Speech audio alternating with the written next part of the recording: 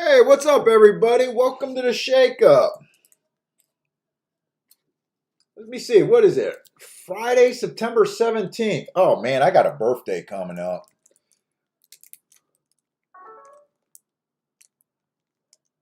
I hate birthdays.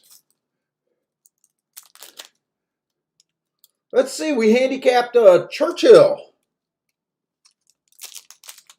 I didn't realize that Churchill meet was just going to be a 12-day meet or something. I always forget about this little meet. So I handicapped Churchill and Gulfstream today. I don't know how good Churchill looks today. It might end up being interesting because there is no turf racing right now at Churchill. I think they're redoing the turf surface. So if we find a trend on that dirt quick enough, all the races will be on that track. So that's a good thing. Hey, what's up, everybody? Let's see who we got in here. Dean's here. Steamboat Willie, what's up, man? Renna's Dew is here early. You're here early for a change.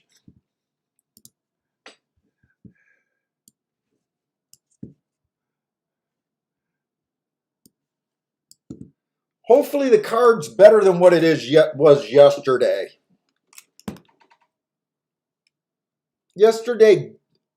Actually, I thought the handicapping was good. I just thought there was a bunch of short price horses. The few long shots, I know that I couldn't get to them, but I enjoyed seeing them. And I know George had, was it George or John that had the big hit, that 5-1 over that 30-1. So, it's nice to see that. But yesterday was just a card that we pretty much just survived and maybe got a back to even or a little bit of profit in that last race. Maybe some of you took better advantage of that 6 in the last race. But other than that, it was just a survival card. So hopefully the races offer some real opportunities today besides just hoping to survive.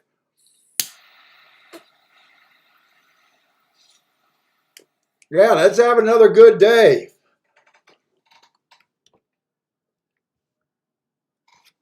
Let's see. So last night I did start handicapping Churchill. I didn't realize I was going to see so many Belterra horses here. I told you guys that I got behind with my vacations, and then Parsons got behind with his work, so we did get behind on some of our minor track data. So I do have a lot of gaps in Belterra, which is a little bit annoying. But, I don't expect to play that much Belterra, but I wish I would have had it all caught up. Let me shut this door.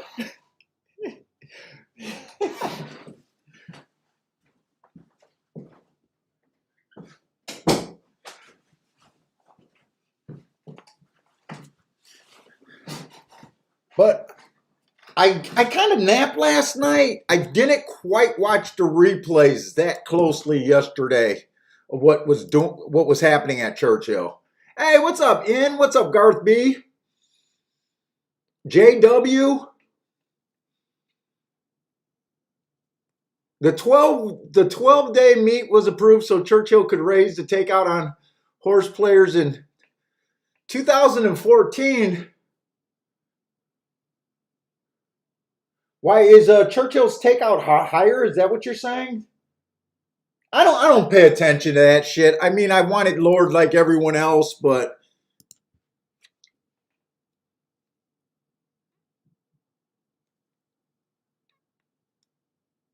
I don't know when they did that.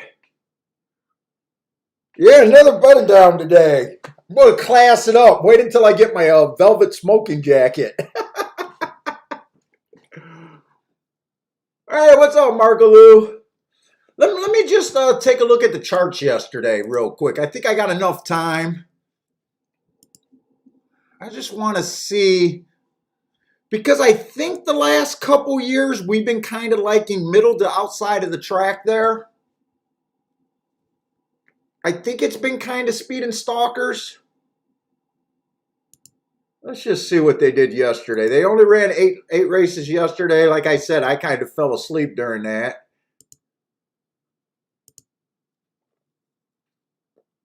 Let's see. First race at 6 furlongs, they stalked, and that horse came from the 5 hole, so kind of middle outside. Speed and stalkers. Second race on the mile, the 3 horse won. He did stalk. Said he ran on the inside of the track, then smoothly tipped to the outside, so I don't know what to take of that. Let's see, the third race, the 8 horse, 8 post position 1, stalked. Fourth race, another stalk job from the 3 horse, said he was 4 wide. Well, it was the 4 horse in the 3 hole. Let's see, there was a maiden special weight that went wire to wire on the dirt in a sprint from the inside. He was the favorite. I don't know, it does look like it was pretty much speed and stalkers yesterday. Probably be a little fast to guess inside, outside anyways. Let me just see. I'm pretty sure I got the bias report for the last meet. Let me just see what it looked like then. I'm just, I won't handicap like there's anything going on, but if I just remind myself what I thought they were doing last meet, you know, maybe it'll catch my eye quicker.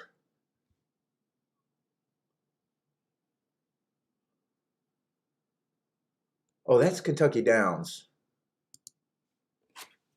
Where is Churchill's? Churchill's bias report 2021. There it is.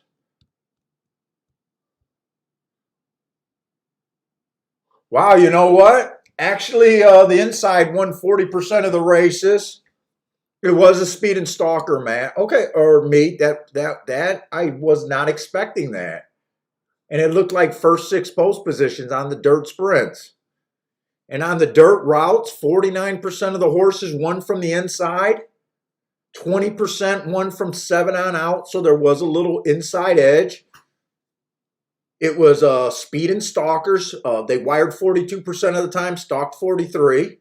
And we don't got to look at the turf racing because there is no turf racing. So that's not even how I kind of remembered. So maybe I was thinking of the 2020 meet where I thought it was kind of favoring middle to outside. Okay, I'm glad I looked at that because I was thinking it was middle to outside of the track. That's not what the number says, so. Hey, what's up, Nashville? That looks like a new person here. You like the 2, 6, 7 in a try box? Just since we're doing 2 tracks today and some of you guys put out extra track plays, just Nashville and guys, help me out. Just put the track with what your pick is. We love to see your guys' picks, but you know, we need to see it with the track too. Coach Flat, what's up, man?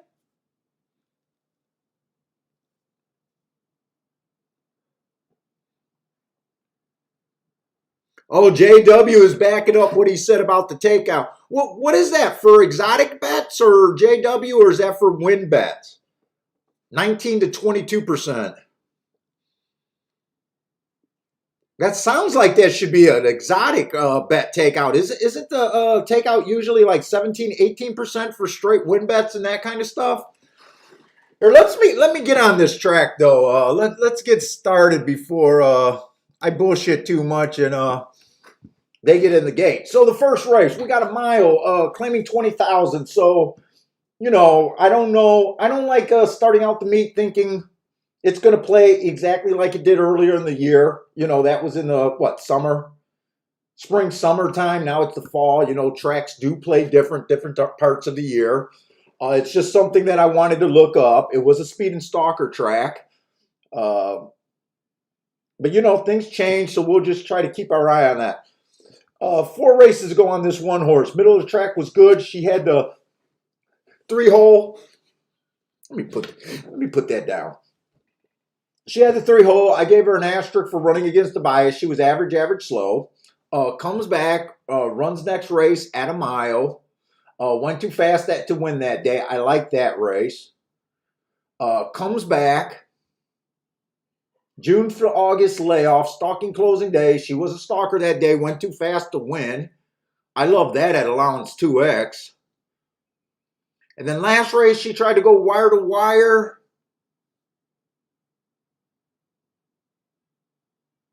At a route on the turf while being average. She's on my, 5-2 is just not the price range that I tend to play in, but she is on my radar. We got to pay special attention to these Kentucky Downs horses. I expect Kentucky Downs horses, almost no matter what their form was over at Kentucky Downs, to come back and be useful horses at other tracks. Now that last race at Kentucky Downs, it was a bad rail stalking closing day. She was off the inside, so that didn't bother her. She didn't stalk. She didn't close. She was just slow. But horses do get a bump. I don't know if 6-1 is the right price for me really liking her, but at Indiana, 2 races ago, she had a closing day. She closed and won. She made a nice middle move, fastest middle move, earning that triangle. She won that race, but she did get the 8 of the bias that day. And I like that on a day that I thought she got the bias. Notice that was her best ever speed figure. So to me, I'm looking at that race. She's not as good as that 83. I think she got that because she had a closing track on a closing day with a closing running style and was able to win that day.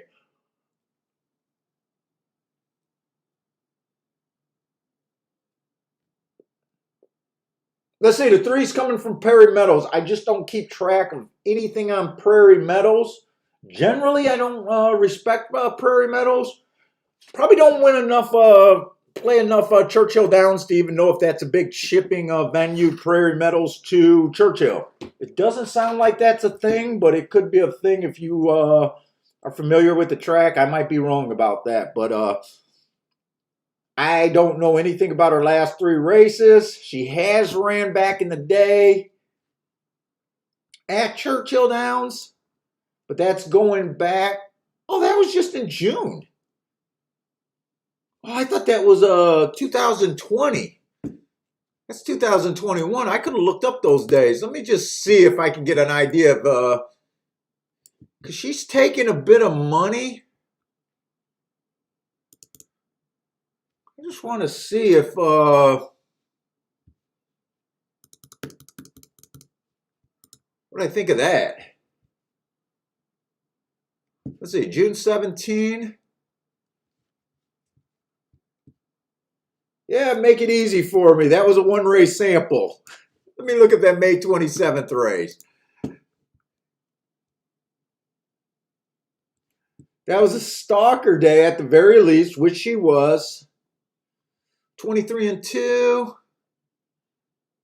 Average. Average match strides with the slowest winner.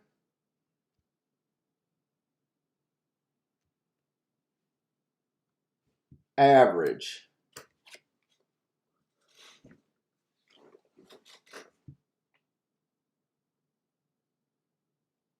Well, at first I would have thrown her out. Now I'm not so sure.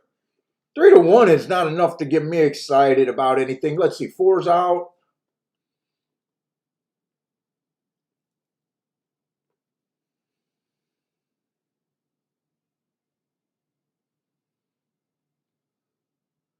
Five horse, I don't really like her or hate her.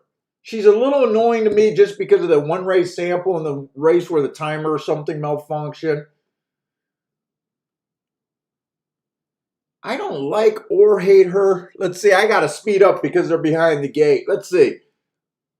The 6 horse, 4 races ago, ran against the bias. Speed figure drop there, one of their all-times low, running against the bias. Comes back, improved, but I think she was still running against the bias that day. comes back on a day that the timer malfunctioned or something, or I don't have that day, and then she just misses there at a nice price.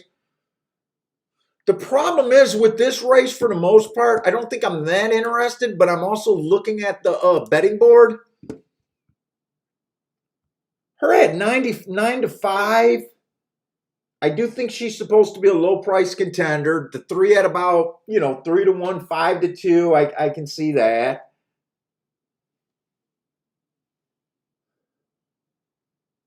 The two, I think, should be a little bit longer. And what was the one was at? One would be the horse that I would be most interested in, but I didn't think that her price was all that great either for what I'm looking for. Yeah, 3-1. I kind of pretty much agree with kind of how they're betting this race. I'd probably be most interested in the one, but not at that price for me. And they're off, but I wasn't going to play that race. Who else is here? What's up, Joshua Anthony?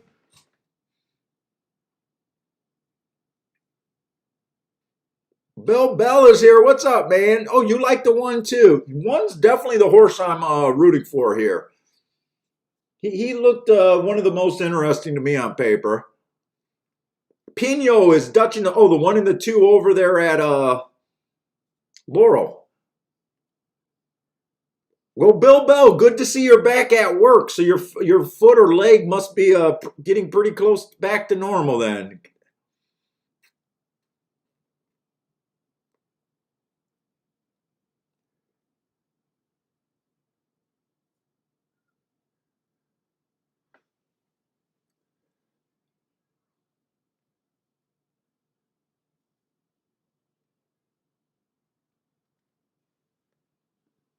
Coach Anthony, wait a minute. Oh no, I thought that's okay. I'm messing Coach Flat up with Joshua Anthony. I combined the first and the last name. I was like, wait a minute, I watch a Coach Anthony's boxing channel. Let's see, they're down the stretch over there at Churchill. I don't know. One has the lead right now, but if I had him, I'd be holding my breath right here. The 6, it's going to be close. And my computer just timed out. There we go. It back. Okay, 1-6. Bill, way to get on the board nice and early, man. The heart's held up there. Hopefully you got 3-1. Oh, you got 2-1. I would have thought 3-1 would have been about fair, and for me to really want to bet him, I would have probably had to get 9-2 or higher. But okay, that's at least a good start handicapping.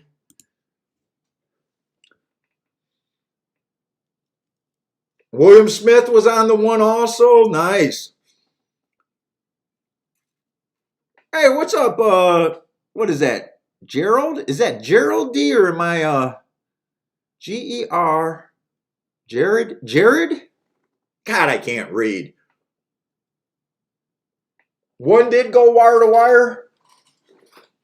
Hopefully you'll get a little bit of breakage on that. Who was the 6 that got second?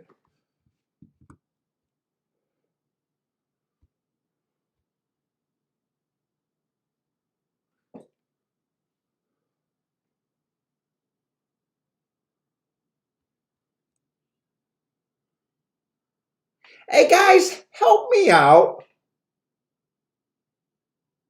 If anyone watches the show, can you help me out? Did I stop at the 6 horse or did I actually do the 7 horse? Why do I feel like I did not look at the 7 horse?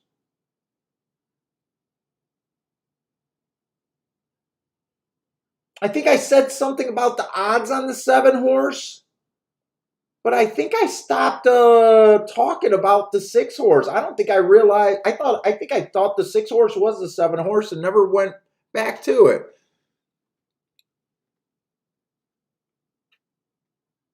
Oh, Bill Bell, you didn't bet it. You decided it wasn't worth the risk. You were worried about him dropping.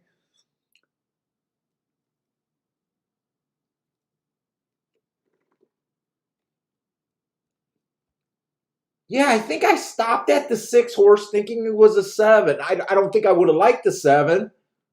I don't remember seeing an Indiana Stakes horse, and I just don't remember talking about this horse. I got a feeling I did not scroll here.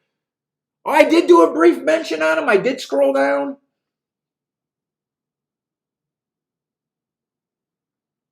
All right, man. I guess I'm punchy. I kind of thought I didn't scroll down.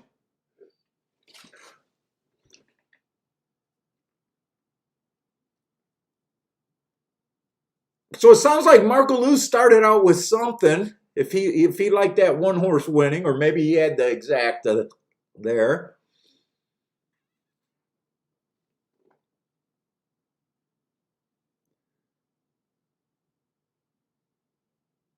Oh, Steamboat Willie said he originally had the 1-6. What made you get off of that?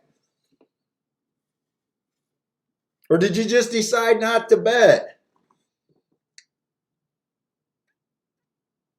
Let's see. Is it going to pay enough for you to really ruin your day? 1-6. Let's see. Exactas. Let's see. I got to remember, Churchill does their payouts based on a $2 bet instead of a dollar bet. I do have to remember that at Churchill. Yeah, right now it's saying it's only going to pay $30 for $2, so 15 to 1. Probably not the end of the world, but well, I guess it could be worse if you decided to bet something else and now it's puts negative in your pocket.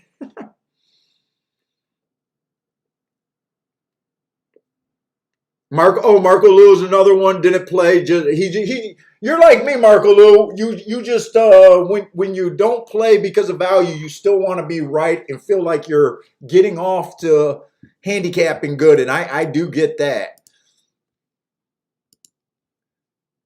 We want to get off feeling like we're seeing the ball, so if we see something, we can freaking bet. Hopefully today.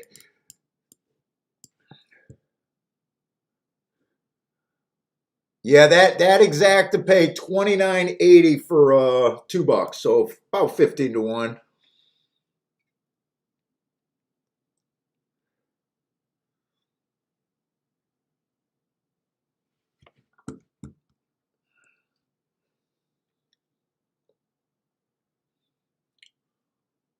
Let's see. Here is the replay.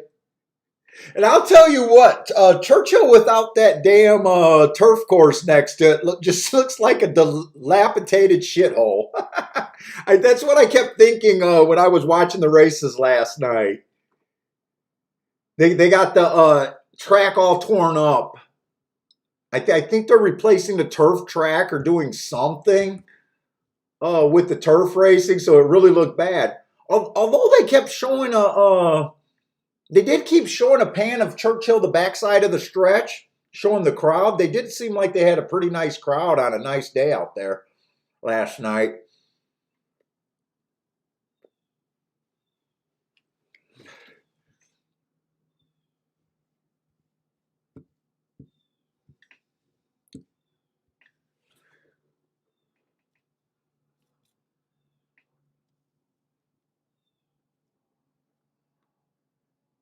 It does look bad, doesn't it? When they're running by that, it just looks like they're in some industrial wasteland or something running around the track. It's kind of shocking when you're just used to seeing the nice turf. I mean, it just looks bad because of construction.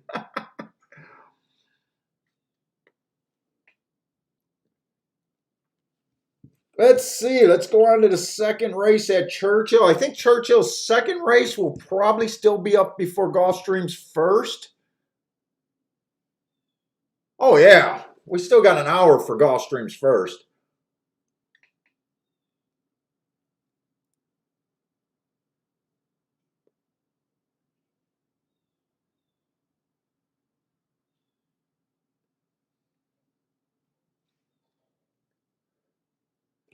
All right, let's just see. Maybe we can look ahead.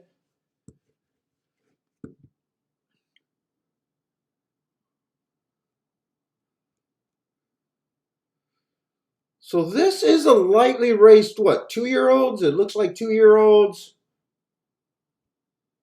Most of the horses have 2 races. That's a step up from what Gulfstream's card was pretty much yesterday. Only 1 first timer in the race. I think I can look at this race and see. Let's see. We got a mile on the dirt. Maiden claiming 30,000. Let me let this rest a little bit.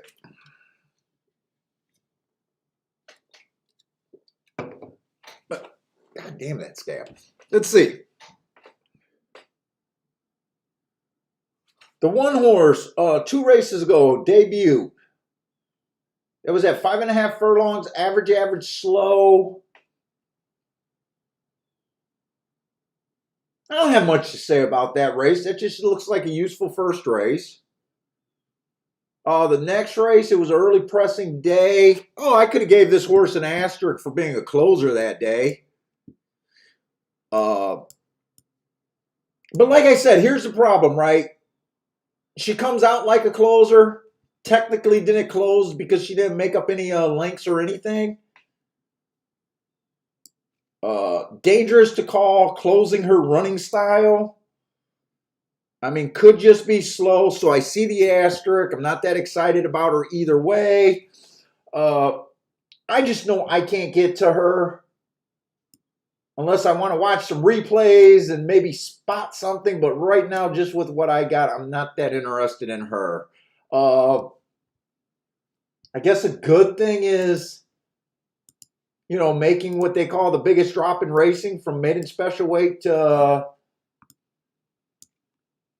30,000. But, you know, I'm a guy that's going to bet running lines more often than not. Let's see, what is her value? I went to Gulfstream, so let me get back to, let me get my betting board back to Churchill. Let's see, 8 to 1. So far, just looking at her, yeah, she does have a look to be a price horse. So let's look at the rest of the horses to see if 8 to 1 is high or low there. Let's see, 2's also making the same class drop. Ran at Kentucky Downs last race. That race was a bad rail day, so she was stuck on the rail. It was a stalking closing day. She did have the right running style, but she was on the bad part of the track. I still give him an asterisk. You know, remember, an asterisk is just, I'm pointing out an excuse. You got to interpret it on your own and how much you want to believe in it or not. You know, it's just to bring more attention to that race. She was average, even with that terrible running line. So there was races that had a much slower pace. You know, she fell in the middle between the slowest and the fastest of the day. That was at 6.5. I'd be interested to see, because we do expect Kentucky Downs horses almost to be coming back and doing well. She'll be interesting to watch. She's a nice price. That'd be a good judge. Let's see, first race out, it was early pressing day. She had no speed, off slow, bothered at start. Look, when you look at a lightly raced horse, first of all, after 2 races, horses aren't locked into a running style. She was bothered and slow start in the first race. Technically, I would say she didn't have best chance to win there. Next race, if you believe like I do that she had a bad rail, I'd almost be looking at this like this is her first start. There's some things to like about her at a big number.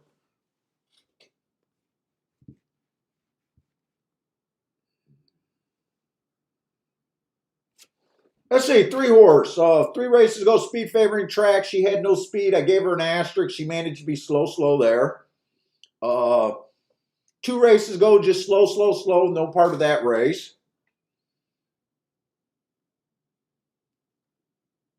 Last race was... Wait a minute, I got these counted wrong. Because I didn't look up that September 1st race. So 4 races ago was a speed favoring track. She was just slow, had no speed.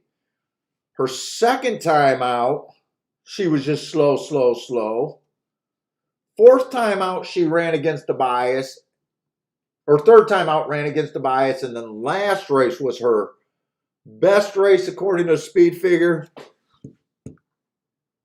I should have Belterra September 1 done.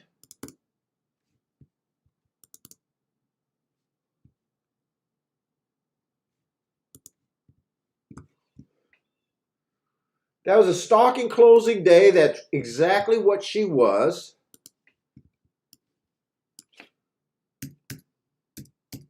Stalking closing day, that's what she was.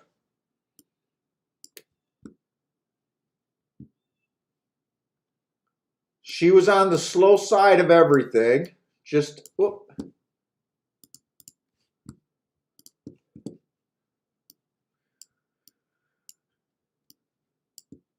So she had the right running style that day. If you guys are new to the channel, I only do my marks for the first 6 furlongs. And the other thing is I am generally harder on horses coming off the pace because generally in America, you don't want to do that, especially on the dirt. And I tend to judge closers from getting in positions at the top of the stretch. I look at closers here to judge them. So even though I have her as a slow, slow, slow horse, I like that her last race, she still managed to get in position at the top of the stretch and finish second by a thing. So I don't think that's as bad of a race as just me calling it a slow, slow, slow race.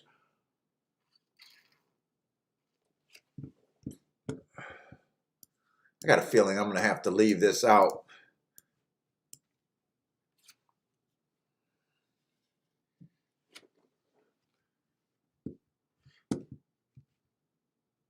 Let's see, 4 is a first-time starter. I do nothing with first-timers. I ignore them. Oh, the 5 horse. First race, I got her as an early pressing day. She came out okay, but I got that as a slow, slow race. I do note that she earned a pretty decent speed figure.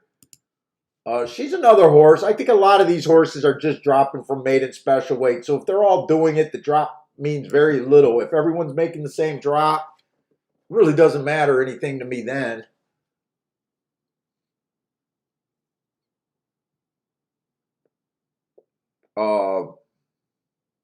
Now, the way I look at races, a lot of people would look at her first race being the better race where she earned that 70 speed figure. I actually love her next race out where it was the inside speed favoring track. She had the 6 hole. Even though she had the right running style, she was in the wrong spot of the track, so I gave her an asterisk there. She matched strides with the fastest winner before giving it up.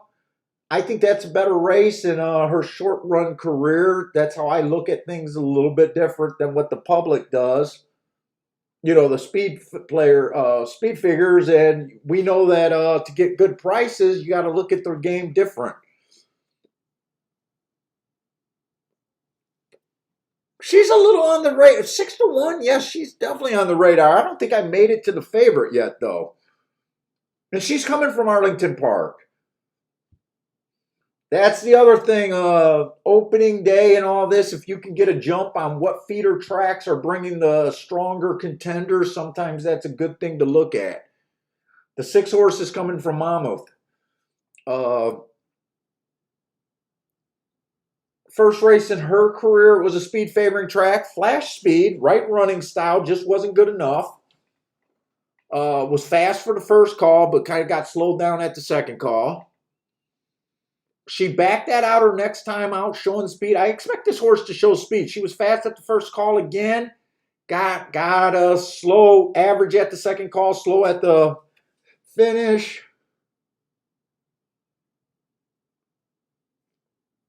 The 5 and the 6 almost looks like the same horse to me.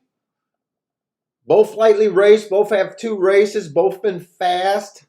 To me, 5's a better bet at 5-1 than the 6. To me, I can't separate these horses unless someone say they prefer Monmouth horses over Arlington. I do know that I just so happened to catch the Steve Asselman on the trainer of the 6th, but I don't look at connections. Let's see, 7 was fast for the first call last race, kind of backed up. Had to go down to maiden claiming 35, stepping back up. That's another step. That's another horse that could add a little bit of speed to this race.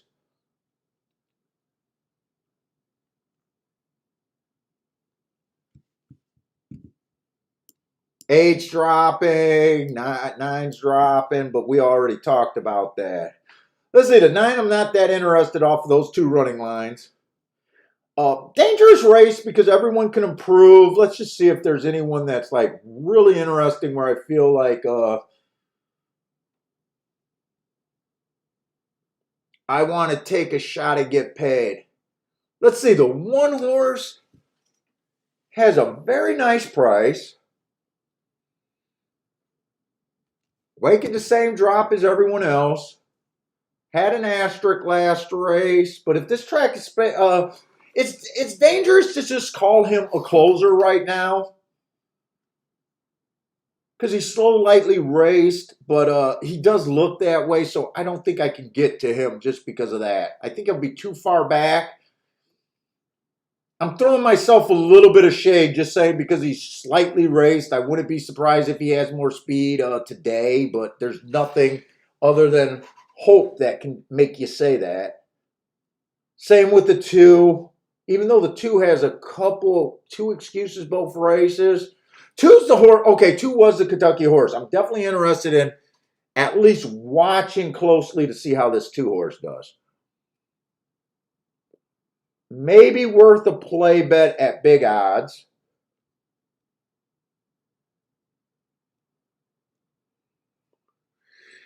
I don't really have a problem with the 6 being the favorite, but I think it's by the narrowest of margins. I personally might like the 5 a little bit more. I'm loving the 6-1 on the 5.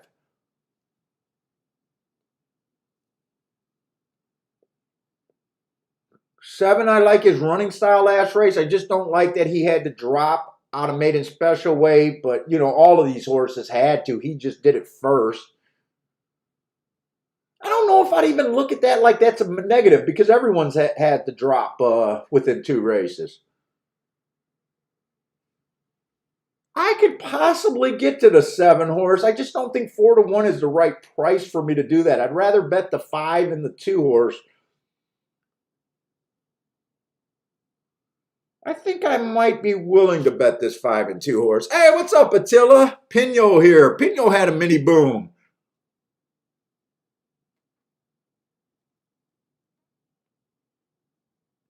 Let's see. What does Attila say? Churchill Downs, like the 6 horse to win. 2 decent races. Good figures with bad trips and bumps and starts. You know what? If we got time, let's look at some replays. I told you guys I'm on a big replay freaking kick.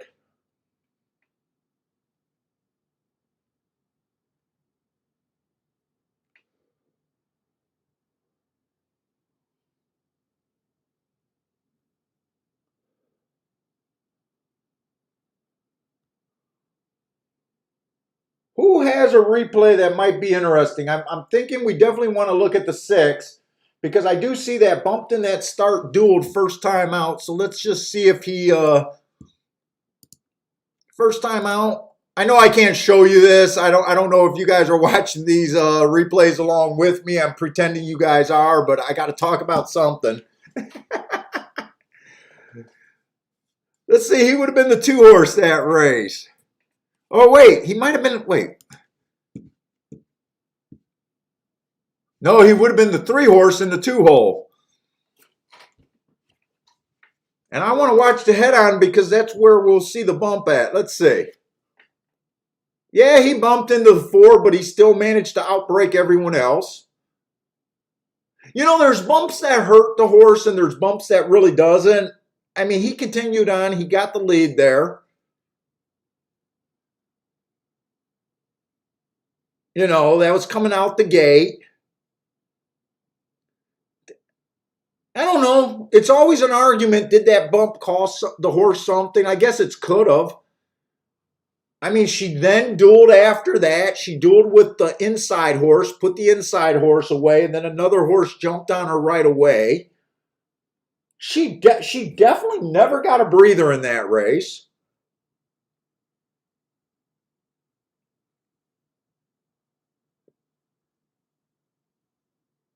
I definitely think the six's first race was a useful race.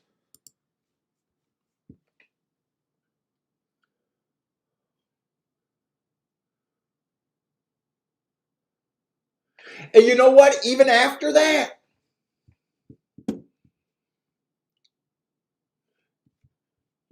she was bumped, she dueled, she got pounced on by a horse that got perfect position that ended up winning there. I could almost see, now she didn't regress that much. She only regressed by 2 points, which is, not much. But you could almost look at that finish like that was a little bit of bounce. She tried to duel again. I got no problem with this horse being the favorite. It's just if you're willing to accept 2-1. Yeah, I tend to play for pricier, so I'm willing to go against my top choices all the time.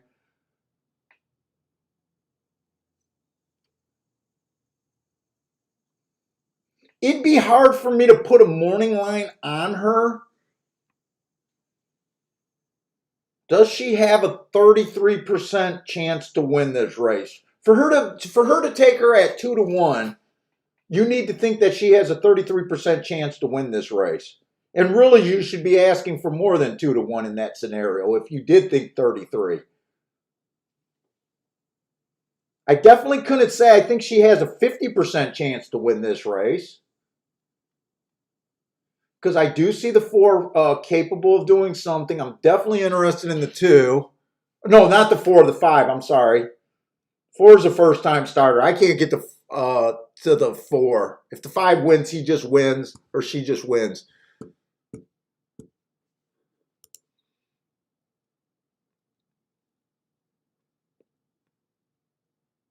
Hey, what's up, John?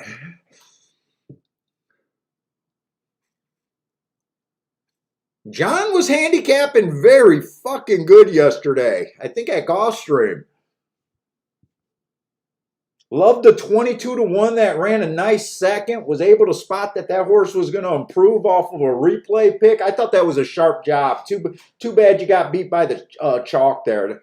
And then that didn't discourage him. He came back with a 5-1 over a 30-1 in the exacta. So, John, all-star handicapper yesterday. Hopefully you keep it going today, man.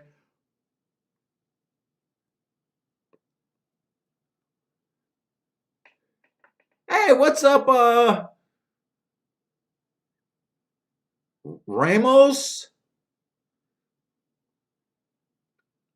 I'm sorry I can't read Spanish or whatever. I don't know if you're putting the track there for us to root for, but it looks like you like the 4 or you don't like the 4 because I don't know what you're saying. But man, welcome to the show.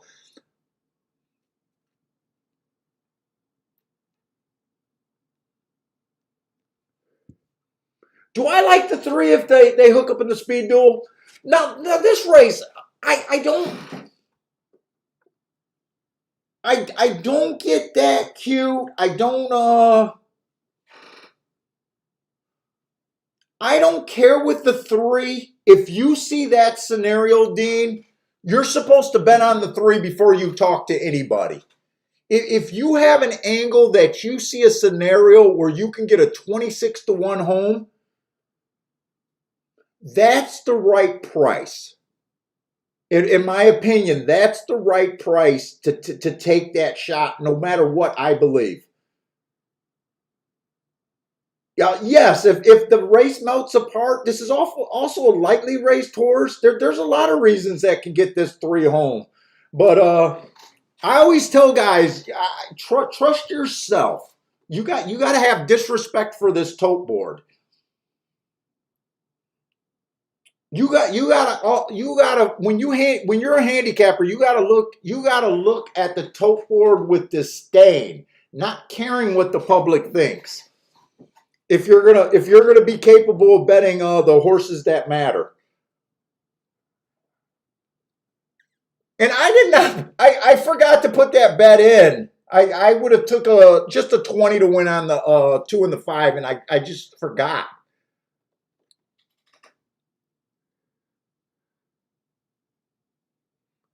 Yeah, William Smith. I think a key box. Yeah, when I say a key box, that means I'm playing the same horse first and second, like in an exacta.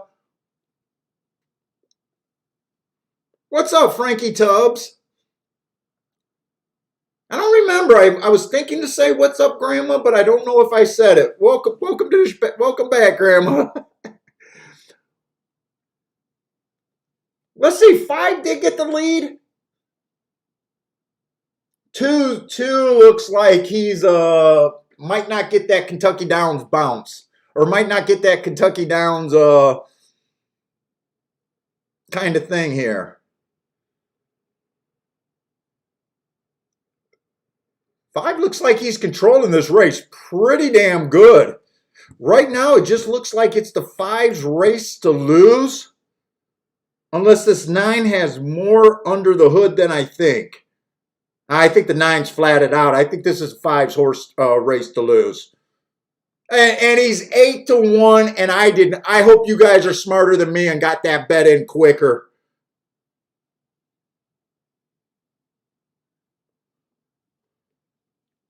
5-6, it looks like it's going to be.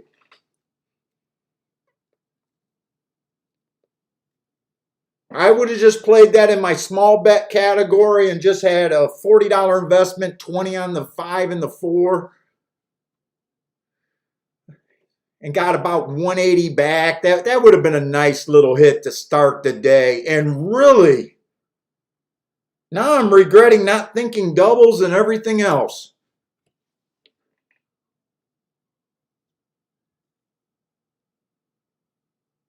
I wasn't expecting, in a way, I wasn't expecting to see Churchill Downs this clearly right off the bat. I just got chatty and kind of just forgot to put the bet in.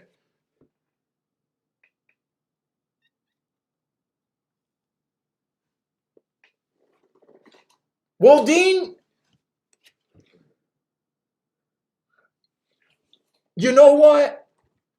I see you're saying you know why the 3 outran his odds to me, in my opinion, getting hitting the board at 25 to 1. You know, he outran better than the 1 horse. He outran better than the 2 horse. He outran better than the 7 horse by a lot. And I don't think that's a bad job.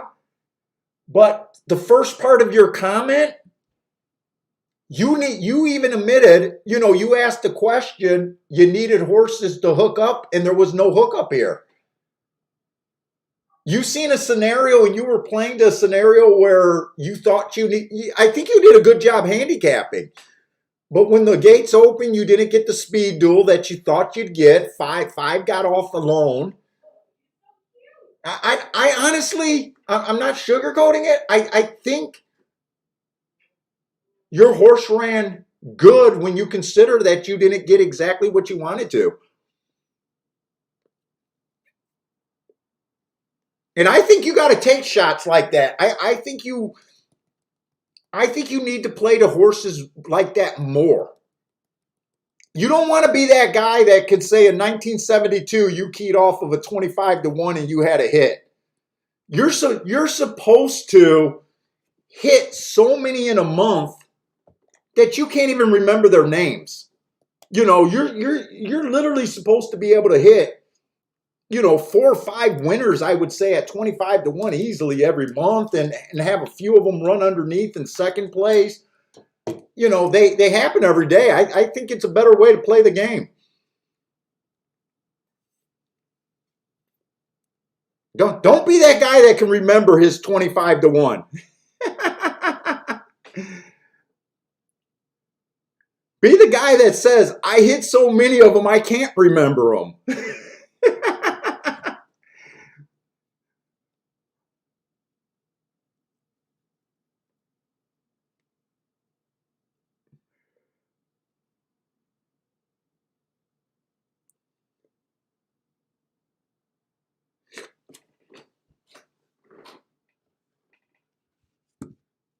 Now, to me, because I believe in the biases in my notes,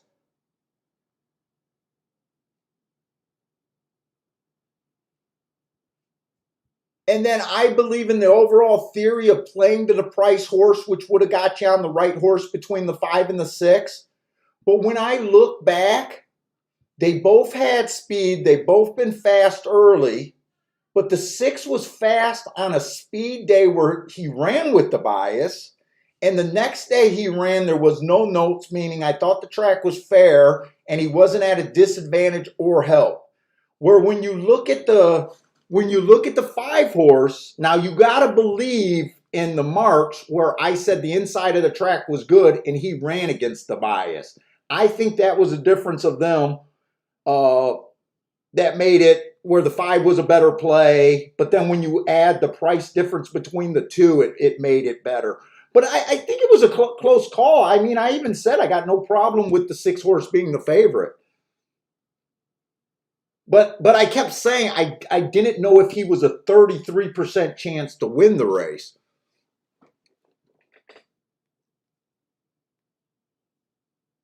Dean says he never had one, so he'll remember it. Dean, we're gonna get you sharp, man. We're gonna get you sharp.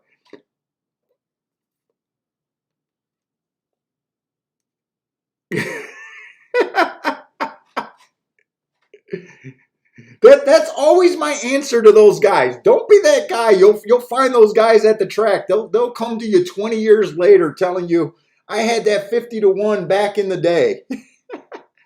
And all I can think, because I'm a negative person, all I can think is, wow, you don't hit that many of them if you can remember a horse 20, 30 years ago. You just don't hit that many of them.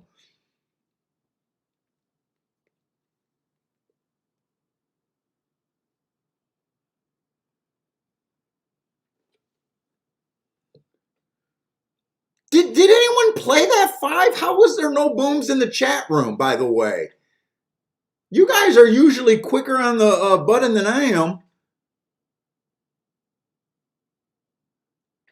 Let's see. Dean says, I wonder if running on the poly helped the 5. Personally, I think that stuff is like running on wet cement.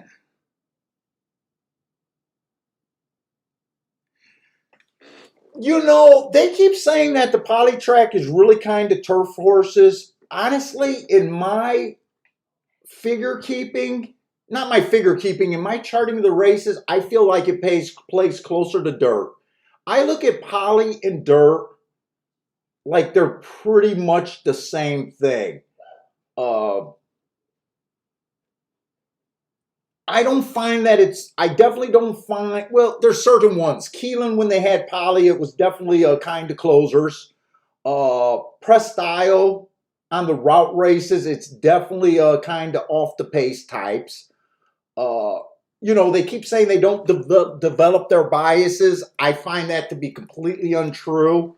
If you guys followed Arlington, I know it was a terrible meet with too many favorites to play, but inside speed was dominant.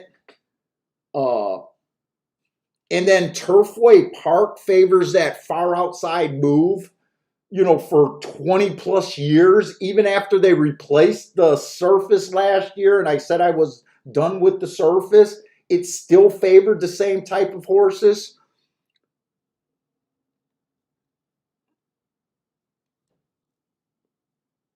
Hey, Marco Lou, you don't consider, I consider 8 to 1 a boom. Maybe not with a minimum, maybe not with a play bet, but it's definitely, I would never, you don't think 8 to 1's a boom? What would you call 8 to 1 if it's not a boom? It's better than a puff. We hit it too often to make them. But here's the thing.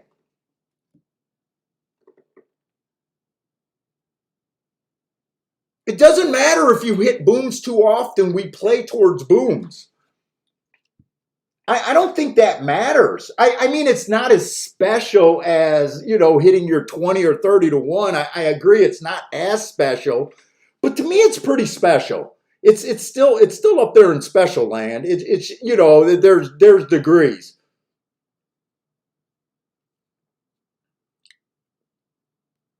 Now, what's funny is I would say that you can't say that a $20 exacta is a boom, even though that paid technically more than your 8-to-1.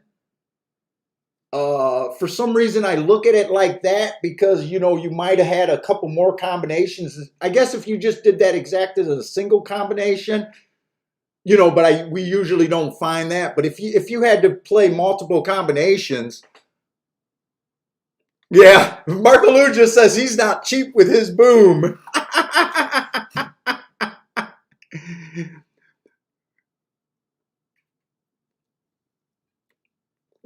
That's all right, Marco Lou. I respect your handicapping. You know I respect your handicapping.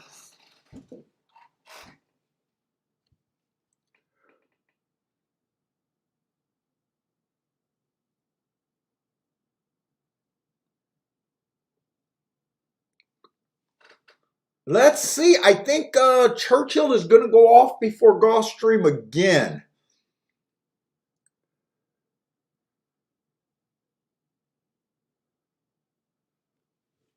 And let me circle that 5-horse. So the 5-horse did go wire to wire. You know what? Maybe we should do. We only got 2 surfaces to track, so maybe we should. Maybe we should do the tic-tac-toe board.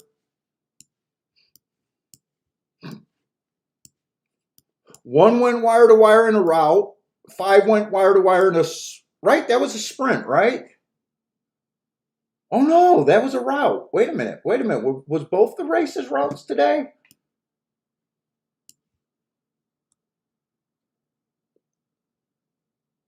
Oh, both the races were routes today.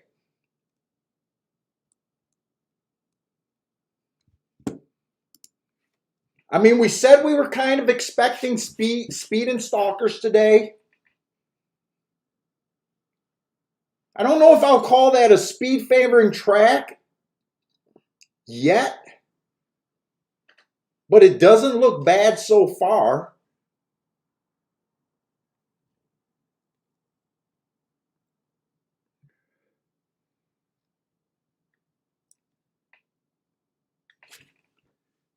And by the way, let's just see where these horses are coming from. So the 5 came from Arlington Park. Let's just see if we can get a jump on figuring out where the shippers are coming from. The 1's a little bit tougher because the 1's been running in Kentucky. He just ran at Ellis Park. Before that, he was at Churchill, and he flashed 1 speed at Indiana. Let's just see where the form seems like it's holding. Sometimes it's good if you can spot the better feeder tracks. You know, that is an angle.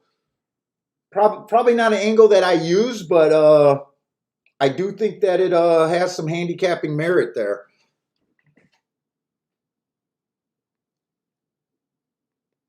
Oh, thank you, Bill Bell. Bill, you've been cashing a lot of tickets, man.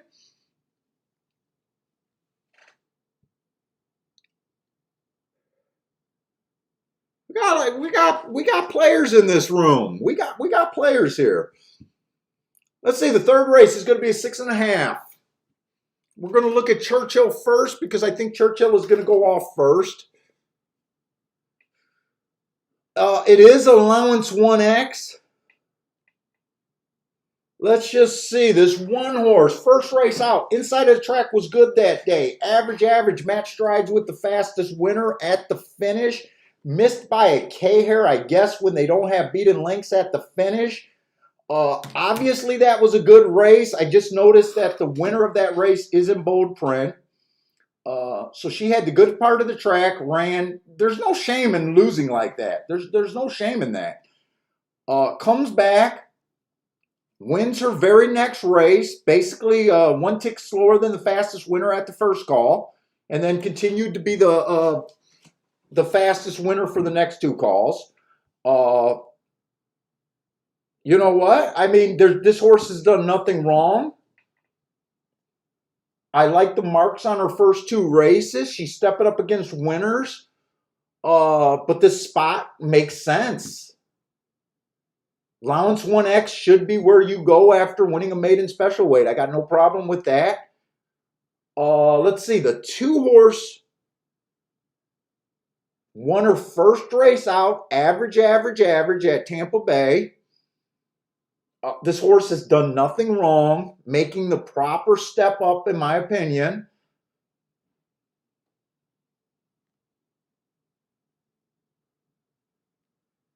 But yeah, so far I can't say nothing great. I'm not excited about the price. Is 5-2, 3-1 doesn't excite me that much.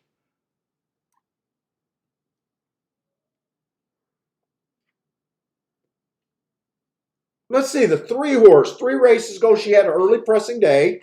It was a stakes race. Average, 1 tick slower than the fastest winner, then she slowed down. But that was in a stakes race. I have a hard time sometimes figuring out how these stakes races uh, fit into allowance 1X. Sometimes they're tougher, sometimes they're not as tough. I play Gulfstream all the time, and I still don't know the purse structure for these stakes, what kind of stakes that was.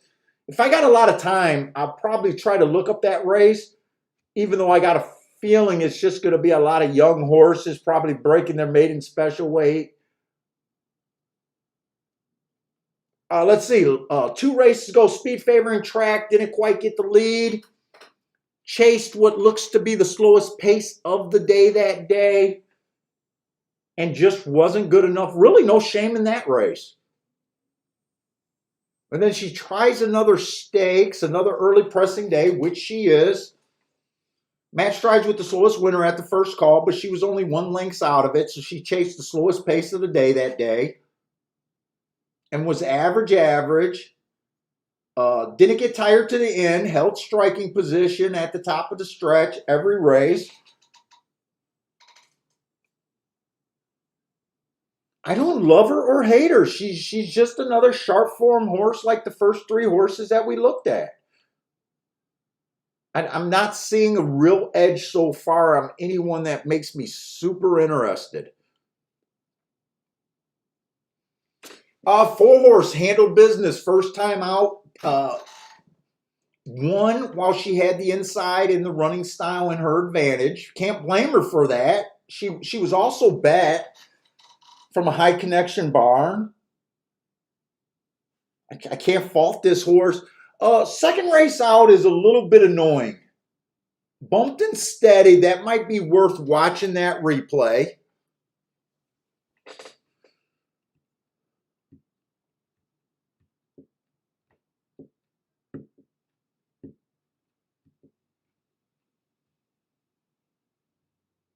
I think you got to watch the replay more on her to see what you think. She beat a horse in this race. Who did she beat?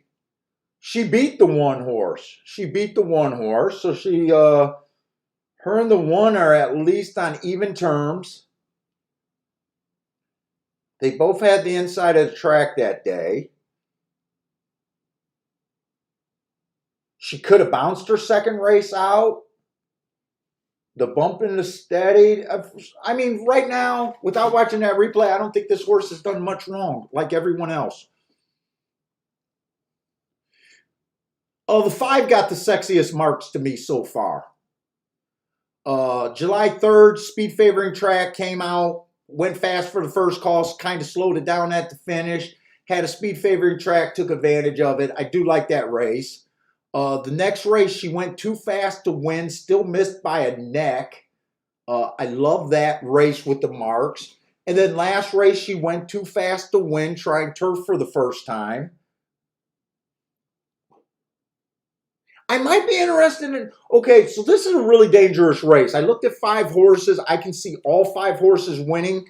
If I play this race, I'm letting the odds dictate and, taking someone and would key off someone at 14-1. I only got to be right 10 of those times for that to be good in the long run.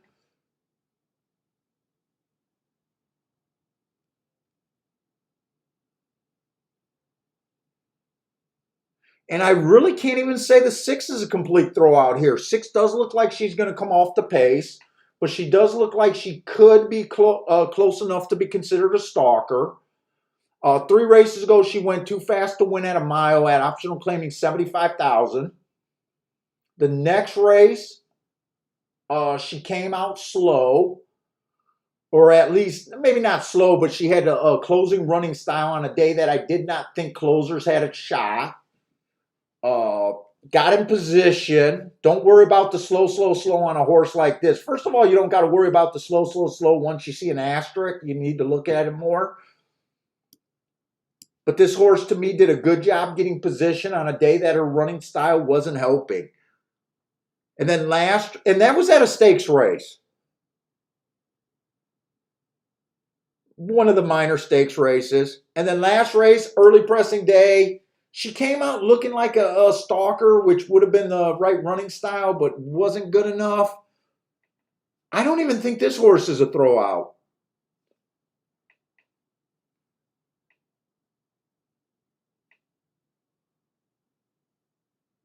Hey, what's up, Case? Elliot, what's up, man?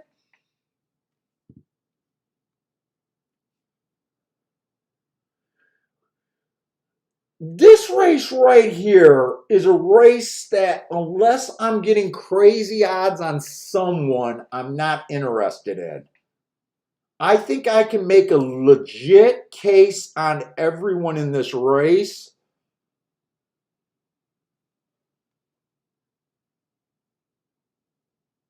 The only horse that even has tempting enough odds for me to want to bet is this 5 horse. Everyone else's odds, it's like, I can't say if they're right or wrong. I don't even know who I would chalk in this scenario.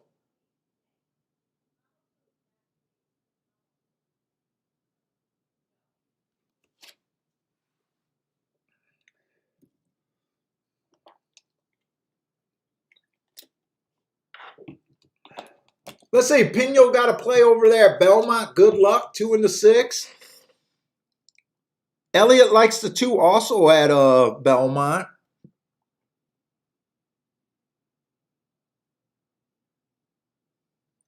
I don't even know if that race is. Every time I try to bring up the third recorder, some of my recorders start crashing. So that race might already started.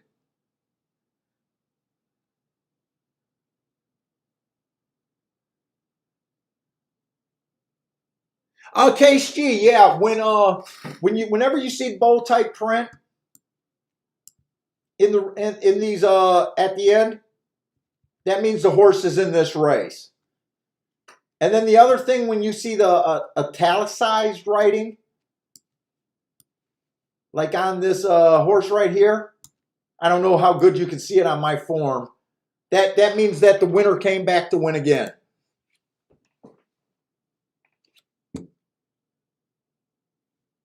Oh, it came in 1-2 at second, so your 2 horse got a second over there.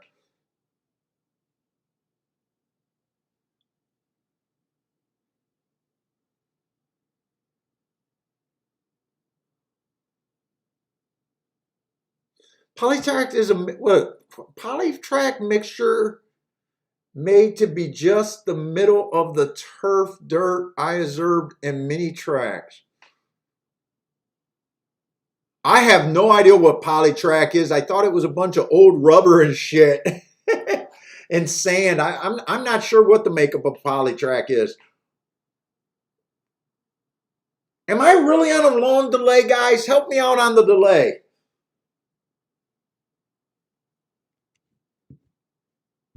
I should be on a 30-second delay probably at the best. Let me know if the delay is bad or is it just a pino.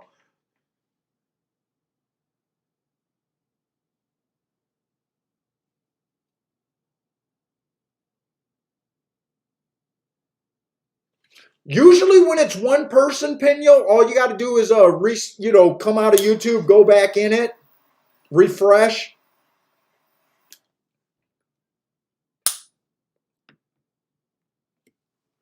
I don't think I should be on that long of a delay.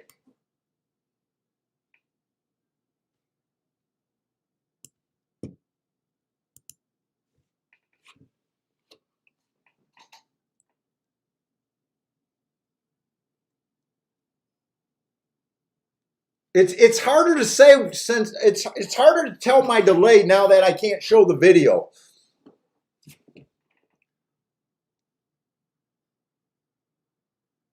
Hey, what's up, Joshua? Yeah, dude, I prefer a bow tie over a tie any day of the week. We're trying to class it up with the button ups.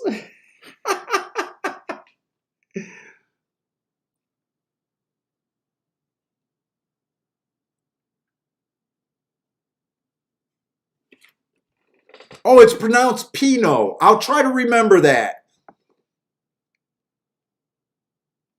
Pinot.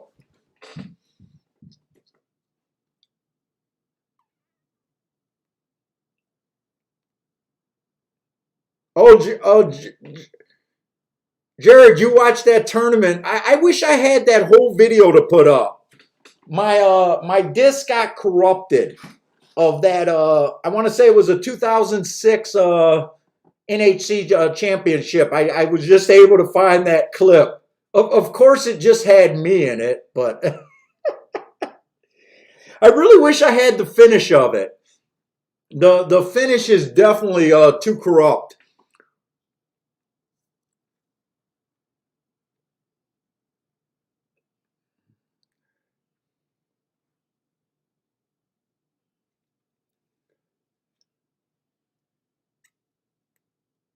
Yeah, that was great. I wish they got ratings on that ESPN show when they did that, but they did not get the ratings I imagined for ESPN, and they I don't think they've ever so that year, like I said, ESPN was out there, and I think that was the only year that ESPN was out there and they did a coverage on that. That was pretty cool.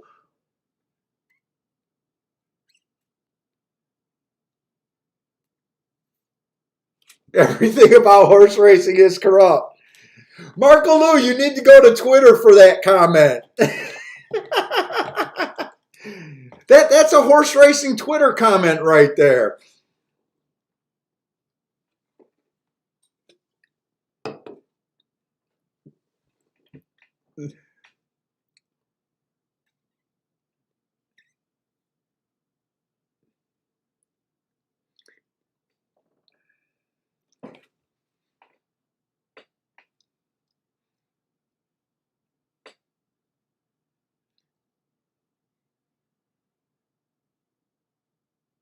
You know what? The 516 to 1. I am gonna put a play bet on that.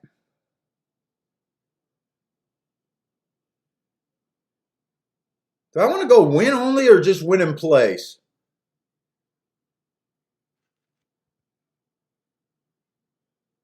I'm gonna do a win and I'm gonna wheel them in second, just an all five. How about that?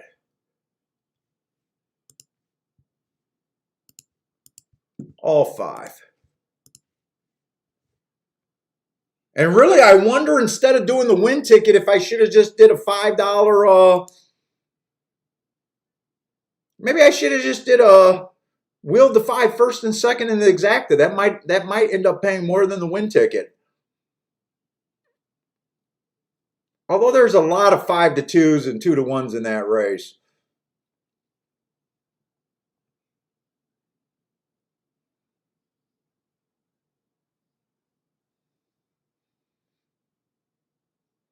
Five was not capable of getting the lead there. I think that was the five's main shot to get the lead too. I don't know if he's technically rated before. I think he's supposed to be a speed demon. Let's see. 1 and 4 got the lead. 1 and 4.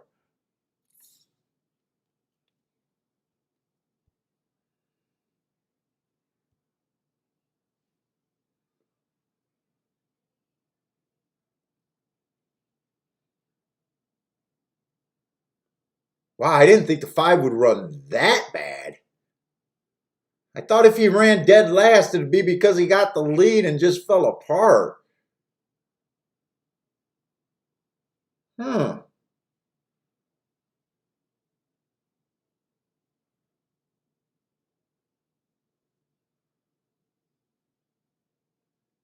One, I can't tell who got second.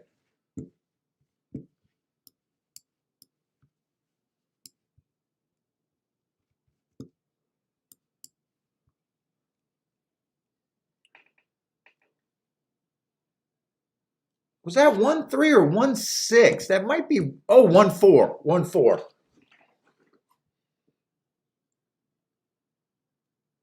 Steamboat Willie hit that.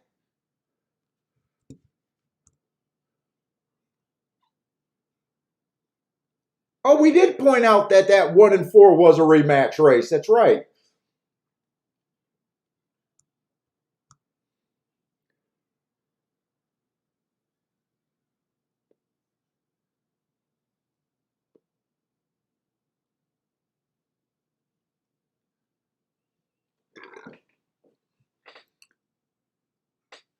Yeah, it kind of is looking like speed. I'm wondering if it's even looking like inside speed. I mean, the 5 got the lead pretty quick. I think he got to the rail, but speed is definitely holding. Like I said, I got no problem with this result. I could have made a case for every result in this race.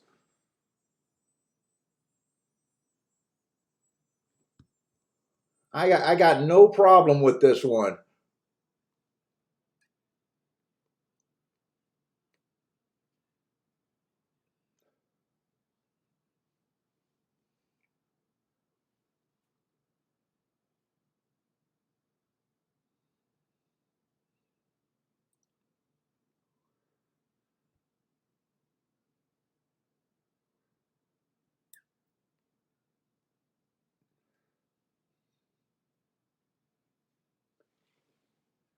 They ended up chalking the 3 at a 3-2 there, huh?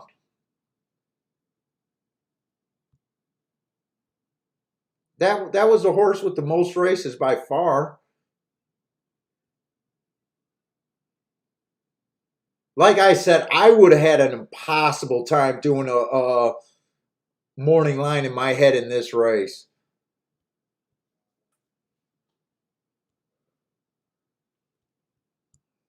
Impossible time. We got Gulfstream now, though. Gulfstream's first race.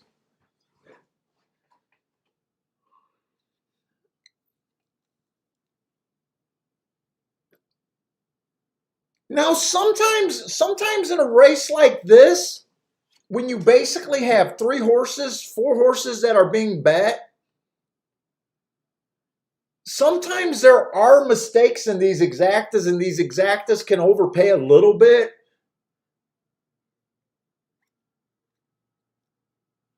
I wouldn't be shocked if this is an okay exact. I don't think it's going to be a great exacta, but I don't think it's going to be a. Never mind. I think it's on the more bad side of an exacta. 15-1. Yeah, they didn't quite make the mistake I was hoping you'd get. They did overplay the 1-3 a bit. That was only $17, but 15-1.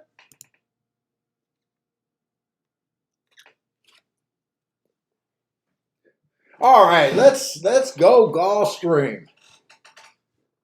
We got a baby race, 2 years old. We already know that may or may not be that excited about this race. We'll see. We'll see what we can find. We never know. Maiden claiming 16,000. 6.5 on the dirt. The 2 horse got excuses in both of his race. The first excuse for the first race was an inside track. This horse was on the outside. Also broke a step slow.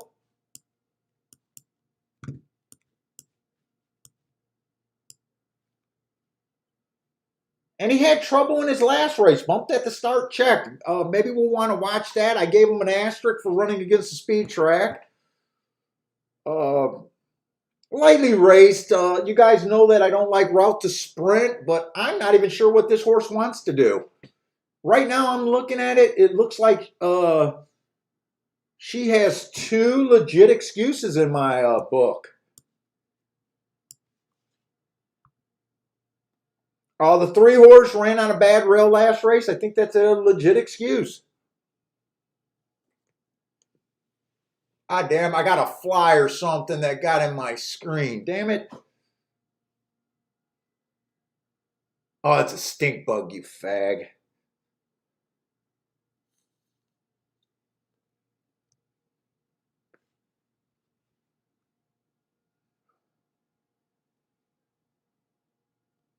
Let me kill this bastard.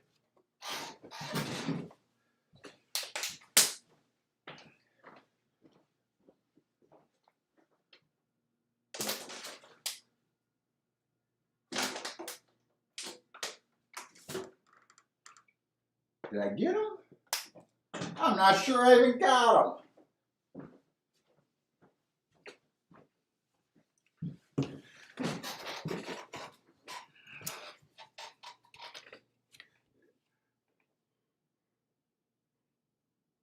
Let's see, the one probably has a little bit more upside because she's dropping over the 3 horse. But, I mean, these are lightly raised horses. They're trying to find out their spot, too.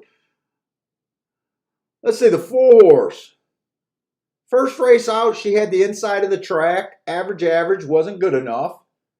Did say she got a slow start and steady. I think I'm going to want to watch some replays. Next race out, she showed speed for a little bit longer, but the pace wasn't that fast.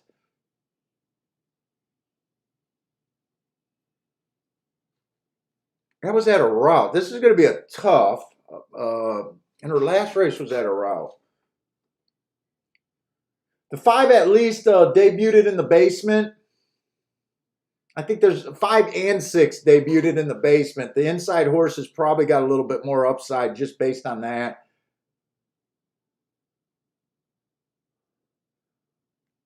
What the hell does this mean?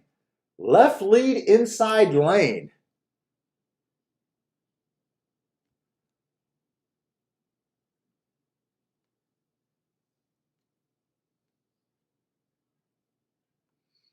Seven got, what did this 7 do? Early pressing day, she had no speed. I gave her an asterisk. 8 horse earned an asterisk. She's first time out. I want to watch some replays here.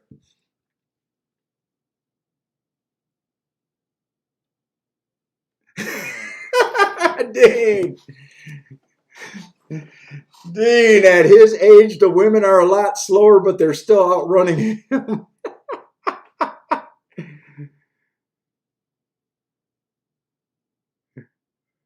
Oh, by the way, Joshua, you know how yesterday, so me and my wife went out on the walk, right?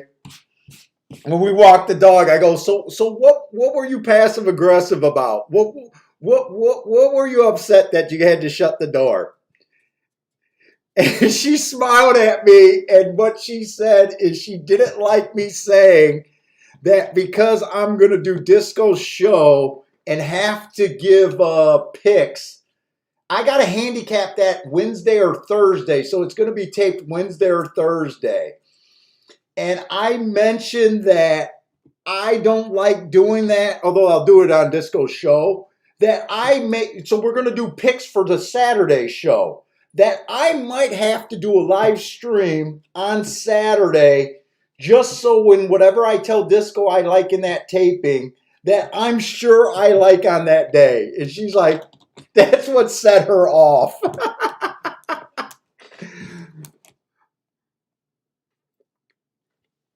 And all that time she was calling me a dick and saying she wasn't being passive aggressive, and she knew she was.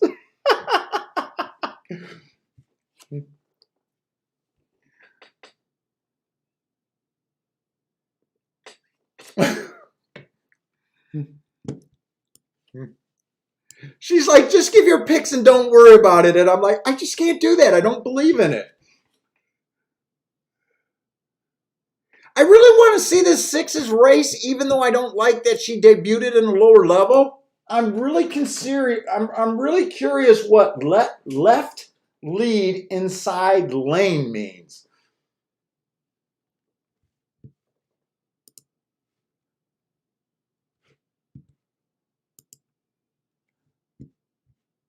So she would have been the 3-horse that day. I mean, from the running line, this horse was never near the lead, so I don't understand what left lead meant.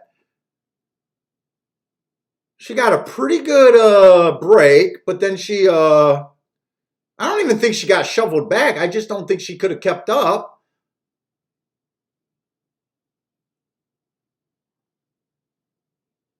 Kind of got steadied.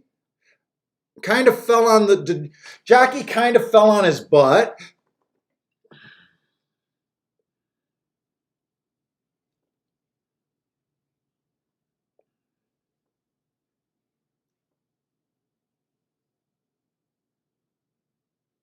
Oh, she made a little run here. Oh, that's interesting.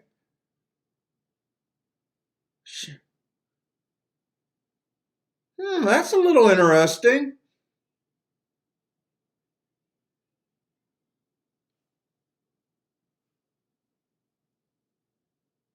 Yeah, but I mean, she ran a little interesting race. I don't know if that's good enough here.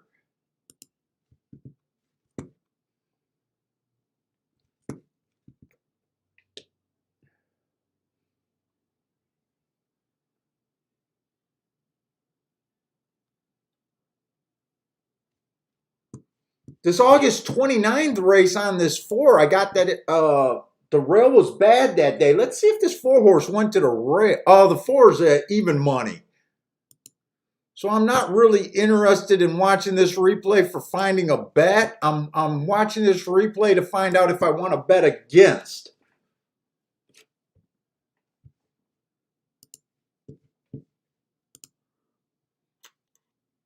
Was she on the rail?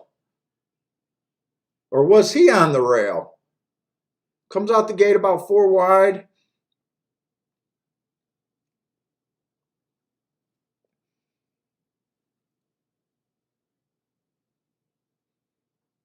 By the time they get to the rail, she's about 2 wide, I'd say.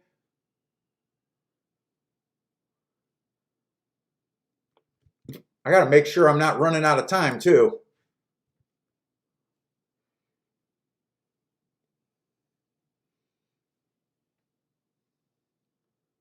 The horse that won this race, the horse that beat this 4-horse last race was a 2 to 5 horse.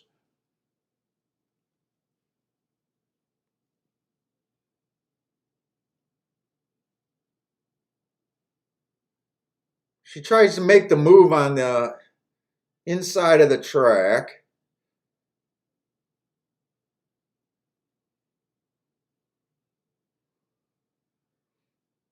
The 3 ran better than her, and the 3 was on the rail the entire race.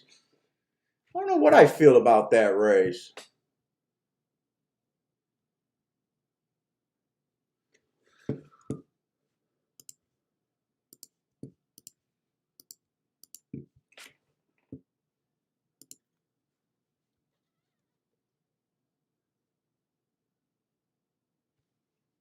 Let's see, this 3-horse ran on a bad rail the entire race. What did that race look like?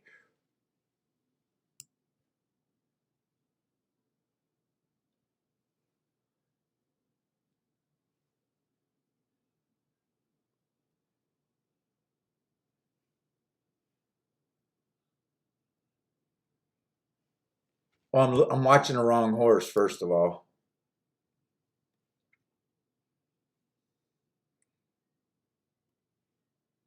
Doesn't look like she's a front end.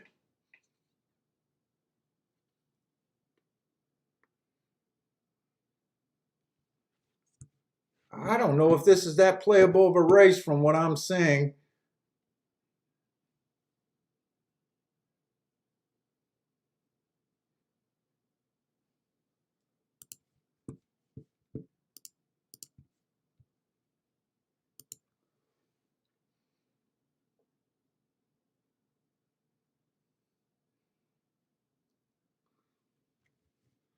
Two's a little interesting.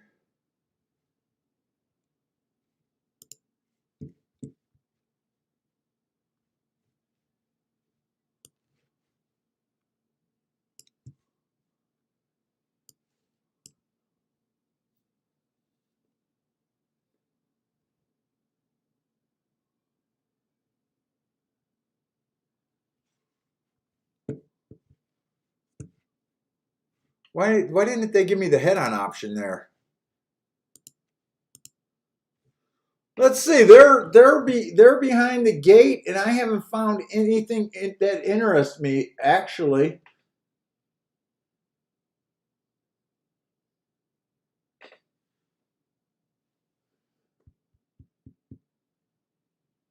I don't see anything. I'm going to see what you guys got.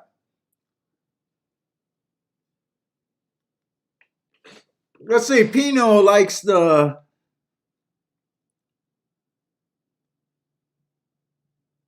1 and 5. Looks like Pino's going for a trifecta or something. And I'm not sure what track that's at either. Let's see. Frankie Tubbs like the 5 over the 110 in the double. Oh, so the 5 singled here.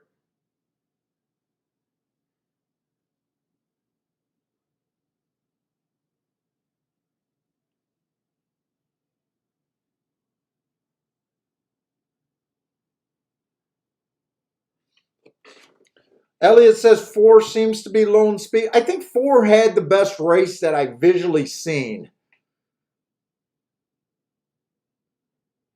But I don't like the odds, and I wouldn't trust him at these odds. There's some horses like the 3. I almost feel like the 3 and the 2 are both running their first race ever. 4 got out the gate pretty good. He got the lead.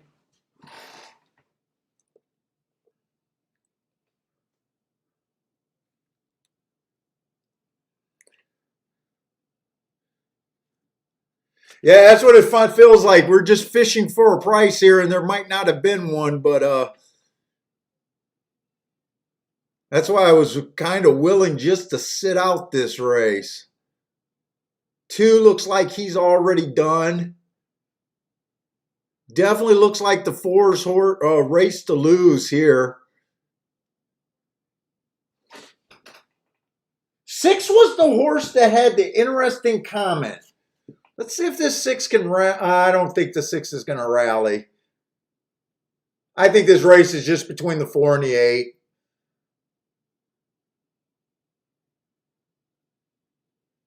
And I think the 8's getting the best of it. If you guys are trying to figure out what the delay is, 8 is just now getting to the wire. So let me know if I seem like I'm on a long delay. I think only one person mentioned it.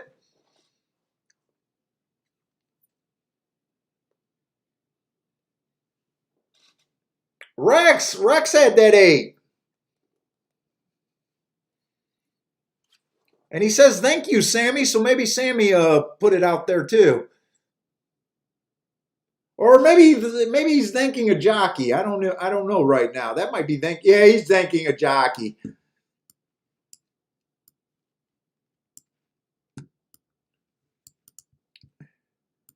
$6 to 1, nice price on this horse.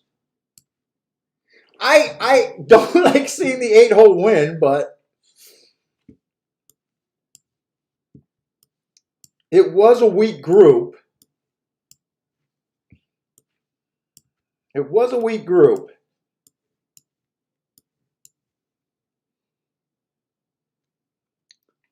Okay, Rex says I'm on about a 25-second delay. That's reasonable. Thank you, Rex.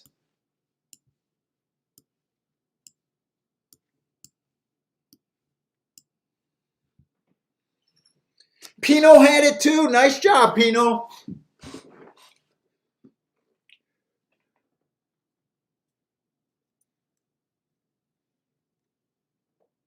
Yeah, nice job. 6 to 1. I'd call that a decent boom. You guys could call that a boom.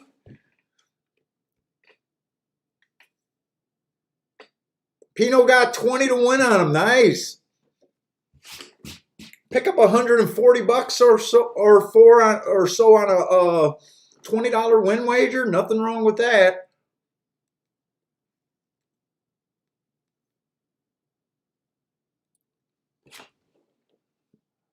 Let's see. So we were kind of right about the horses that were, you know, the 5 and the 6 being non-factors, starting at the lower level.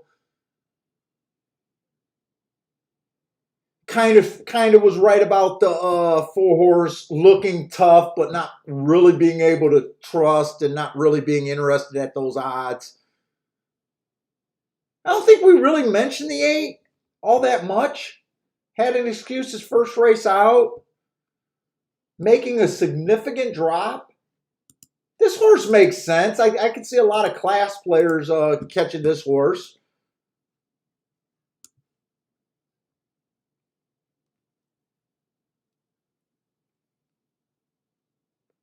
Catching the exacta even. Hey, what's up, Howard?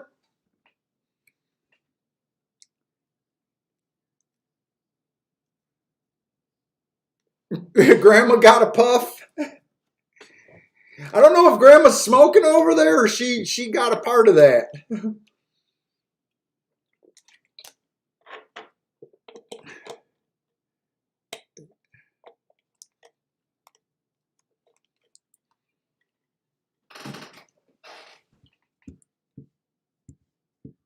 Well, right now, we are not complaining about the prices of the horses today.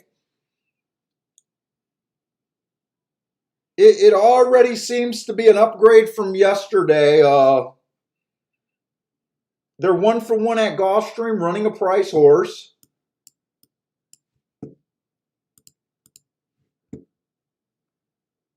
And Churchill, they ran a price out of 3 races, so I can't complain about that. They had two chalks win and a price. Hey, what's up, Mo Nose? We can start the show now. Mo Nose is here.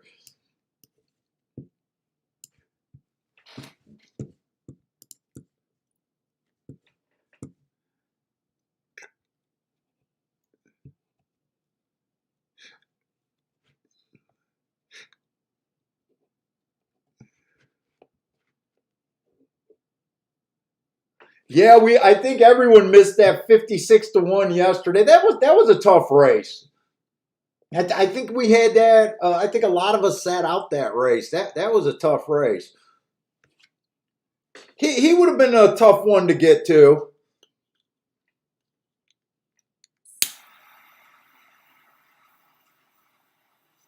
But other than that, I think Gulfstream was pretty chalky until the last race.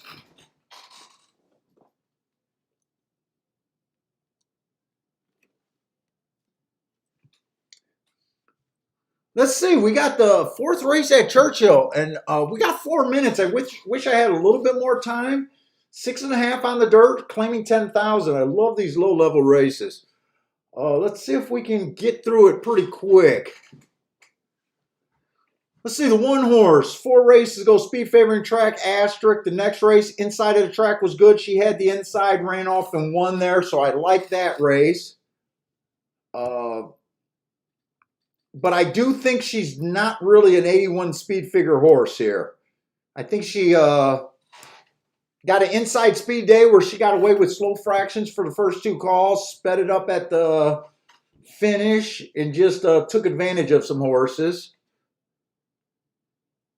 But she probably doesn't have to be an 81 to win this race.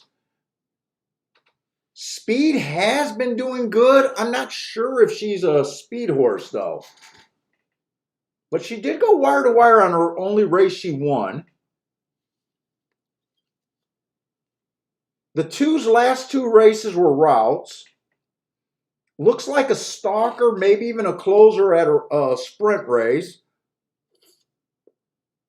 Had decent marks 2 races ago, but that was also at a mile on the turf. I kind of expect sprinters to be able to go fast for the first 2 calls.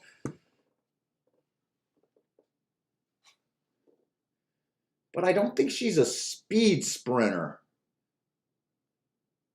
All right, I love the marks. 2 races back on this 3-horse. Bad rail stalking closing day. Ran against the bias. Went too fast to win. Came back. Ran on a day that the timer malfunctioned. I'm looking at this horse like this horse fits. 7 to 5, I'm definitely not interested in the price. Dropping in class. Right now, she looks to be the chalk, even though I love her off a race in February. Which I'd be willing to take this bet at a price, but not at where she's at.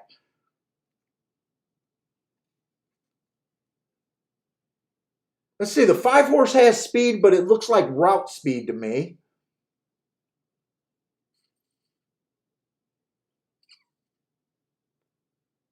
Six-horse is interesting. 19 to 1.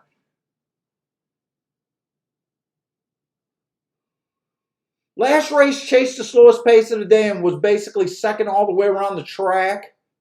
Before that, she ran against the inside bias. Before that, she went too fast to win.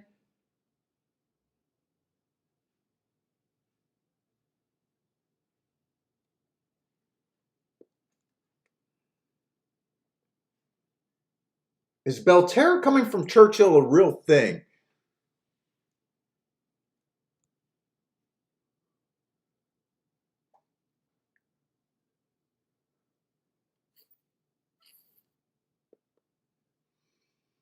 Shit, I wish I had marks on this 11-horse other than that race 3 races ago. I think the 3 deserves to be the chalk, but there are some long shots that I'm a little bit interested in.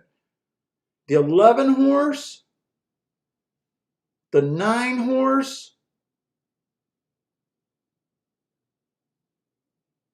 and the 6-horse.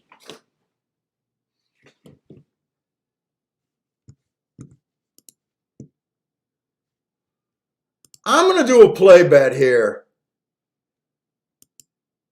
Did they just scratch? Oh, no, I'm at Gulfstream. I might not be able to do a play bet here.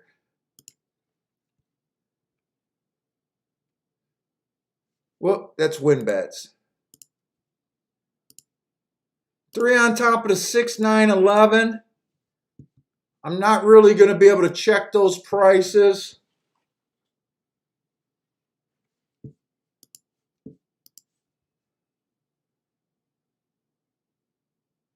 Fuck, 6, 9, and 11. I'm going to do a 3-horse Dutch. 3-horse win bet Dutch.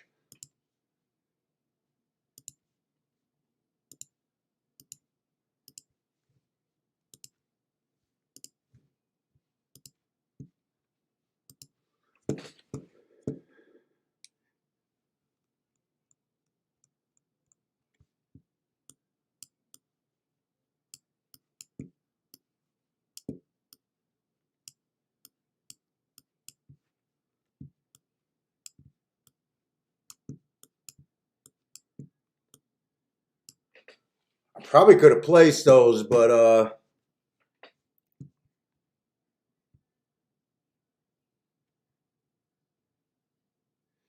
Pino is Dutch in the 4 and the 6 and the 7 at Churchill. Another guy like me doing 3-horse Dutch races.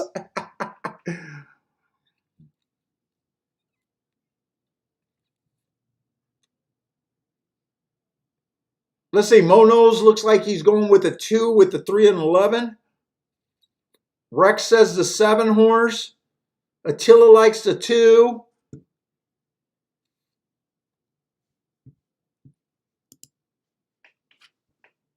Let's see. I did think the 3 is a horse to beat, but I played her with a couple long shots.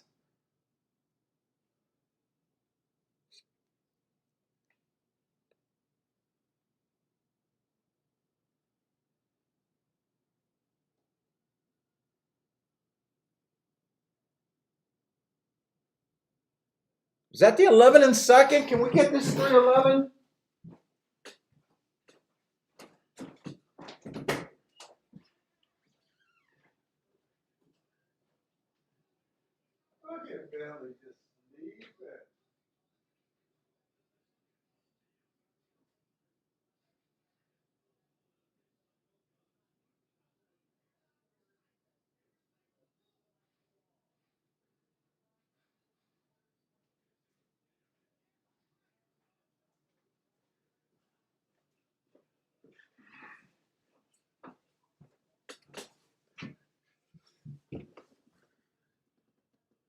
I can't tell who's in second.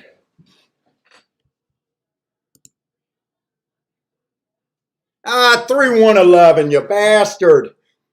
3-1-11.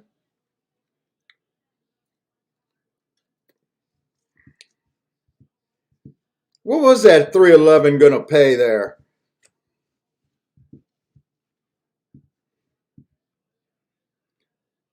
3-1 was 27-1.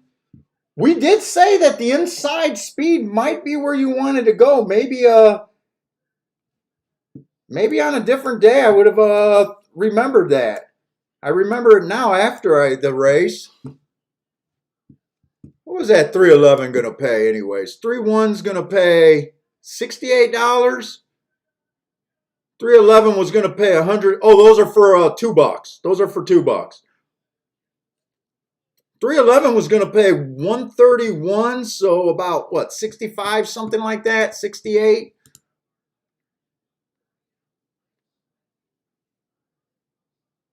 Joshua got a boom there.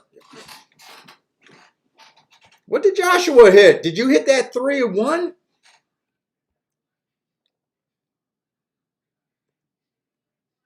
Exacta over there, 3-1. I definitely don't mind making the stab that I did there.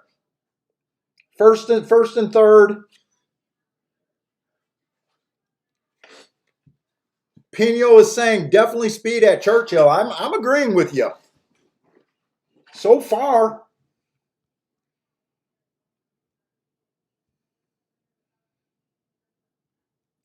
So far, I absolutely agree.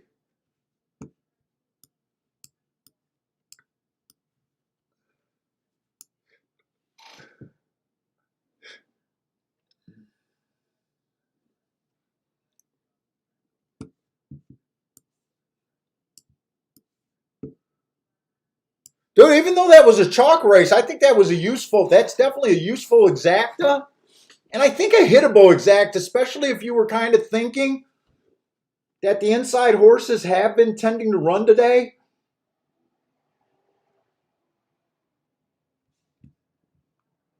Who was that one there? Could I have seen the one on paper other than post position?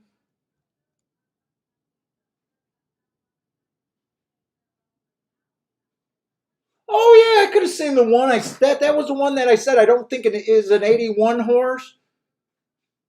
I did like the form. I did like the excuse. Oh yeah, I think this could have been a hittable exacta actually.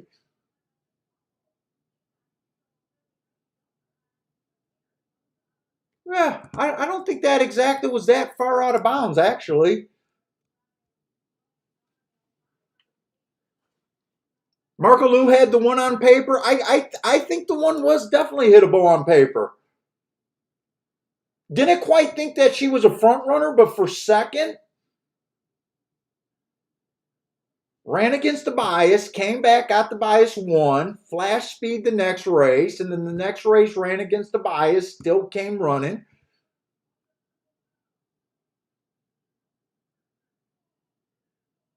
Yeah, I think that exacta was kind of hittable.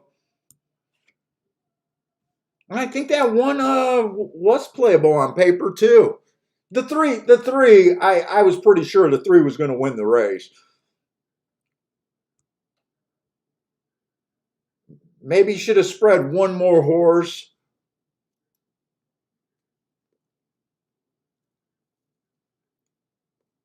Let's say Gulfstream is on the turf, right?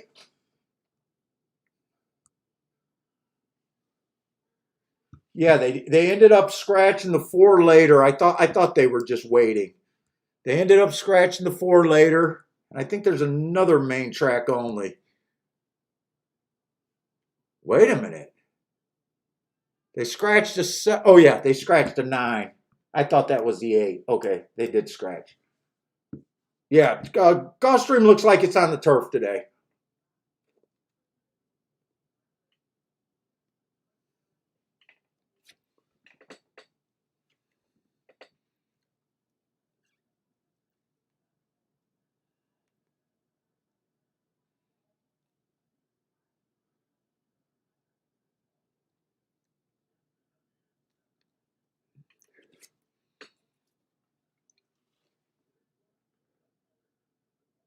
Let's see. So what does this make this? A 1, 2? I think we still got 6 horses here. So this is going to be the first turf race. Well, they did run one turf race on the for the week yesterday. They did run one turf race. I think the first race of the day was on the turf. But then it poured, so we might as well look at this like this is now the new first turf race since it poured of the week kind of deal. Let's see. So what we got? We got a mile, maiden special weight.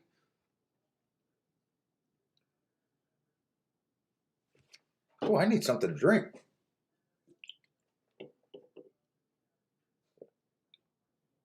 And that 11 just got passed late too. He ran good. I don't mind that bet at all.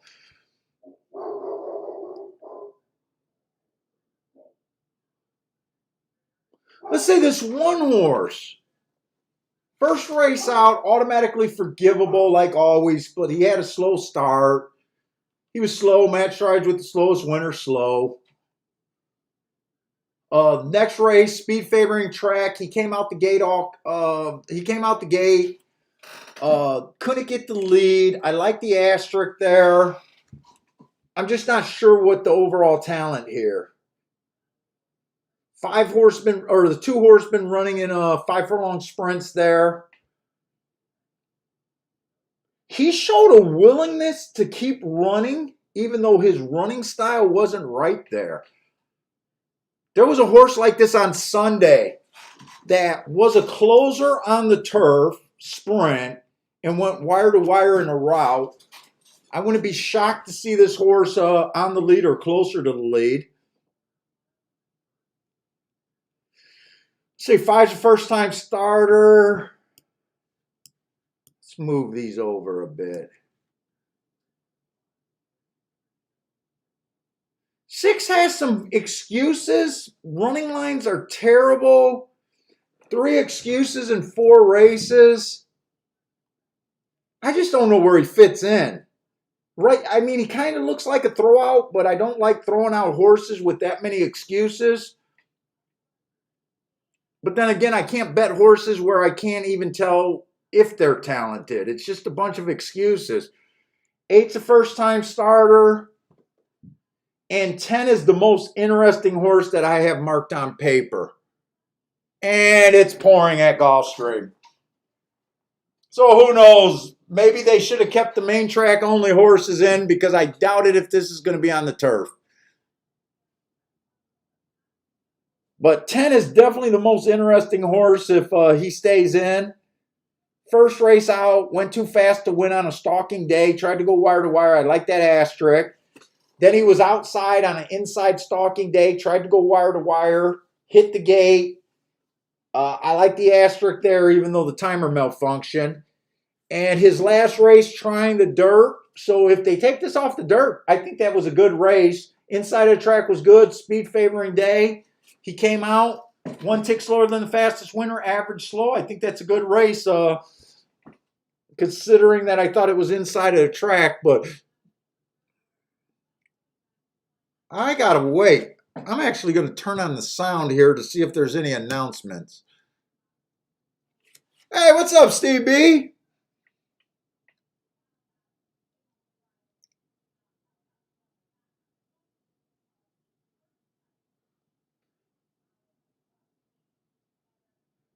Hey, Howard, are you at Gulfstream? I just noticed that you wrote raining here at Gulfstream. That makes it sound like you might be there.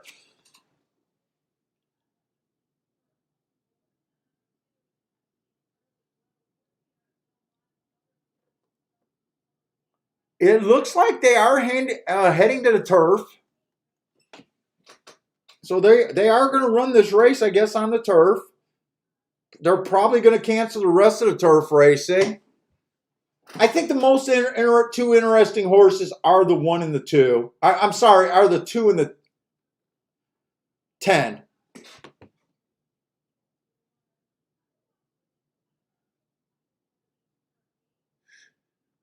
10's a little tempting at 5-2. The horses are at the gate. All right, they're going to run this one.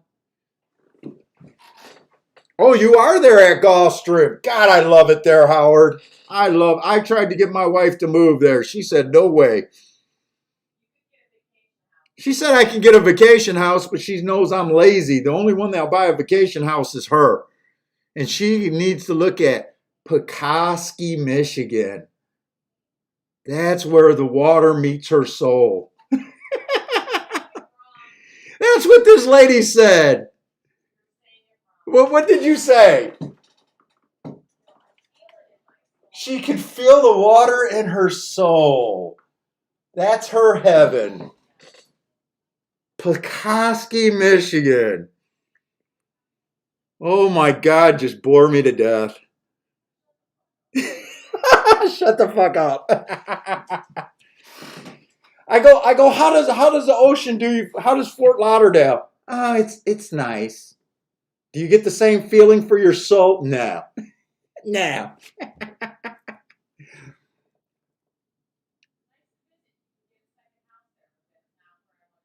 Yeah, you keep saying I can get a second house there. You know I won't even call a realtor. You know I won't buy anything on my own.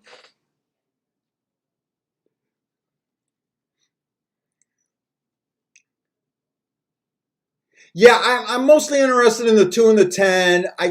The 10 was a little tempting at 5-2, but really that's not what I'm looking for. And I just think these two horses are bet about right. Let's see, Frankie Tubbs got a bit different opinion. He likes the 1-6-10 exacta box, winning place on the 6 horse.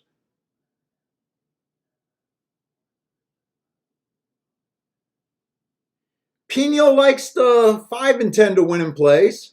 Mono's TV likes the 6, so there's a few of you liking the 6. Oh, Howard rented a beach condo about a mile away. From the track or the ocean? It doesn't really matter which one because the track and the ocean are not that far apart. I think it's like a 20-minute drive. 10 and 2 are the only two going for the lead. It does look like a lively first call. I think that's the only thing that really opens the door. Your guys' 6 horse is running. If this pace is too fast, the 6 is in pretty decent shape as well as the 1. Oh, the 6 is 35-1. Come on, let's root this 6 home.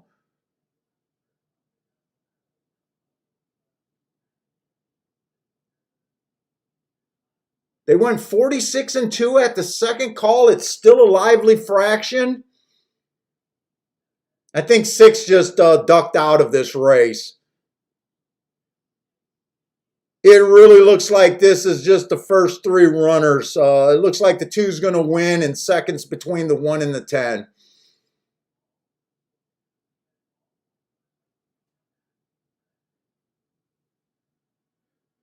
And like I said, you know, the 2 horse looked like a closer on the turf sprint, but we thought it'd be closer to the pace and possibly even the pace in this mile race. I don't think that exacta is going to pay more than a coffee, though. I don't think it will. I think if you get 6-1, you're probably lucky.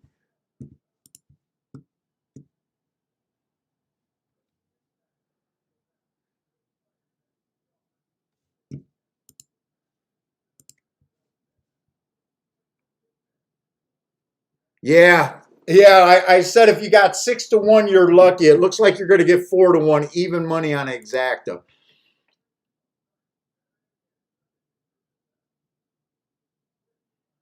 Oh, he's like a mile away from the ocean, from Ocean Drive, and it's a 20-minute walk to Gulfstream. Nice.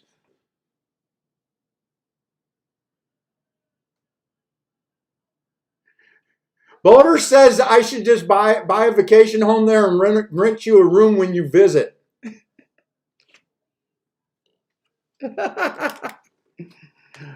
Oh, you think I can't resist that? She's like, please, rent a room, please.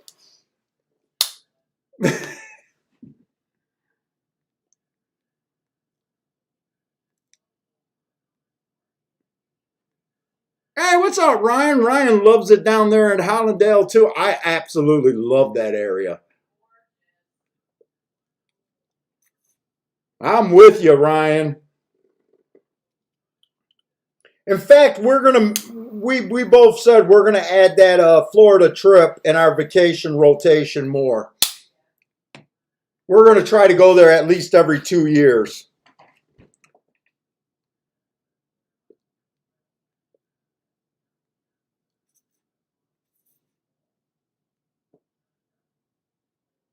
Google the tides Hollywood.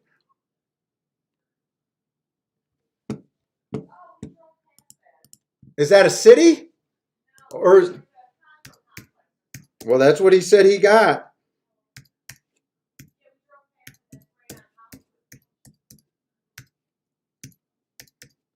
Oh, we went to Hollywood Beach. Yeah, but if I had a condo there, I can do my poops. I didn't like it for my poops.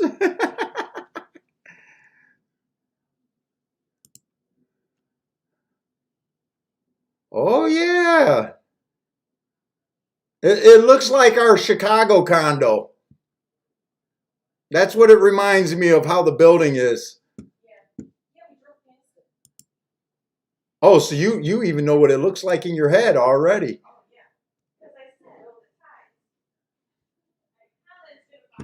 Oh, look at that water. That is not Kiki's soul there.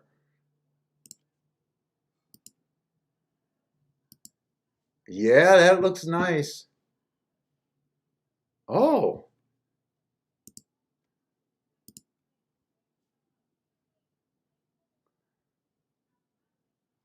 Why do they got a penis-shaped pool?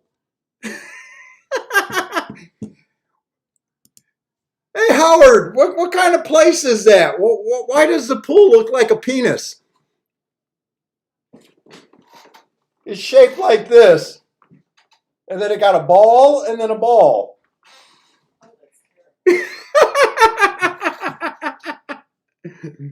It might be one of those Hollywood or Florida swinger party places.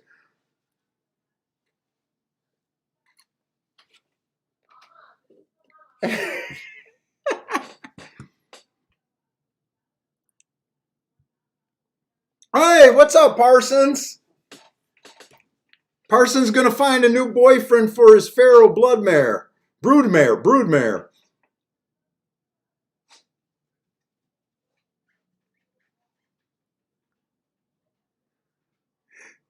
They should make the water milky white.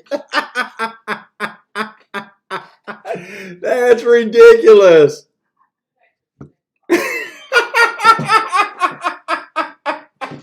My wife's like, you guys are sick.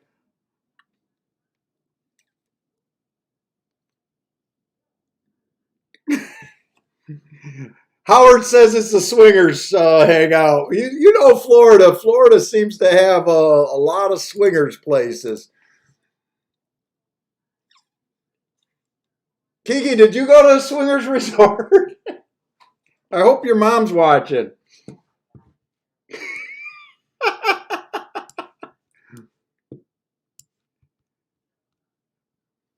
Let's see which race is coming up next. I got to pull this in. Grandma horse racing says yuck.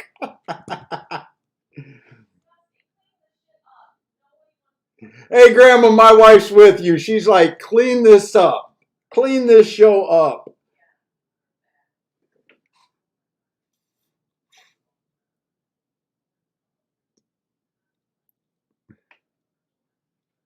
All right, let's look at Churchill. Churchill, we are definitely liking speed, maybe even the inside of the track. It is kind of dangerous to call. I mean, we don't have large sample sizes, and 3 of the 4 winners today have been chalks. I think there's been a 5-2 and maybe 2 8-5, something like that. So it's a little, I always like the argument when guys say just because the first 3 races were won wire to wire and the chalk won all 3 of them doesn't mean there's a bias, a speed bias. But at the same time, it doesn't mean that there's not a speed bias. But it is dangerous to call. They only ran yesterday and today, not that many races. I always make the argument, if it puts you on one long shot, who the freak cares, That's my argument, whether it's coincidence or not. But I'm definitely keeping my eye. Howard likes the 7 over there at Belmont.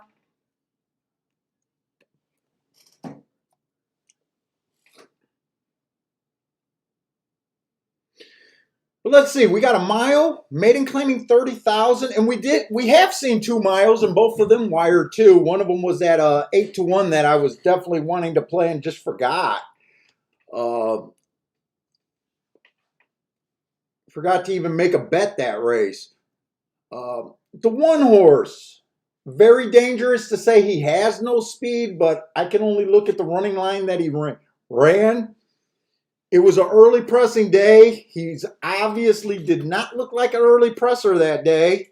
I gave him an asterisk, but I can't bet this horse. I do notice that he took a lot of action first time out.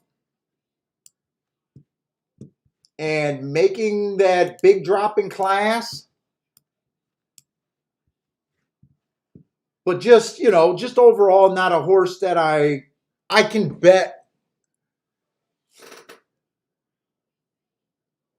The 2 horse tried a sprint last race. Came out 5-3, 5-2 at the second call. I wouldn't be surprised to see this horse close to the pace here, maybe even on the pace. They do run a faster cadence at a sprint. I don't mind sprint to route. But let's see what else is in this race. He was just average slow last race. Dropping in class, just not the biggest drop in racing, just dropping a level, but I got a feeling all of these horses are basically dropping. All of these horses are basically dropping.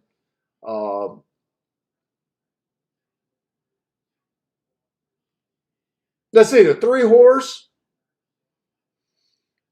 Coming from Ellis Park on the turf, only ran 1 race. I got him as slow, match strides with the slowest winner, slow. But if you look at the race, he was only a length off the call, so that looks like he chased the slowest pace of the day. Sometimes horses, they can show a lot more.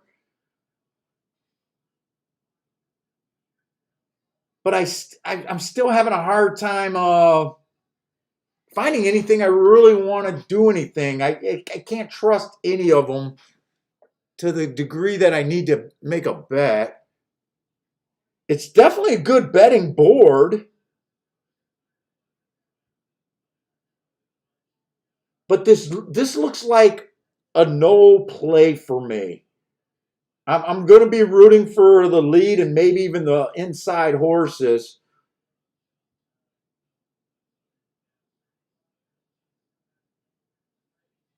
let's see, 6 is one of the few horses that are actually stepping up. But these horses are trying to find their class. So just because he started in the basement, I know a lot of people look at that like the trainer didn't think much of him.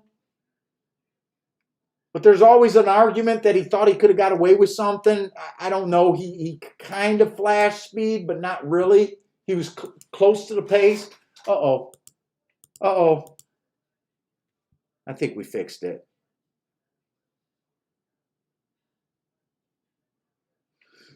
7 and 8 are first-time starters. I don't do anything with first-timers. 9's another horse that debuted a little bit lower than this, but close to this, probably the equivalent to this. He's another horse that showed a little interest early on the slow side, chasing probably the slowest pace of the day that day.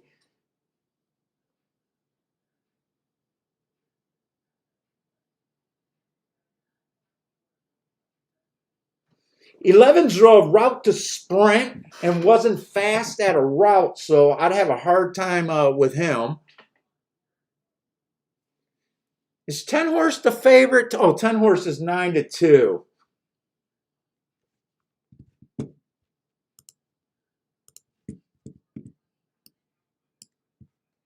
He's making a pretty significant drop. 50-30, and before that he was at maiden special weight. That was at Indiana. He might actually has the best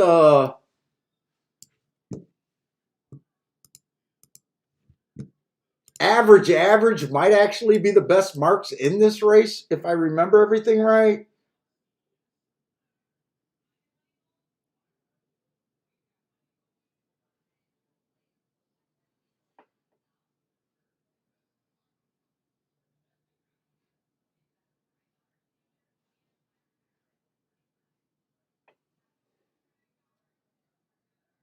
Let's see, am I interested in this race? If it's inside speed, or just plain old speed, I can see the 2, but I actually think the 3 would be the better play over the 2 horse.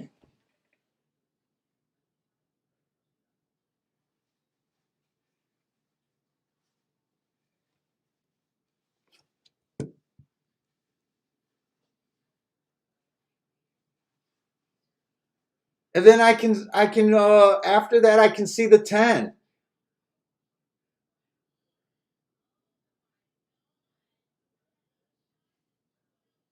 And I'd probably even play the 9 over the 2. Let's see, 3 is giving me about the right odds for me to be willing to do a play bet here.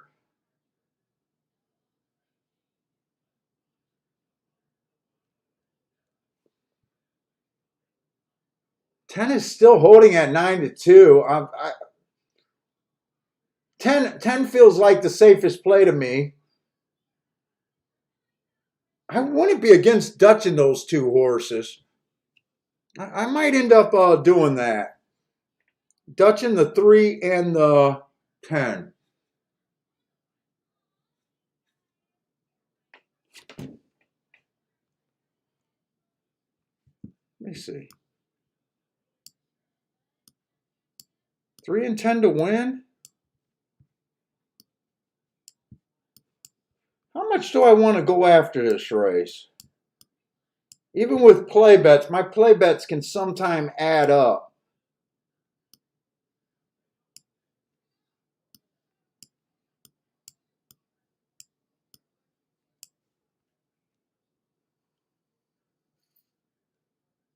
Maybe even keybox that.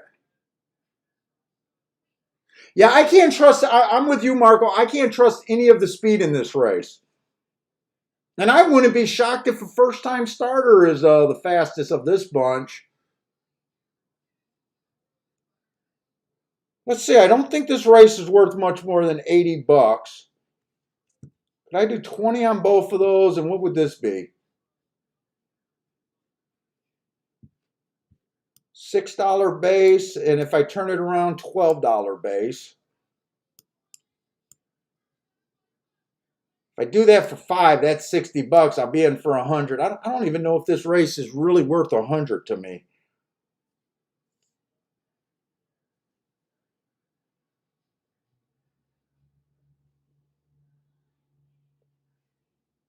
Let's see, if it comes in 210, 10, 2, that's probably not even worth being. But if the 3 horse runs,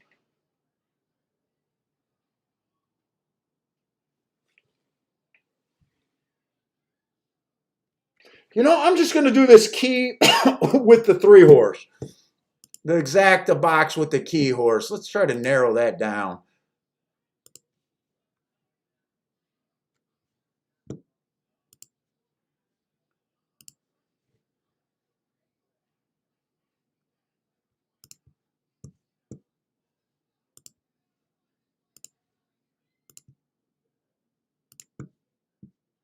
I'm trying to find some plays here. I'm trying to find some plays. Let's see. Steve B likes the 510 exact, or 510 over there exacta at Churchill. Hey, what's up, Mark Turner? Mark Turner likes a 2-8-10 in an exacta box.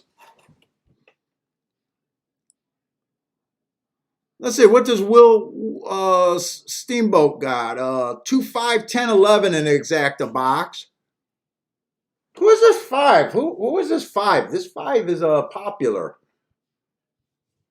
Oh, I'm staring right at him.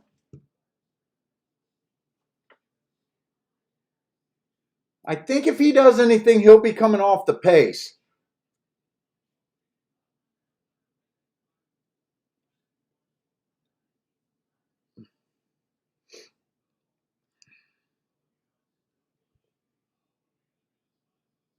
Who gets the lead here? They are off there, and 3 did not even get the.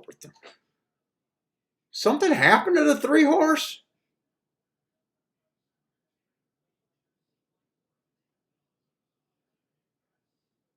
Two ended up getting the lone lead. 10 didn't break? This was kind of a loose play right here. This was a loose play.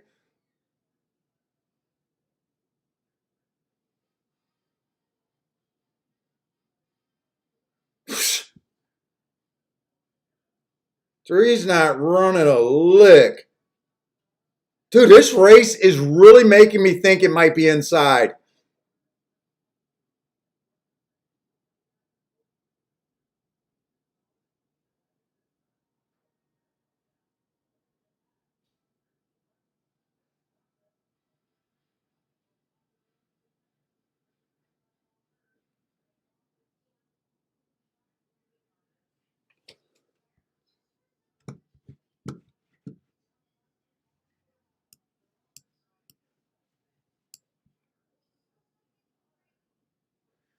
I can't tell who got second.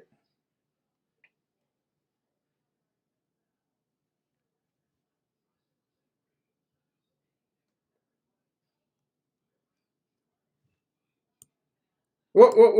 Wrong.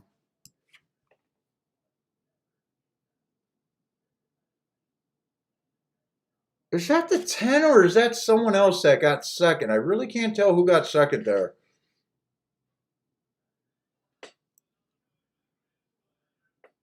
I still can't tell. That could be the 8, the 11.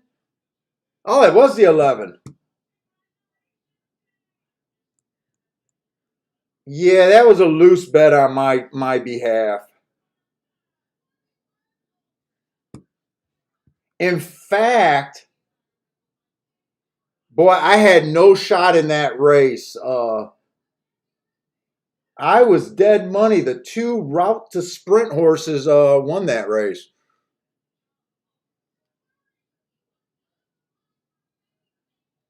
And the other route horse got 4th. That was a loose call right there.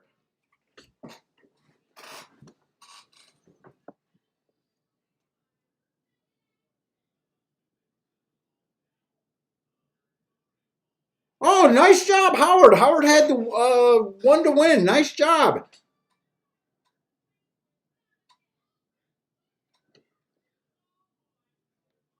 Hey, what's up, C Money?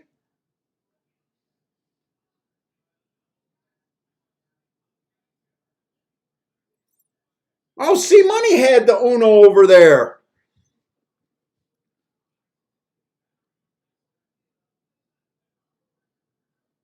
Yeah, that race made me think maybe it might be more inside. I really thought the 10 was going to break there.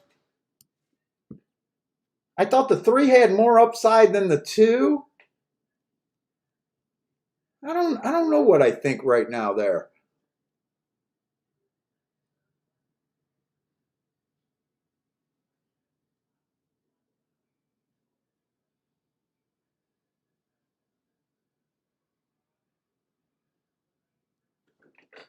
Paul, why do you say route?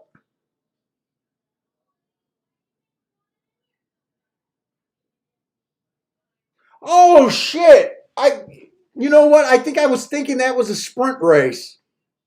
I see what I did. That wanted to change. I was thinking that was a sprint race the whole time. Yeah, it was a mile race. I was thinking that was a sprint race. So yeah, none of the sprinters did anything, just the routers did something. Okay. Yeah, I guess I got mixed up after I read the race. I thought that was a sprint race.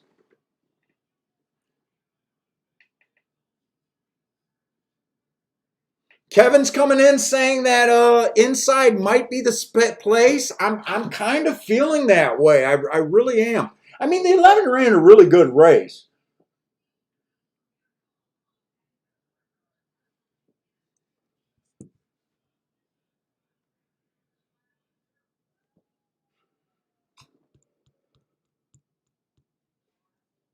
11 did run a good race. Let's see. They're going in the third race at Gulfstream. I got to find something at my damn track. We're only in the third race, mile race. I got to remember. Mile race, claiming 12.5. Beating claimers. For fillies and mares, never won 2 races.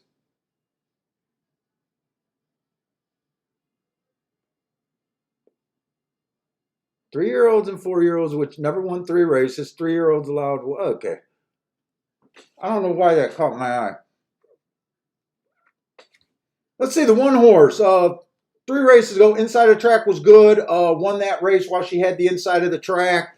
Was kind of the slowest winner of the day. Nothing's wrong with that. She did what she needed to do and she won.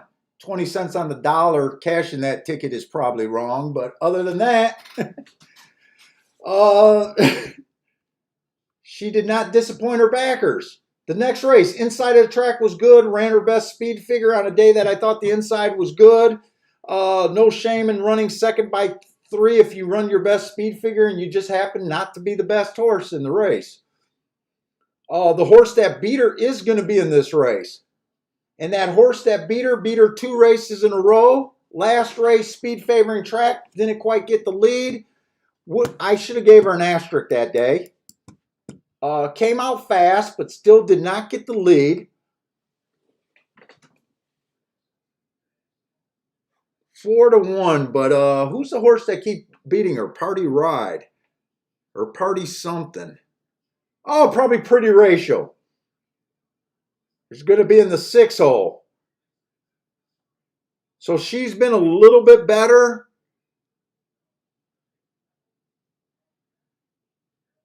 Now, Gulfstream, you guys know I'm going to say it, but the inside of the track is winning 50% on the dirt.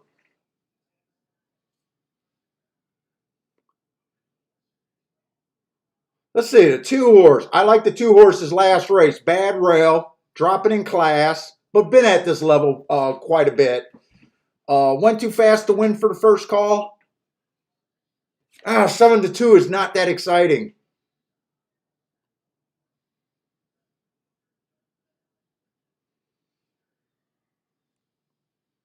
Who is this? 3 horse had excuses in his last 2 races. Hit a speed favoring track. That's not her style.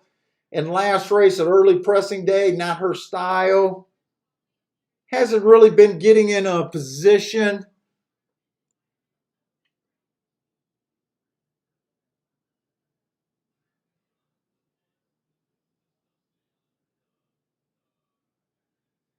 Five looks a little overmatched here, but she is in good form.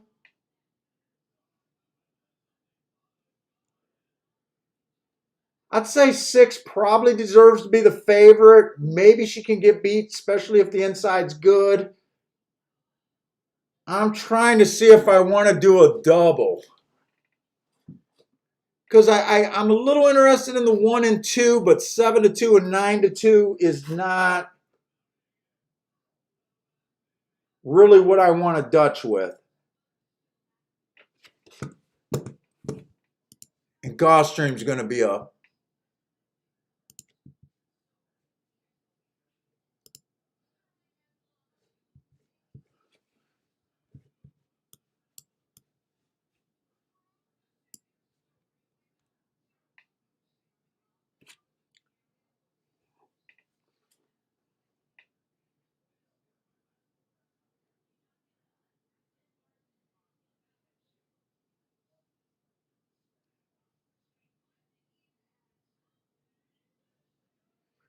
What are these doubles paying? And I am probably running out of freaking time. Am I even in the right? No, I'm in the fourth race. That's why they're not showing me the doubles. I don't think I'm going to be able to bet even if I wanted to. I'm almost thinking about doing a 1 and 2 to the 1 and 3 next race.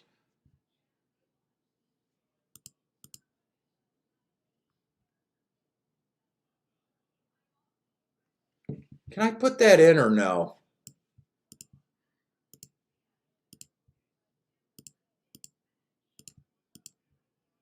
Oh, can I get that in?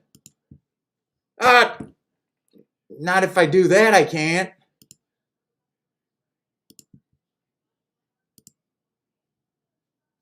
Did they just, I didn't get it in. I got nothing in.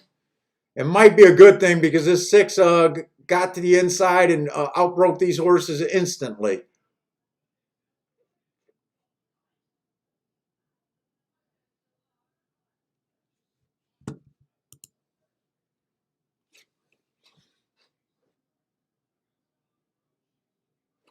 Hey, Grandma, a Dutch bet is when you bet one or two or more horses to win.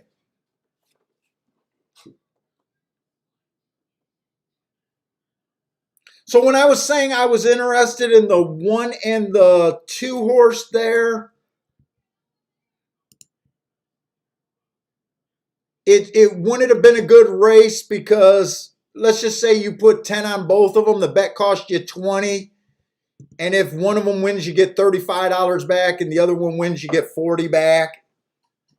Plus, I'm trying to go against the 6. It wasn't worth the risk. You usually do Dutch bets when you like prices.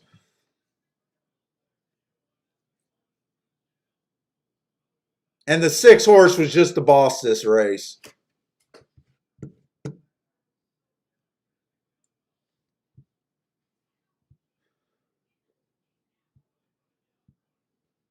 And it was 6-2-1, 6-1, 6-2-1, I think that came in. So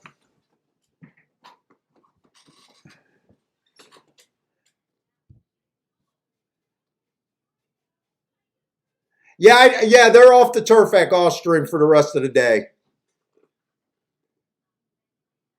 And you know what? I keep saying that would have been a not because it lost, but that wouldn't have been that great of a bet anyways. I keep saying that I shouldn't even be betting unless I'm keying off of something 5-1 or higher. And me trying to bet a 7-2, 4-1, or whatever they ended up being at, that probably wasn't that great of a thought. Gulfstream might not be that playable today, depending on how these fields get.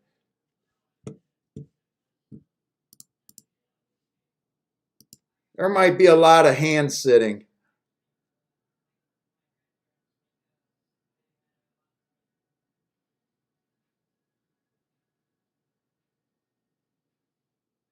Yeah, like generally when you want a Dutch, you want to be in the 5-1 range or higher for both of your horses because you got to pay for that losing ticket.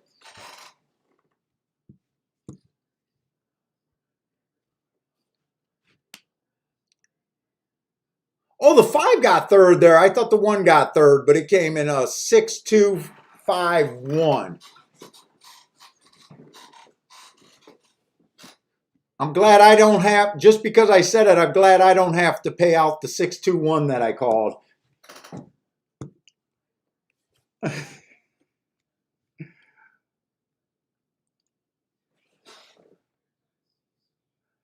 Let's see. Let's slow down and give ourselves some time at Churchill now, because Churchill does look interesting. I do think the inside has been performing pretty well today.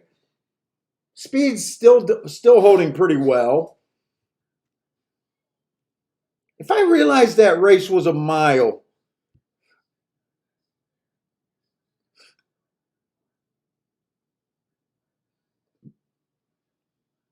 other than noticing that the 1 took a lot of money his first time out, yeah, I don't think I could have made that play on that 1 myself. That was a nice hit that some of you guys hit there.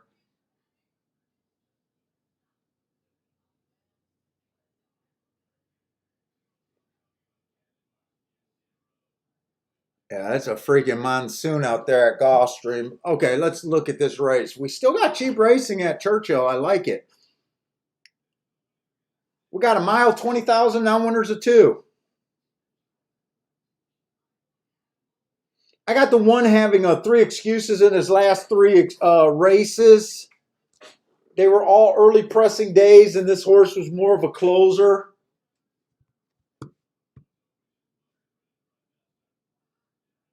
Still trying to run. See if I love anyone here. What is this? 20,000 now winners of 2. Why, I swear we're seeing a lot of Arlington shippers today. Where am I picking up this little hair at again?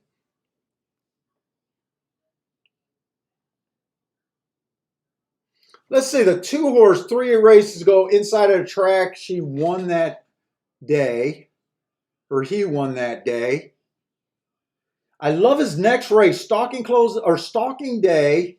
Battled, went too fast to win. I love that race. And then his last race,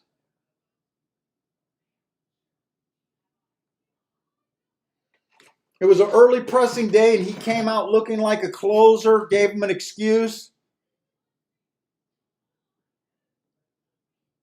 My only question is why the race that I love, this horse was dueling on the lead and never really showed that before.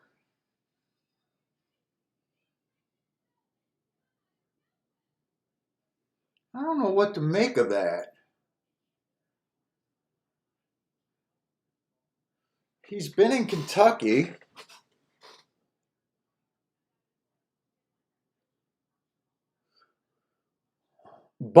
Got bumped off the right, bumped the rider off last race, so nothing there.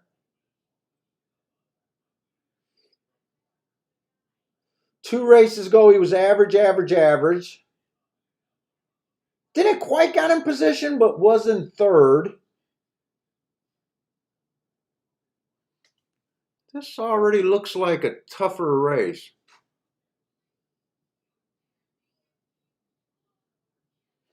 I love the race, the 4 horse race 3 races ago where he went too fast to win. Then he comes back and wins at 12-1. I love that race, but he already won since he earned that heart.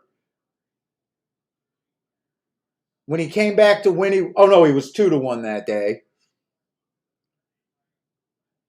He's been going to the lead.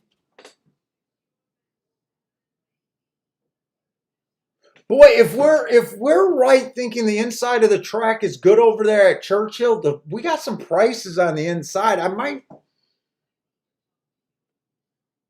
having a tough time with this race, but when I see prices on the part of the track that I'm interested in, I try to give it a better look.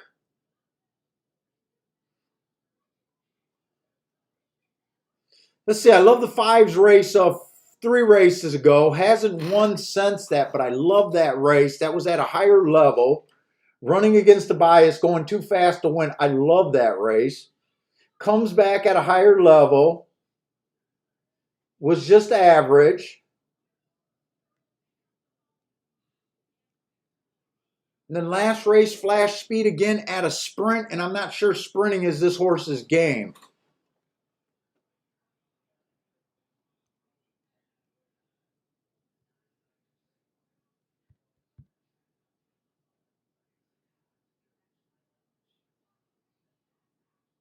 I notice a lot of the horses that I love their race are on the turf.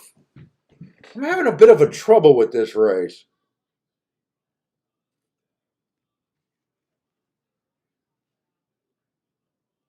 Although the 5, that race 3 back was on the dirt.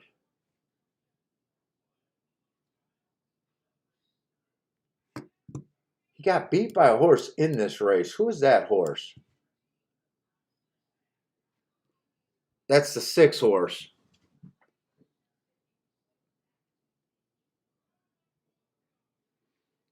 So 6 horse looks like he has some speed running in those 6 furlong races. Dude, I kind of want to sit out this race and see if I can gear up what I think this track is doing, but at the same time, so 6 is the favorite.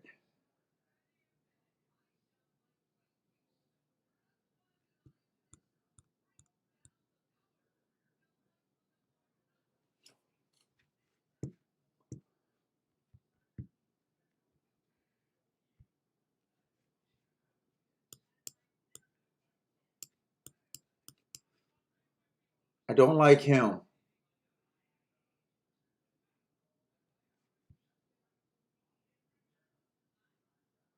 I don't think I like this. Ooh, he made a big class drop. Wait a minute. Let me see something. Andy had an excuse last race. But if it's an inside track, he's going to have a harder time. I'm gonna handicap this race and give my odds line like I think that the inside of track is the place to be.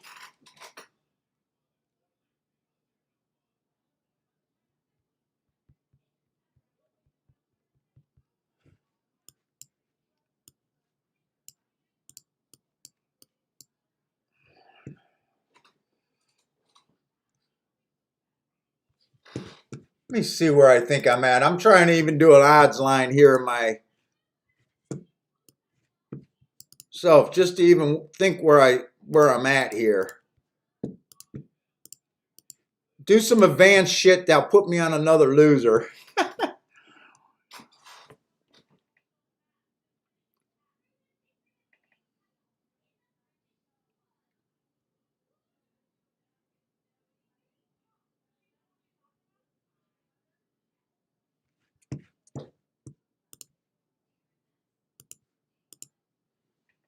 That means I got about 15% chance on all the other horses to win.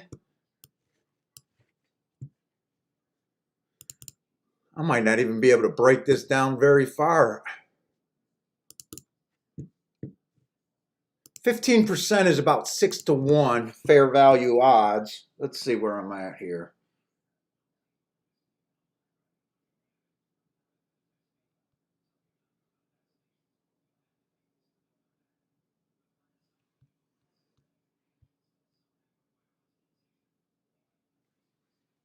Four and the 5 I like.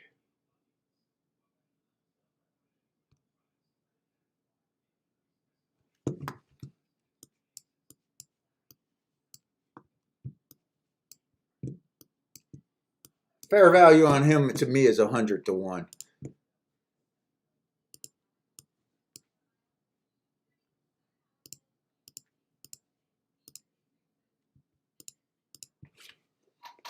That leaves everyone with about a 17% chance that I got left. About 5 to 1, between 5 to 1 and 9 to 2 is acceptable odds if I can't break it any farther than this.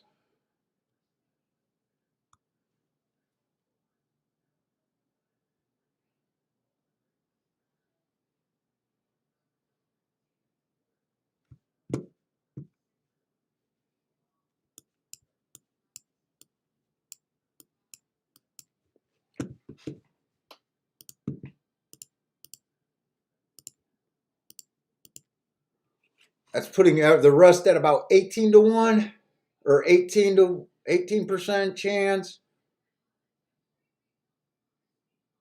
So everyone is at about 9 to 2 now. Can I break this down any farther than that? And fuck, I gotta look at the screen to even see if I got it that much time. Oh, I got a lot of time here.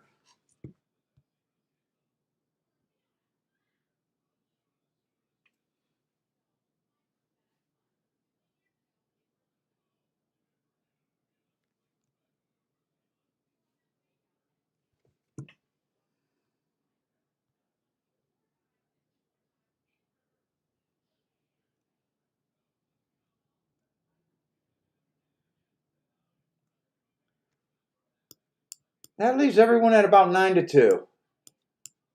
Let me just see if where that puts me at.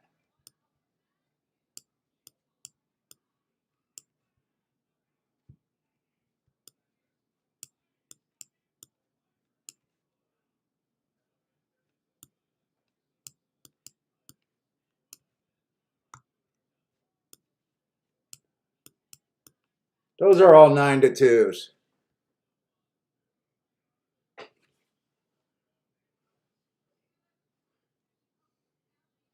So the 2 at 6 to 1 is a little bit playable. The 3 at 34 to 1 is extreme value, even how I see the race.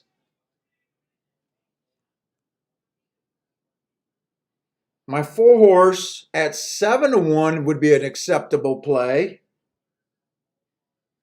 The 5 horse would be kind of acceptable play, and then the 6 horse would be overbet.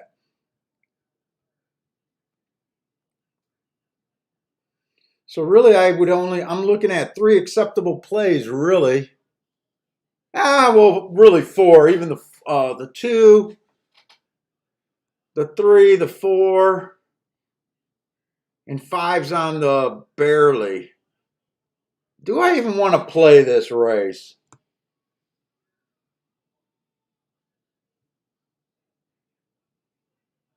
Well, John, you see where I got it broken down. I got it down to about 4 or 5 horses that I all think at about 9 to 2. 5 horses at 9 to 2. And your 5's one of them.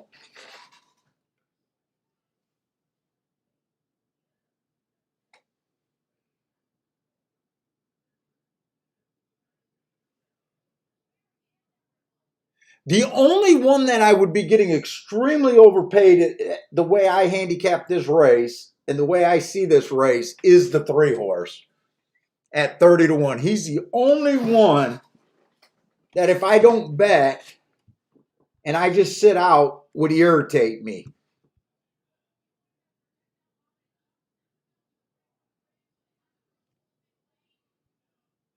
But I got a feeling I'm just going to end up sitting out. I really don't. I guess my opinion, I got 5 contenders. I really don't have this race broken down that far.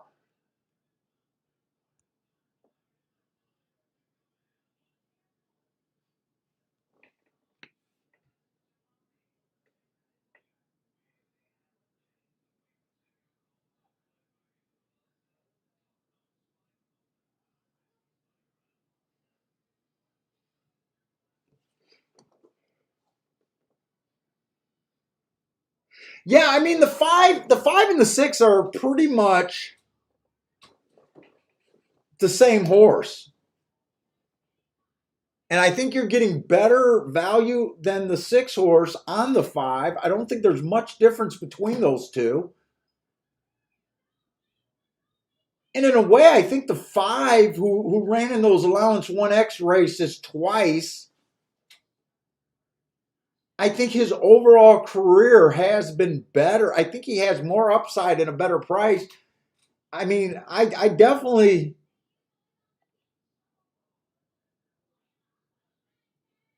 both of those look like the speed. If it is inside, I think the 5 hurts the 6 because I don't really think the 6 could cross over if the 5 breaks.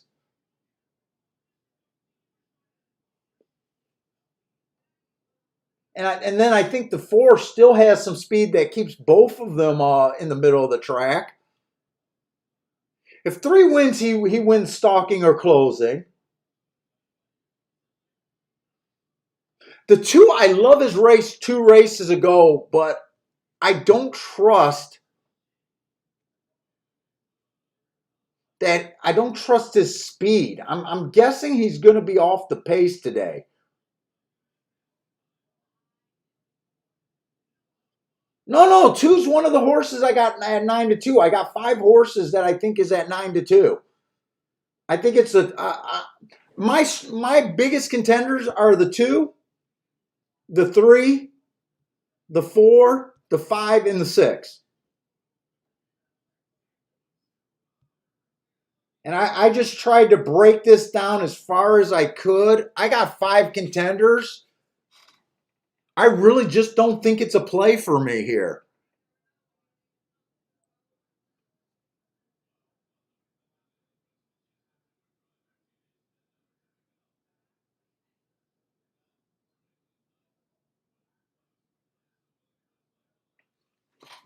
Yeah, I just don't. I can't break it down. I'm not sure what the 2's going to do. I think the 4, 5, 6 are all probably going to be close to gunning for the lead. 4's probably the most likely one that needs the lead. 4 and the 6. No, I think 4, 5, 6 are all gunning for the lead here. I'm just able to recognize a race where I don't have a super strong opinion anywhere. I've seen that speed was holding every race except for 1 race. The inside has one rail every day. The only reason why I'm giving this race so much thought is if it is inside, I think there's a chance to make some money here. But at the same time, I'm recognizing that my opinion's just not that strong. I'm sitting out this race. I got to sit out this race.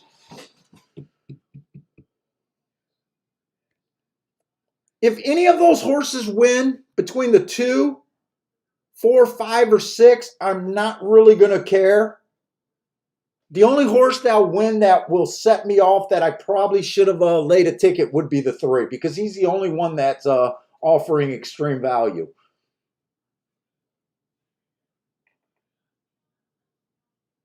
Yeah, and John, I like the 12, but I just thought to handicap this race like I thought it was going to be inside. So I kind of, when I did the odds, and everything, I was kind of, playing the track like it's possibly inside today. And at the same time, I don't have enough data to really prove that. So I'm okay sitting out. What's up? Showing ass? Yeah. Yeah, see, that wasn't passive aggressive. What a fucking dumbass. He comes in here and flashes butt at me.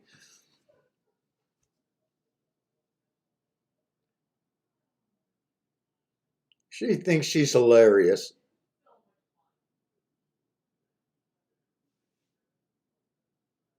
And 5 got the lead over to 6, and 5 was able to keep the 6 from getting to the rail. I do like that. 4 not breaking is probably one of the biggest surprises. 11's running well on the outside. Maybe we were talking about this inside of this track too much.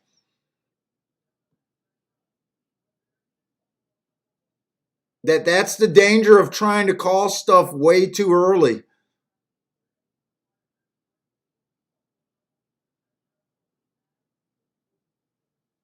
Two's getting a nice trip up the inside. I'm just not sure if he has enough. If this is this is either the 3 or the 10 that's going to win the race, don't let it be the 3. All right, it's not the 3.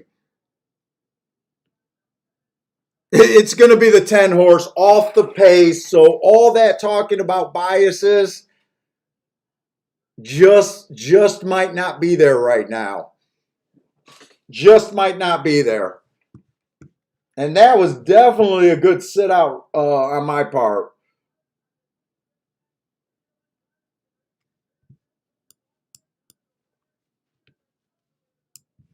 10-1, and he won off the pace.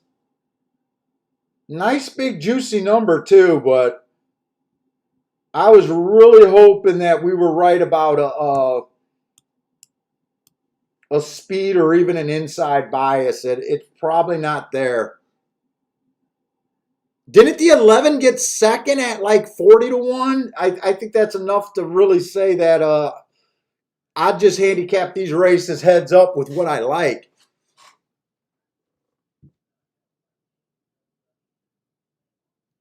They did go fairly quick.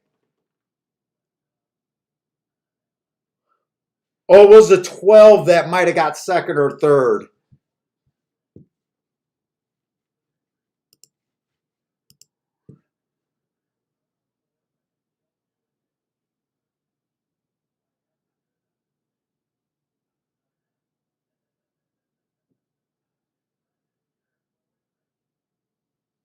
Yeah, 10 was a nice juicy number too.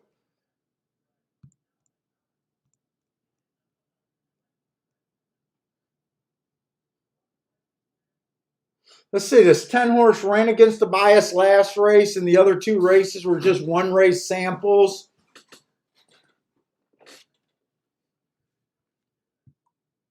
He ran probably at the highest, well, I don't know, allowance 1X, allowance, starter allowance 50,000, I don't know. That could probably be a super tough race. He just missed a head to, who is this in danger horse?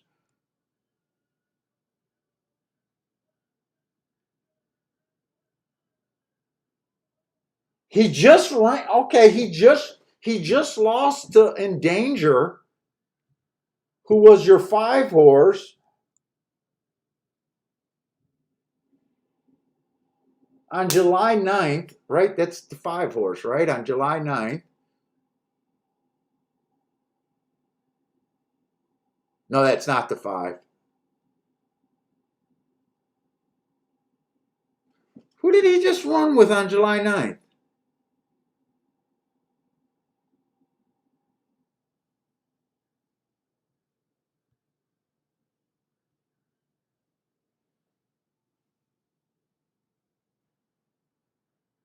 Oh, it was the 11. He just lost to the 11 on July 9th.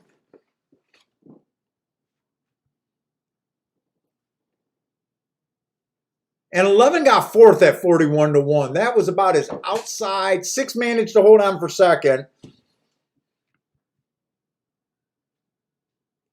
Yeah, I think the result of that race is enough to make me just not worry too much about biases right now over there at Churchill. No, we're doing it, and at the beginning it did look like it was a speed stalker day, but it's just a small sample, and sometimes you see things, you think you see things, and it's not there. But you know my theory: if it puts you on a big score, but then at the same time you don't want to just keep saying it's inside when you see a result like that.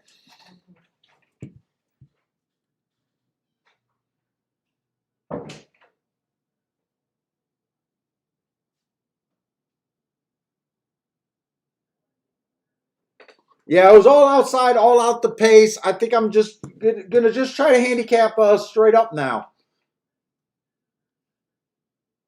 Now this Gulfstream is a baby race, and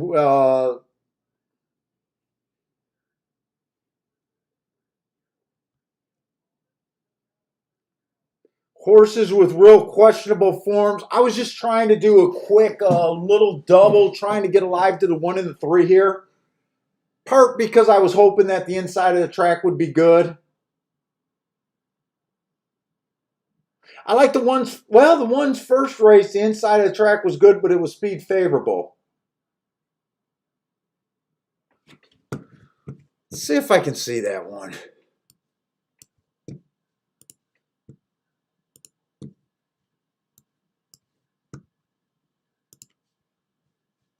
Let's see if there's any replay that makes you. Let's see, I think the 3 is a little interesting because last race, the running line looks horrendous, but the 10 hole is usually not what you want at Gulfstream. I was a little interested in this horse in the double, but I didn't get a live.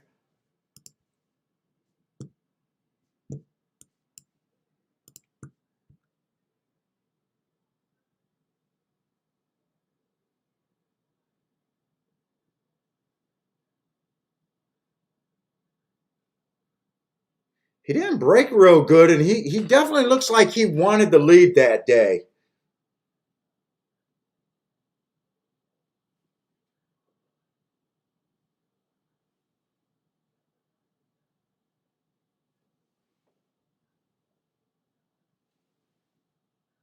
The 2 horse did go wire to wire. He got caught between the 2. I kind of like this race, this replay with this 1 horse.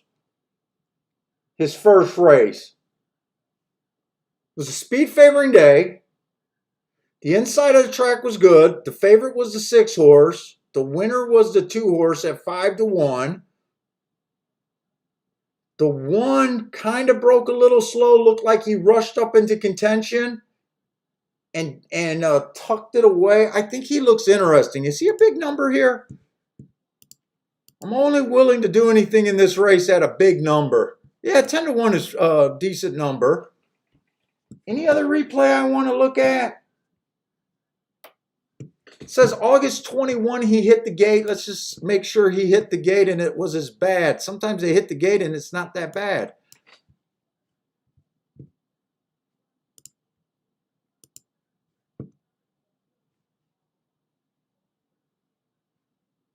He would have been the 10 hole, but I know the 10 hole is never where you want to be.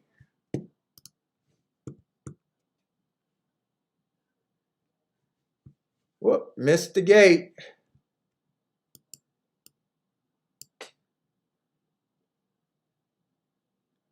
He did lose all chance at that start. At the very least, he lost all chance at the start.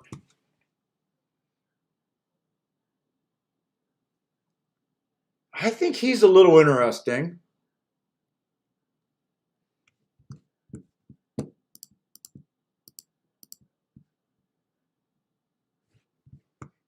I was trying to get alive to the 1 and the 3.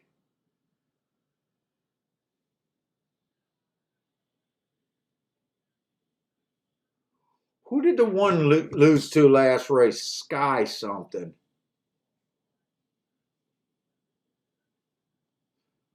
Let's see. 4 horse has the biggest speed figures, probably by far.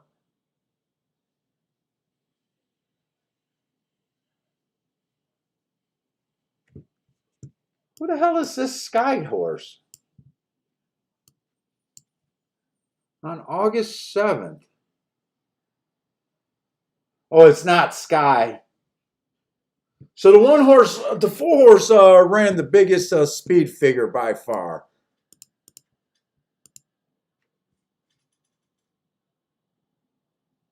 Is there any room for basically a 1-3-4 exacta box? Let me check these exactas if the 4 horse win. 4 to the 3 might be okay. 4 to the 3 is paying 36-1. 4 to the 1 is only paying $12. I think Will the 3 first and second in that race.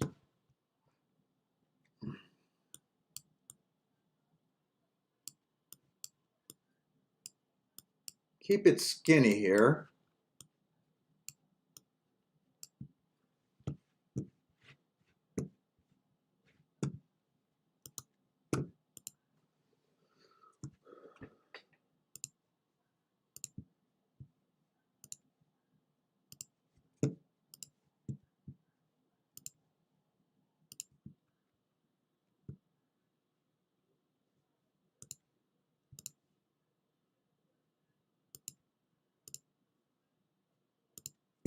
Make sure I don't want to include anyone else. 6 is a first-time starter.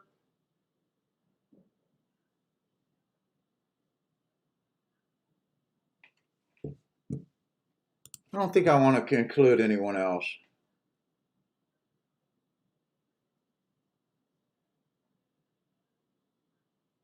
You know what? I want to include the 8. How did I miss the 8? I don't know if I'm going to be able to get that one, but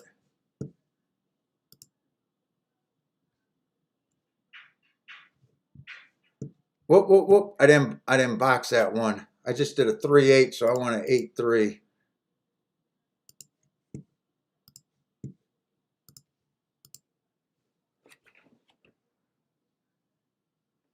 John likes the 1-5 with the 1-5 for him.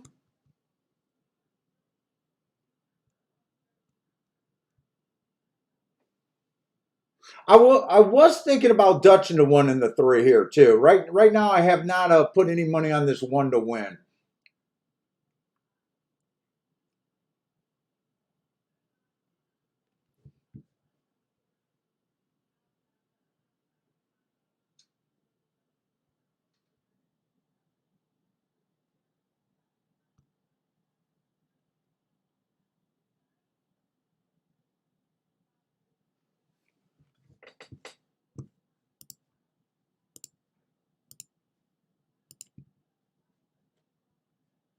I'm slipping a win bet on this 1 horse also.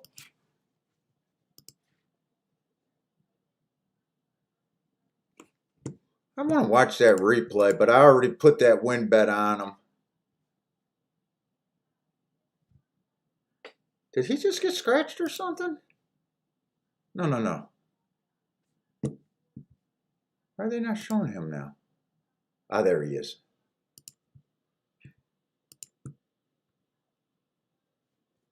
Oh, I see what I did.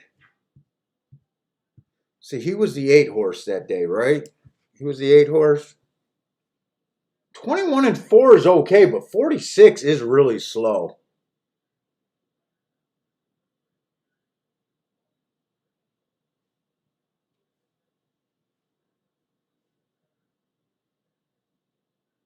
Oh, I like this replay on this 1 horse. I think I'm glad I slipped that win bet in. This guy was falling out of the saddle there. Missed the break, rushed up, falling back, sitting Indian style.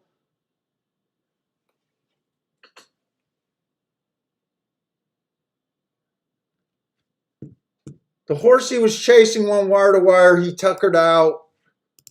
Yeah, I think I like this bet with this 1 horse. Come on, give me a 1-3-3-1. Well, really 3.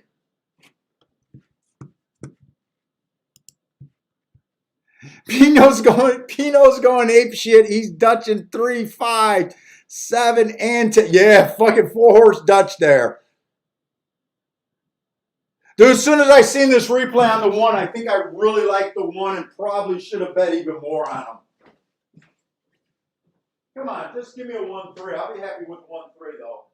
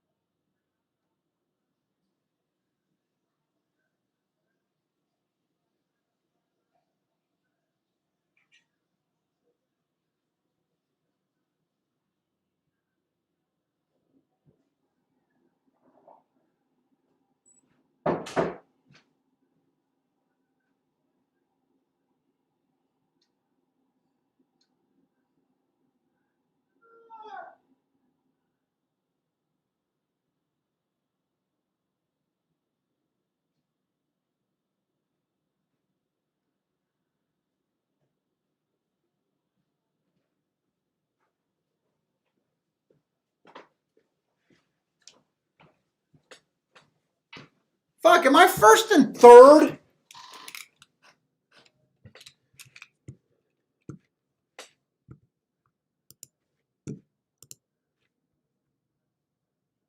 I still like the replay, and I still am okay with that bet. Got my first bet, this 3 first and second. This 8 horse had to separate me.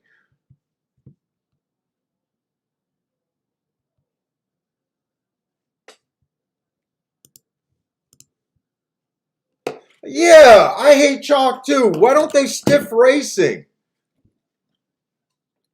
Jesus, what's the deal with these guys? I've included that 8-3. I used the 4 horses in the super. I either needed the 1 to win or the 3 to win or the 3 to get second.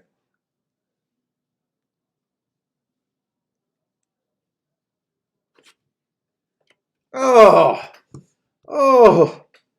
Gulfstream, stop being chalky.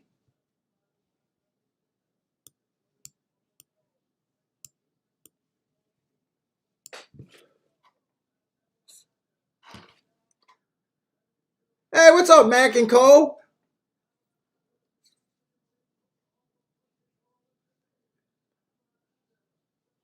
I still think I made the right bet there. I still think I made the right bet keying off that 3 horse. I got to take those shots at 23 to 1. It didn't work out. I don't play tries or supers.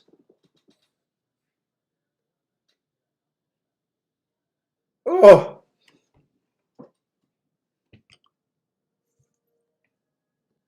Mo knows every time. Ooh, man, you're going to be high.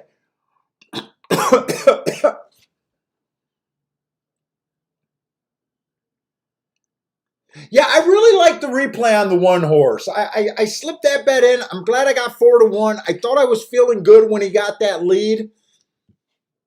If you guys watched that replay, the 1 and the 4 was coming out of the same race. It looked like the 1 had enough trouble to excuse.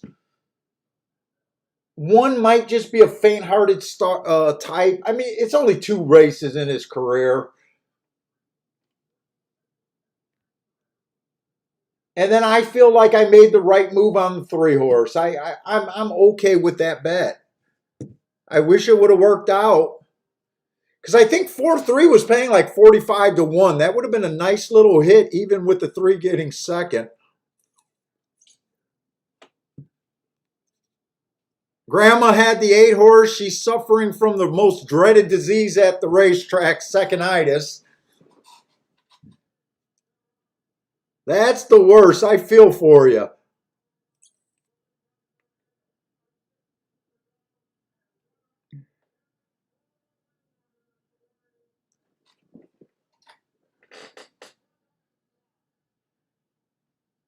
Yeah, and with those 2 horses, the chalk and the second choice getting first and second, the show price is only $8.20.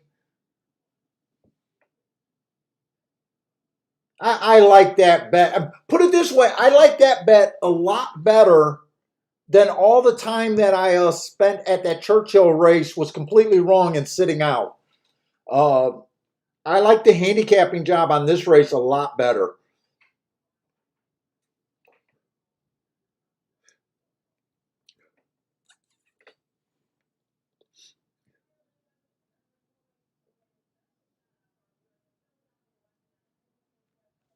My God, I went and checked on my wife in the shower, so I did not see.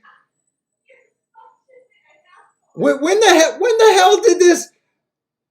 I mean, I thought this 1 horse had like a 6-length lead. I mean, this horse hit reverse. Wait a minute, is that? No, that's the wrong replay. Okay, I was watching the replay for the second race. I was like, what the fuck happened there? Yeah, so guys, I see nudity. You guys might have Pornhub on, but I got to see the real thing.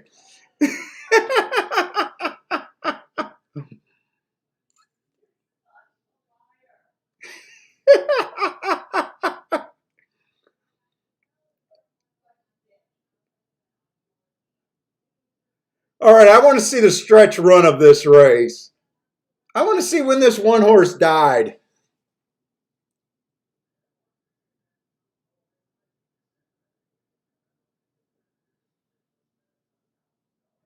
Oh, one held the lead pretty good. Oh my God, I'm glad I didn't watch this race. Watching this stretch run hurts a little bit more.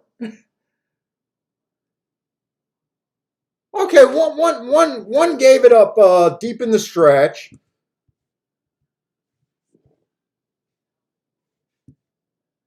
Gulfstream, we got a 1-9 next race. Let's see how that race pans out. Come on, I don't just want to feel like I'm having fun handicapping. I need to find things.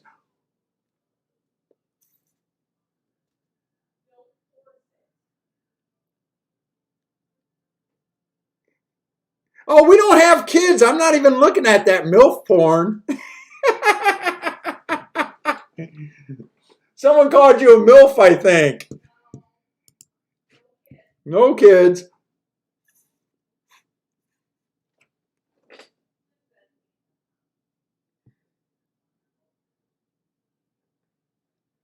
Yeah, fuck. Mac and Company, I'm starting to get worried like you, man. I cashed one ticket yesterday that got me just a little bit better than even. And that's only because at the last minute I decided I need to bet enough on him where I'd at least be close to even or up a little bit. Today I sat out on an 8-1 winner that I said I was going to bet. I just forgot, and the next thing they were loading in the gate. Although I feel like we got a lot of races, but I'm not feeling super confident about the muddy track today at Gulfstream. And then on Sunday, Sunday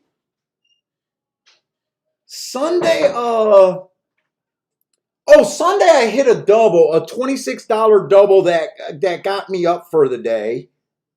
And then I just nursed around and bounced around, and basically I could have quit at after the race that I hit the double. So I traded money and ended up at the same point I had the double, but it wasn't a real big day. It was just like a $200 win day. And then Saturday I only hit one ticket, but it was a special ticket. That was with the 35-1. So really I'm having a good last 4 days, but not a lot of cashes. Mostly it's from just hanging in there and hitting one special ticket.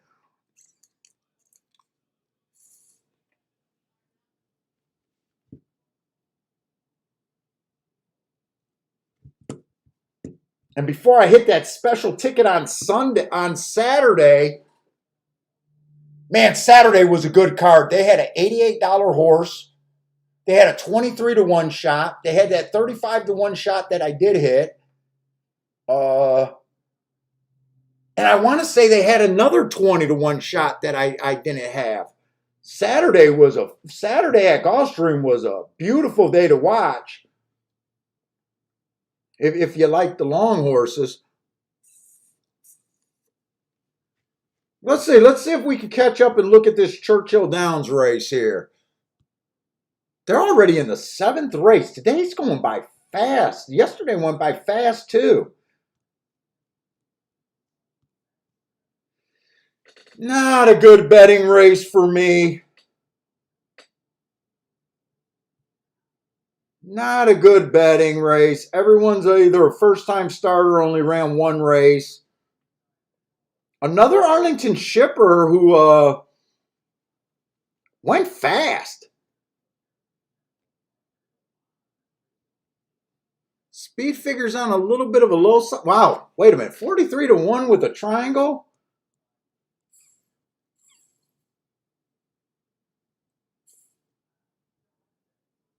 Does this mean this 8?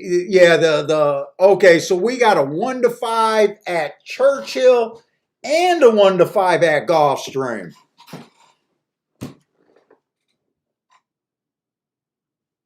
Let's see, the Churchill horse, the 1-5, the 4 horse. Obviously, that running line does not look bad. He got pinched at the start. It was a bad rail day, but he was in the 6 hole. that looks like a good race on paper. I just got it as average, slow the way I'm looking at it. It does look like it could have been the slowest pace of the day at the 6 furlong mark because he was 1 length off the lead there. Uh, his speed figures are 20 points better than everyone else's, 15, 20 points better than everyone else's. I can see him being the chalk 1-5. I mean, holy smokes, 1-5.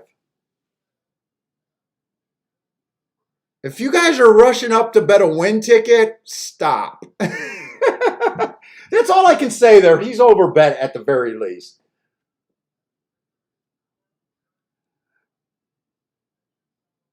The only 2 horses I can get to is the 10, who went fast for the first call, 1 tick slower than the fastest winner.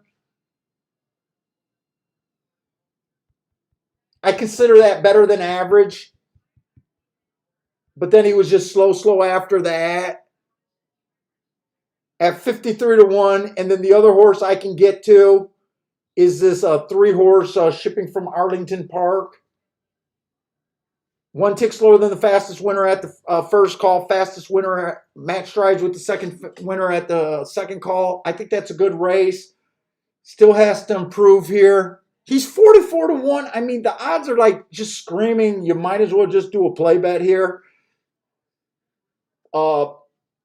Very dangerous because there's a ton of first-time starters. Anyone can improve. It's a dangerous race.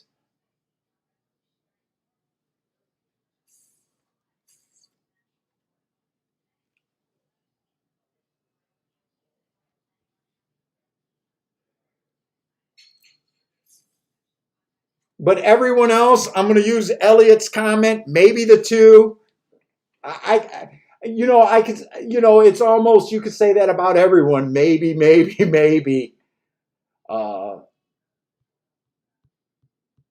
Do I even want to do those 2 play bets?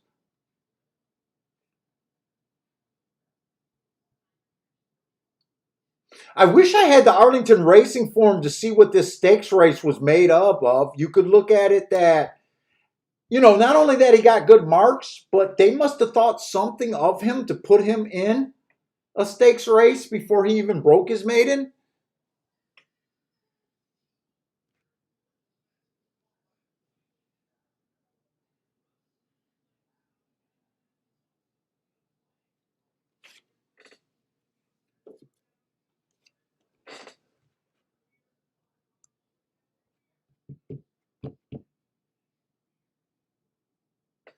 I'm gonna bet him. I can't get away from him at this odds. I just can't. I don't think it's a great bet with such limited information, but if they give me 40-1 and 49-1, I think I can make this play.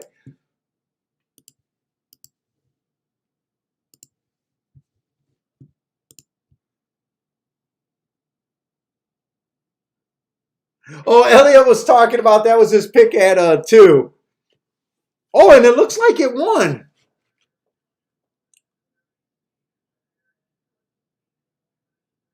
But I could still use the same maybe term for everyone. It's just maybe.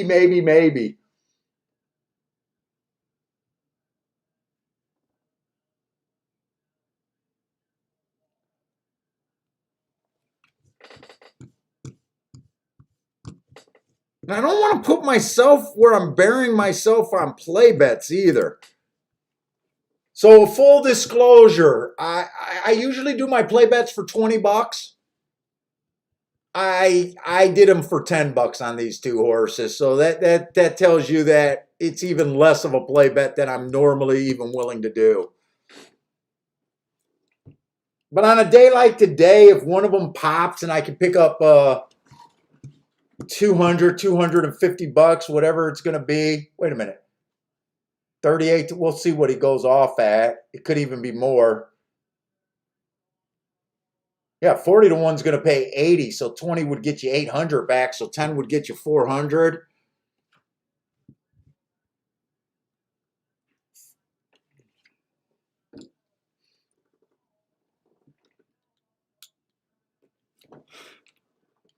I don't even know if I want to like that.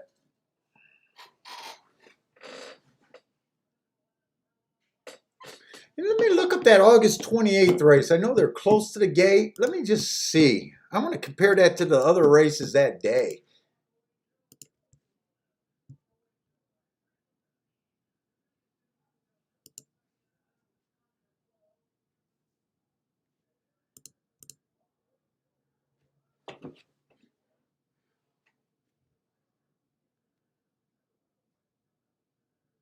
What race was that? That was the 8th race of the day.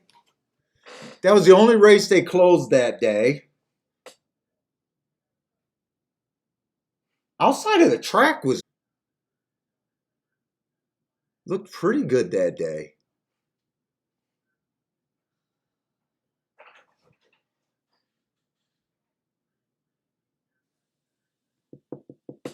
We'll see. Maybe that stakes race is strong. They're off there. 3 didn't get the lead, but he's already hooked by the 2. I was hoping to get a little bit more thrill of a ride out of him here. 2's the first time starter is battling him, so he's probably going to go back shortly. Let's see. Is he interested in running here? Maybe he's interested. I don't think I need to walk away because this looks like a tough trip already, but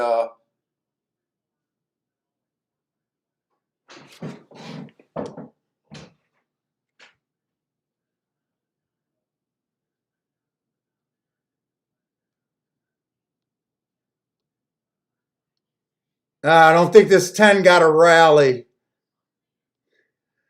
Well, I think the 1 to 5 might win. Nope, he's going to get beat by the 2 horse. I think the 10 got 3rd or just got nosed out of 3rd. I warned you guys, don't run up and bet this 4 horse. Keep that $2 in your pocket.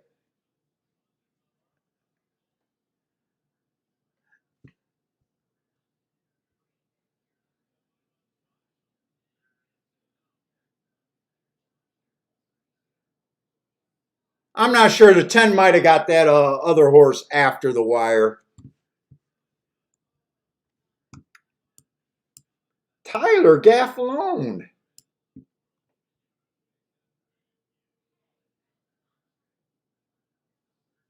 Yeah, you know what? All day long we were like inside speed, inside speed. Now, I couldn't have put this horse on the lead because you just don't know. But that other than that one race, it has looked like inside speed, but I don't know. I don't know. I said I was going to stop saying it.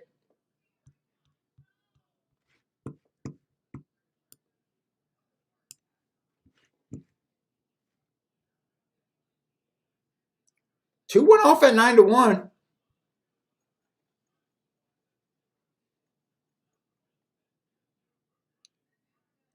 Oh, Mo knows. Wish I would have said don't bet the 9.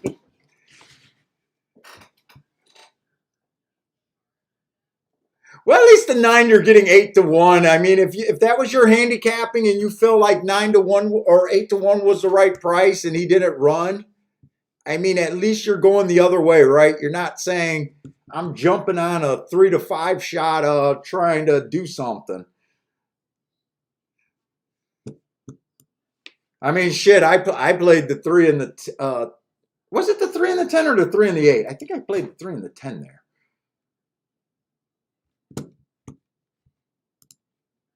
I don't even remember. I thought it was a 10 when I was rooting. Who did I play there? I mean, all I could say is I got 40 to 1 or 30 some to 1 on my horses. That's all I can say.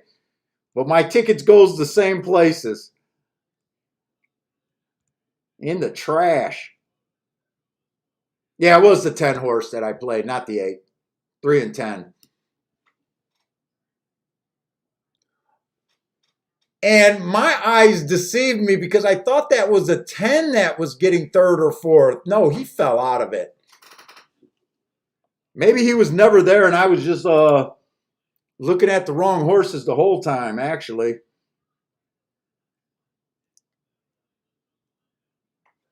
Let's see. I don't want to wait till the last race to try to hit something.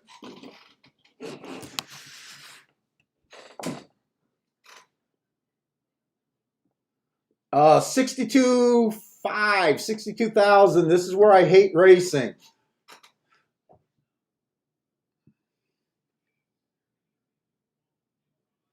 And we're going against a 1-2. Might as well look at him first.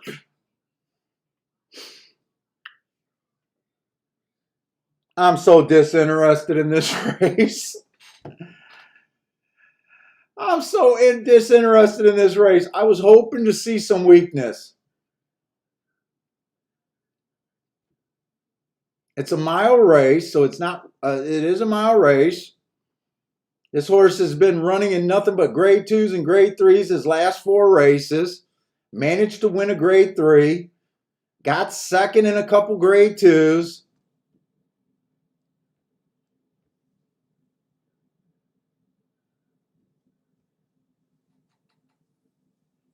And he's with some basics, just 62.5 claimers.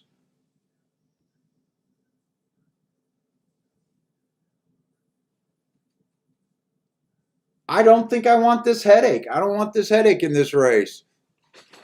I don't want to deal with it.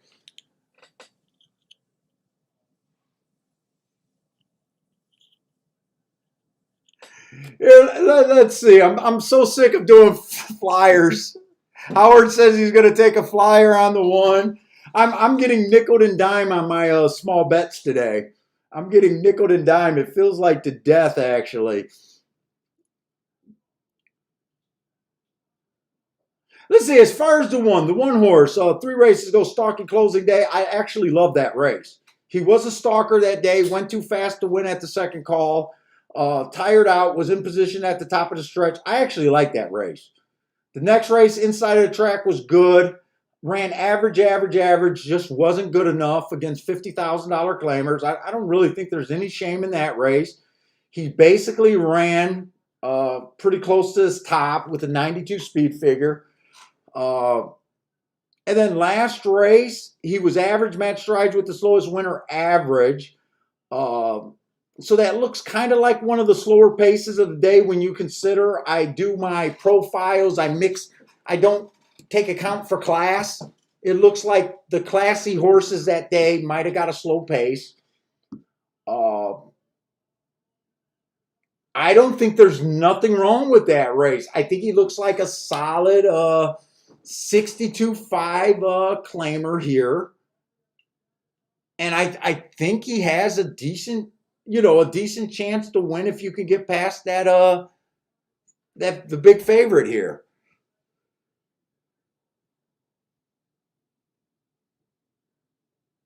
The 2 horse just ran, coming off a year layoff, basically a year layoff, and he just ran with the 1 horse. If you like the 1, I think you got to like the 2. With that layoff, the 2 might bounce, but I think you got to like both of them if you like them. He went too fast to win at the 6 furlong mark of that race. I think that's a good race. It's just, can he take a step forward?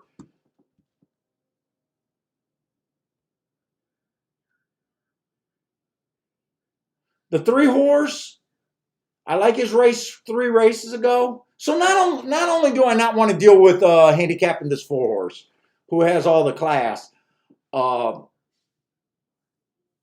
1 and 2 both look good, and the 4 even looks good to me. Looks like he's a sharp horse at this level. Speed favoring track 3 races ago, just missed, comes back, gets an inside, earned a heart, so I love that race.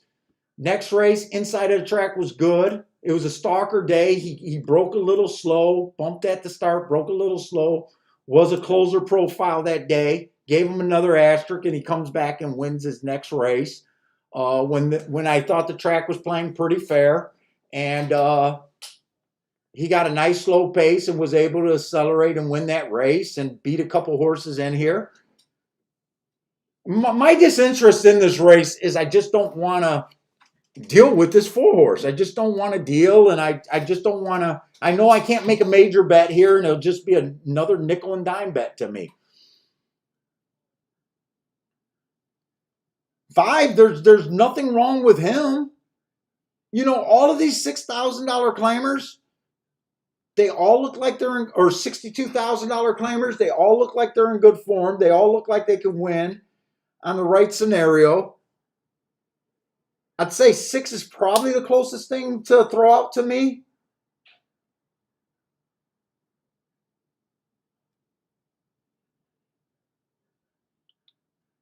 But I just don't want to deal with the headache.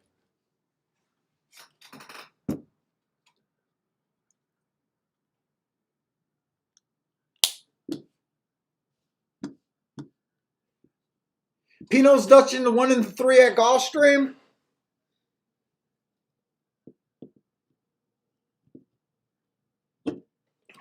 Oh, 1, 2, 3 ran together at Gulfstream. I think you guys are pointing out. Did I miss that? I think I missed that. Yeah, you guys are right. On August 15th, and they all ran an acceptable race that day. That's what I said. I missed that, but these horses all look like the same horse. There's not much difference. It almost tripped right here.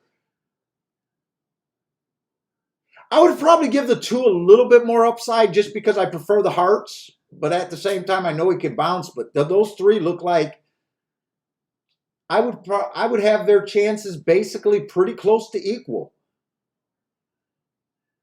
They were all close enough to the pace, and no one was that far off. This is just a headache race. Anyone has an opinion here?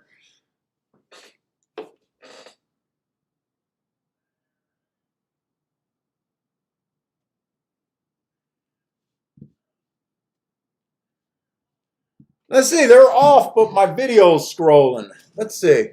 Let's see if I could just watch this race here.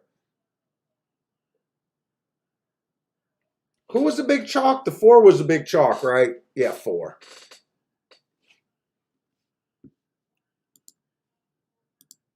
Whoa! Fuck. Hopefully Horse and Rider is okay.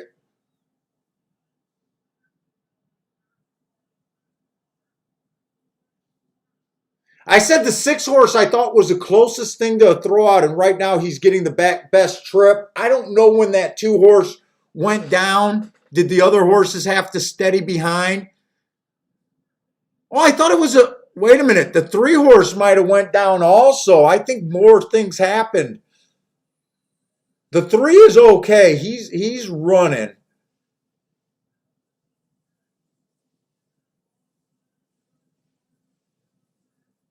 Six is going to fuck around and win this race.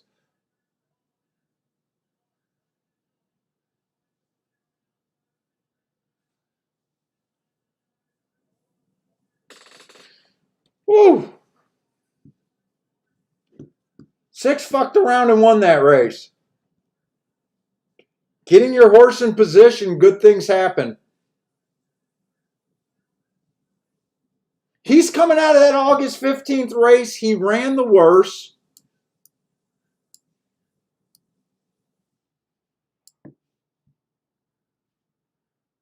He ran the worst of the group. Fan 6 wide. Now, I'm not sure that definitely wasn't a clean race. The 2-horse went down, but I still would. I'm still surprised that the 6 ran down the horse. The 3 obviously lost all chance. The 2 lost all chance, and the 1 possibly got pulled up behind that accident. Geno Smith, my man, took the 6-horse there. Nice call.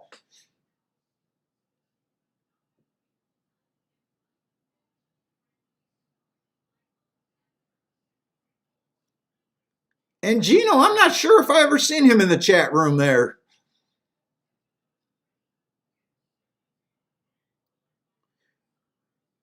Yeah, that spill definitely did not look good for the 2-horse.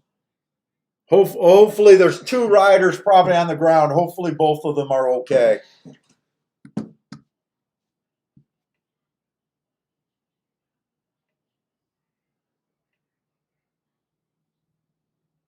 Marco Lou, I did say he was the closest thing to throw out to me.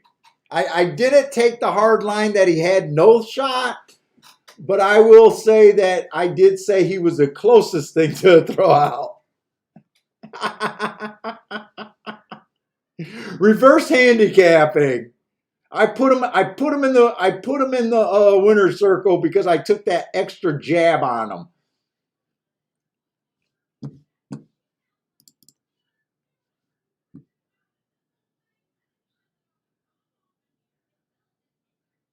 And by the way, could Gulfstream be a little off the pace? Could Gulfstream be off the pace and maybe that rail is completely bad in the muck today?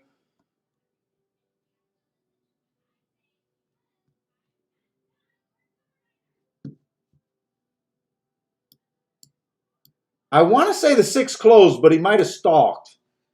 And I got behind on doing these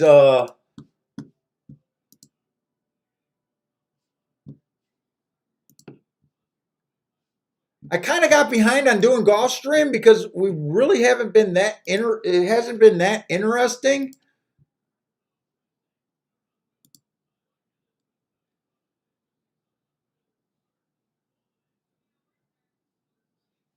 Let's see, the first race, the widest horse on the track stalked at 5-1 to beat a horse that was 80 cents on the dollar, who had a clear lead. But the second race, they did go. Oh, that was on the turf. Wait a minute. That was on the turf. The second race was on the turf route. They went wire to wire there. So that is not in our sample. The third race, the 6-horse, which was the second widest horse on the track, but he did win going wire to wire.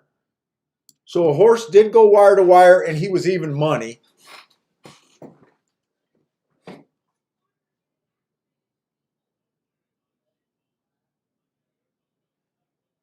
And then in that fourth race, Post 3-1, that was the 4-horse. That was the horse that paid 3-2.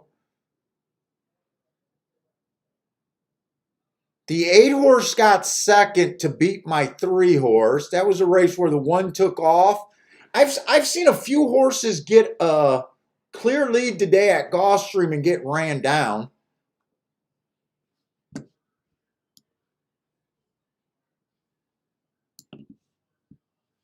So that was the 4-horse, but he was in the 3-hole. Remember, I do that by post position, not the number. And then we just had a 6-horse run down the 4-horse, widest horse on the track.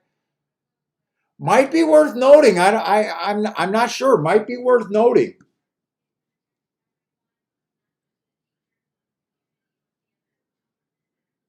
Yeah, Gino had that 6.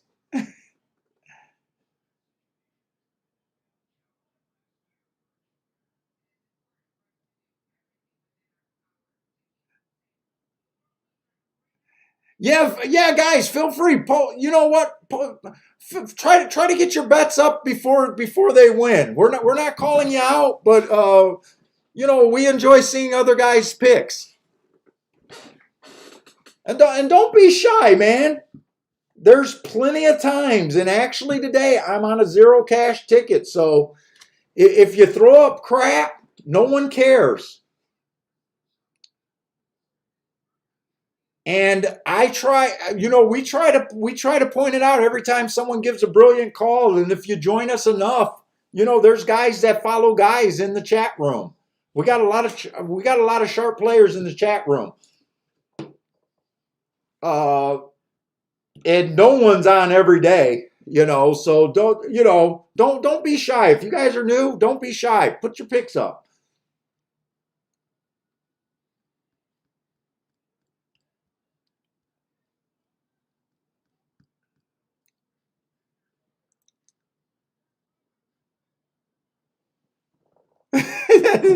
Yeah, Gino, no one's taking it out on you. I'm talking for everyone, man. We appreciate it. If you guys got, and the other thing, guys, if you guys got questions, if you guys got comments, feel free to throw them up. If you guys got handicapping angles that you guys like, some days guys get in discussions about handicapping angles. I try to look at as much as I can. I'm pretty set in my ways, but I'm pretty open to discussing things and trying to answer as much as I can, especially if you're new. And trust me, if you're sharp, trust me, guys will pick up on that.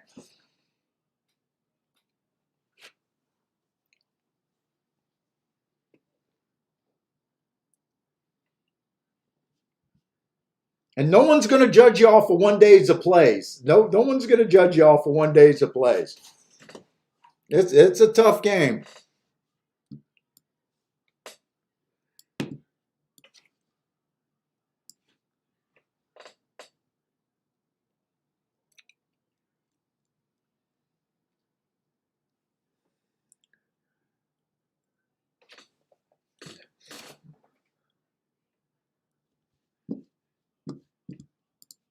Let's see. I got to blow up. Okay, they're going in the 8th race. God, it looks like a beautiful day out there at Churchill today.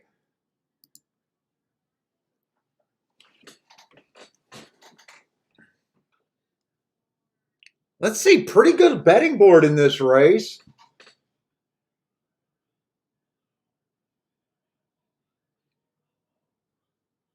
All right, I do know what Canterbury is now. I embarrassed myself a few days ago by not even recognizing what Canterbury was. That shows you how interested I've been in Canterbury.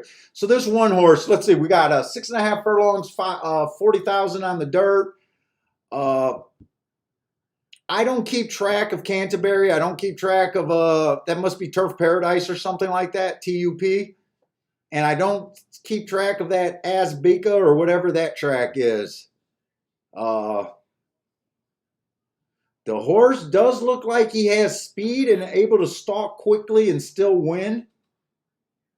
But I don't know how those horses ships. He's been in some looking like some minor stake races over there. I'm not sure how the class translates there. I'm just not familiar with this circuit or anything about him. Mo Knows loves Canterbury. Dude, I think when I first seen that abbreviation, I even thought it was a different country. That was even more stupid because I got running lines. So I don't know why I said that out loud.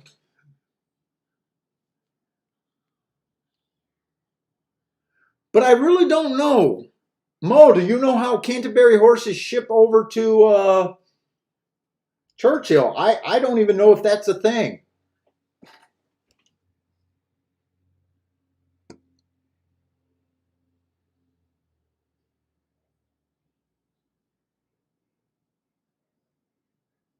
Oh my God. Canterbury had to force out a pick 5 yesterday and nobody got 5 winners and not even 3 winners. And then the pick 6 paid out with 4. Wow, Canterbury, that must have been a long shot player's wet dream over there at Canterbury last night.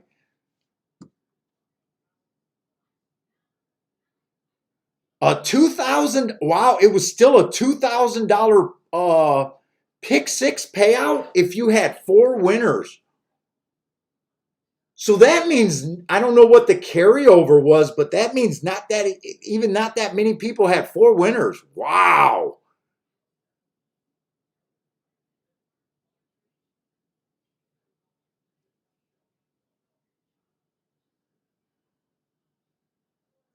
Mo Knows uses my line. Shippers coming from Canterbury to Churchill, that's above your pay grade too. Wow, that's pretty crazy. Because a lot of times when you get those pick 6 mandatory payouts and someone hits and they pay 4 out of 5 or 4 out of 6, I have seen that today before, not very often. But usually the payout's not 2,000. They might be like, it might go down to like 80, $100. on those forced payouts like that on a mandatory giveaway.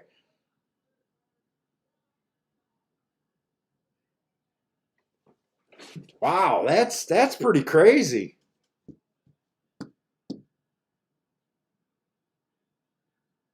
And I could have been there if I was had notes at Canterbury. I could have played that. I could have been wrong every race, and I would have absolutely loved the day like that, seeing those long shots.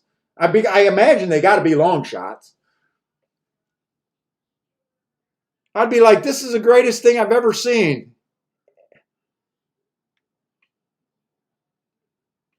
I wouldn't be on Twitter saying all they do is cheat in horse racing. Long shots are only supposed to win when I see them. Every other time they cheat.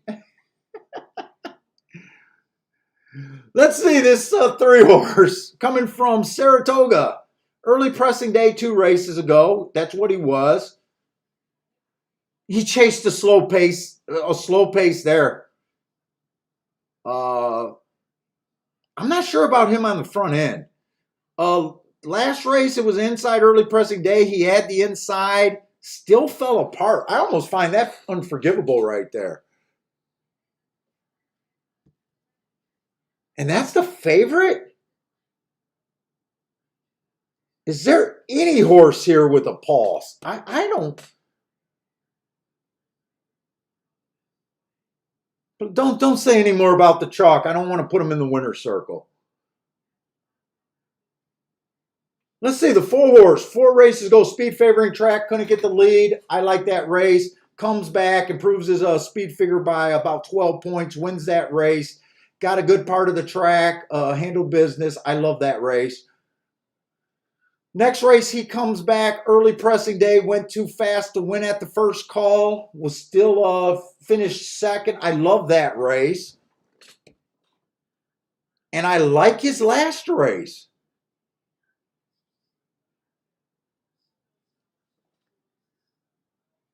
Oh, they're going to force me to bet here. I got a feeling they're going to force me to bet. I wish I knew what this Canterbury horse was. Let's see, the 5-horse. I don't like his last race, but that was on the turf. He has ran well on the turf, though. 2 races go on July 18. It was a speed favoring track. I like that excuse.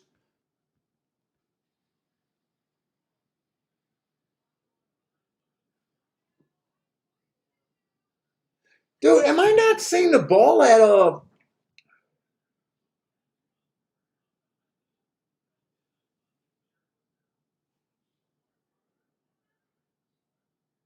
I don't like the 70s route to sprint. He got decent marks, but I'm pretty firm most of the time not liking route to sprint. And this is a sprint race. So the 5, I'm off of him just because of that. I mean, he's interesting. He's in good form, but I don't like route to sprint myself.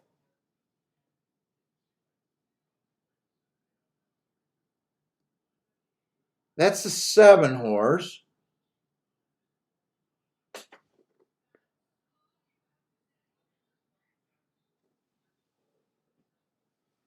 The other horse they're betting is the 8-horse. I can see the 8. Let me look at this 3 again.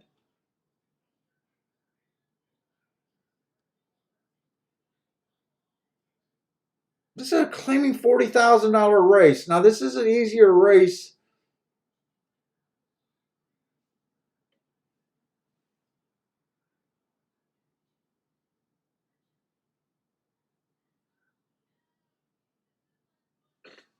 The 4 has had to go and race against Shipper. I think I'm going to be forced to bet this 4.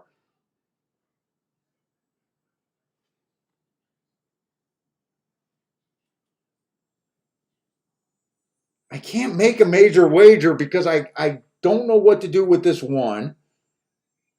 I can still see the 3-horse winning.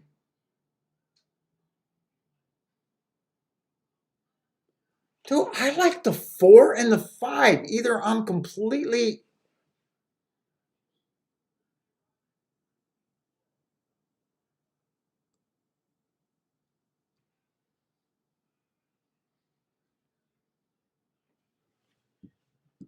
I like the 458 better than that 3.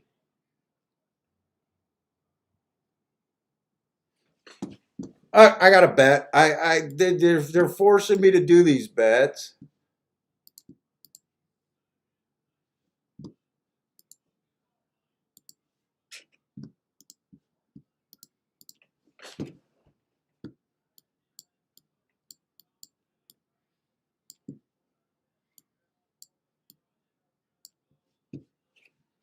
I either got something here or I'm seeing something completely out of bounds.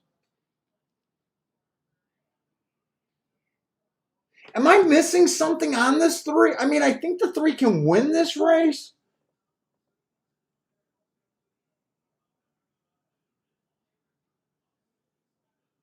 I definitely think he can win this race. I think if he just does his be stalker, I'd be shocked if he wins going wire to wire.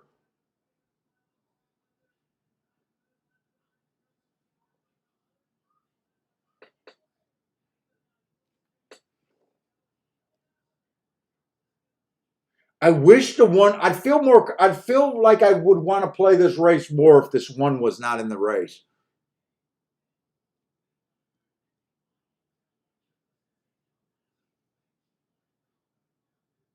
And in a way, I think I like the 8 horse better than the 3. I'm not that crazy about the 3. Am I missing something here?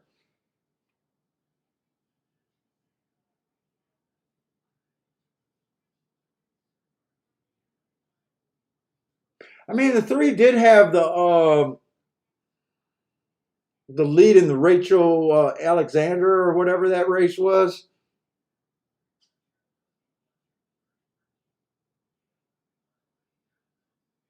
I think they'll probably rate with this horse. I think they'll probably rate. Come on, don't let this one win, or don't let this one run. Give me the 4 on the lead, and I'll be happy with that. I got the 4 on the lead, but I got the 1 and the 3 there. That hurt. That definitely hurts the 4's chances. This hurts the 4's chances. I was hoping the 1 would stalk, or the 3 would stalk here, and the 1 was overmatched here.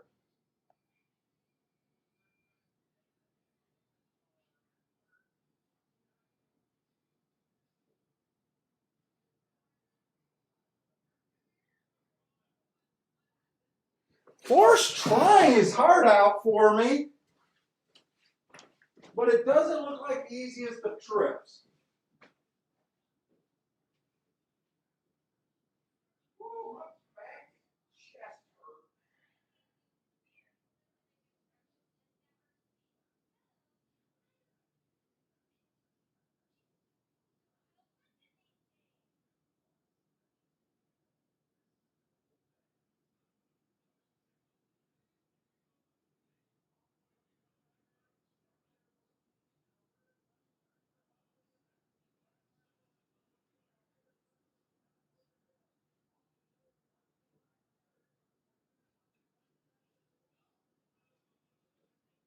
Come on, this goddamn 1 horse. I knew I didn't want this prick in the race.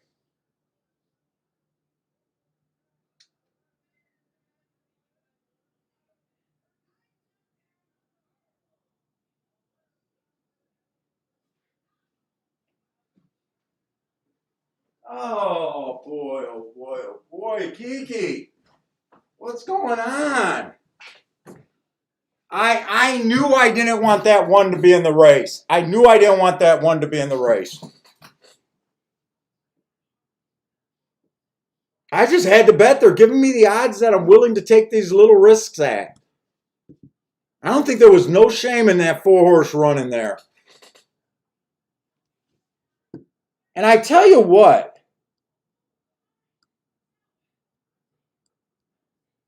at the sprints today, Inside Speed has won every race. At the sprints today, Inside Speed's won every race.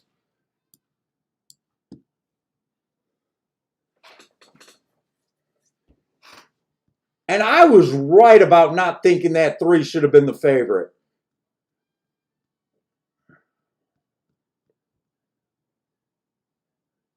God, I saw that race that maybe the Canterbury horse might have been too cheap.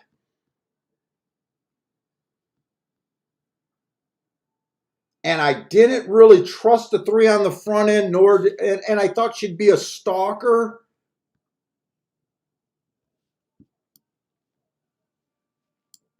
So I envisioned the 4 getting the lead like he did and being able to. Oh, I still like the bet that I did there. I still like that bet. I'm getting tired of liking my bets today and thinking I made the right plays at the right time, but them not paying off.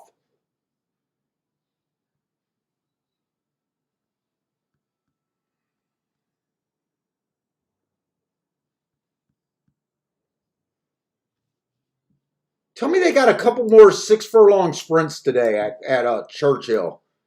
I'm hoping that inside speed trend holds on at Churchill today.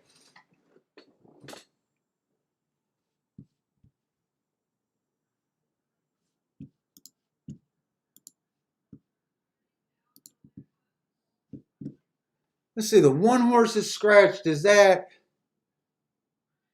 Oh, we're only in the 6th race there.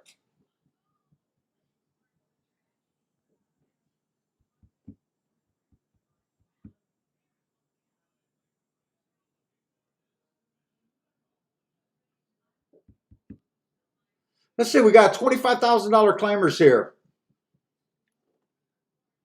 At least they didn't kill the fields at Gulfstream. You know, with the rain.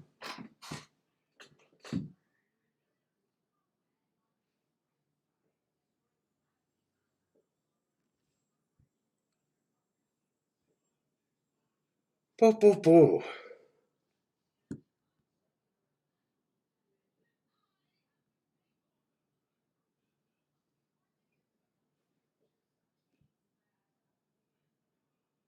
Did I circle the 6 horse? Oh, I circled the 6 horse in the wrong race.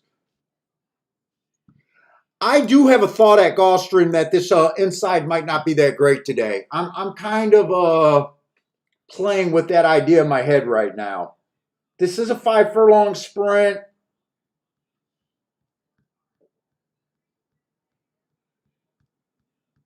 I got enough races at Gulfstream. I hope I got some good races coming up.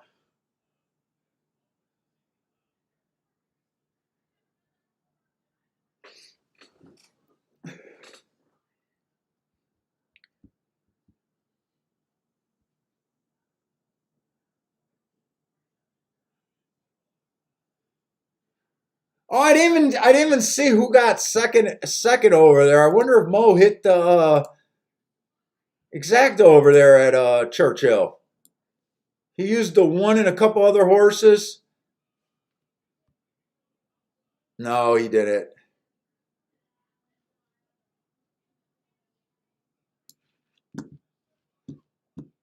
Let me see. Do I want to do anything in this Gulfstream race, or do I want to hope that I'm right about the inside? Or I'm sorry about the inside not being that great. Problem is the inside horses are where the prices are right now.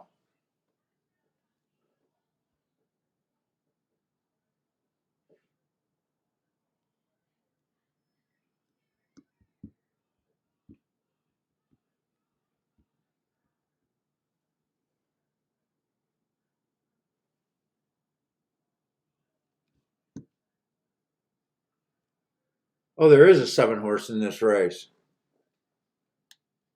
7 horse is stepping up in class. I do like the horse's marks, but he is stepping up in class. I think I'm more interested in watching this Gulfstream race, and this race is coming up pretty quick too.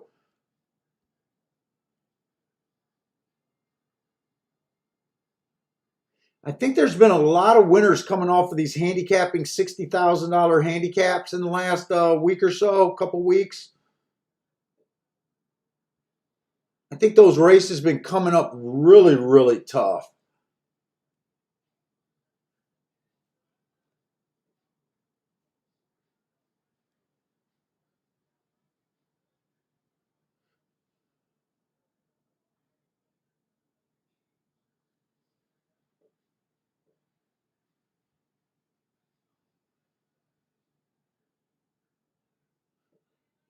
Six and the five are coming out of the same race, and the five ran better than them. I'm watching this race right here. I almost hope the 7-horse wins this race. Might be a little bit irritated. I didn't want to play him because of the class drop, but I would like to see, or a class step up, I would like to see an outside horse win this race. I want to see if I can get a real read on this track.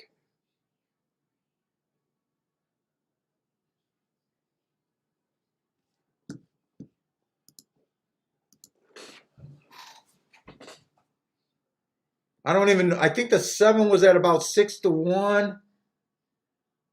If the 5 wins, it's not going to help me as much as really thinking it's outside because the 5's even money. But if the 7 can win at 9-1, I said the 5 just beat this 6.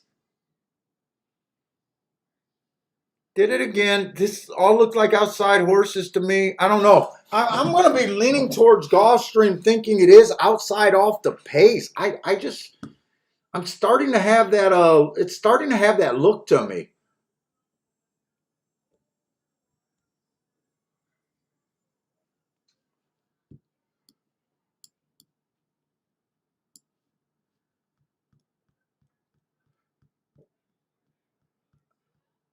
Wait a minute, I got to make sure that 5 was actually in the outside post. There was a couple scratches. Yeah, five still managed to be in that right column. Yeah, I seen that the 5 just beat the 6.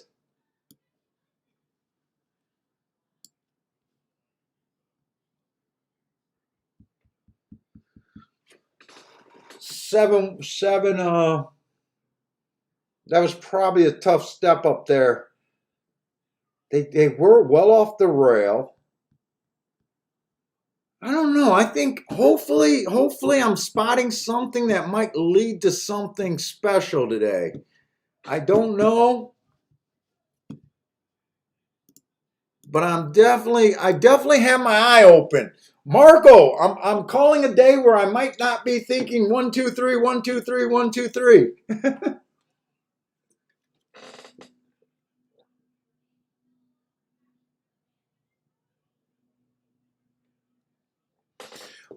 Before I looked at that race, I was looking and I was thinking in my head to box the 1, 2, or I'm sorry, not the 1, 2, 3, the 3 outside post positions. But soon as I realized, when I looked at the betting board, it was an even money horse, a 2-1 and a 9-1, and I just thought that wasn't worth the play there. And that would have been a terrible bet, boxing that, to get that even money over 2-1. But we kind of went over all the results today, and it has been kind of off the pace. It seems like we keep seeing that sweeping move towards the outside every race today. I'm hoping there's something there.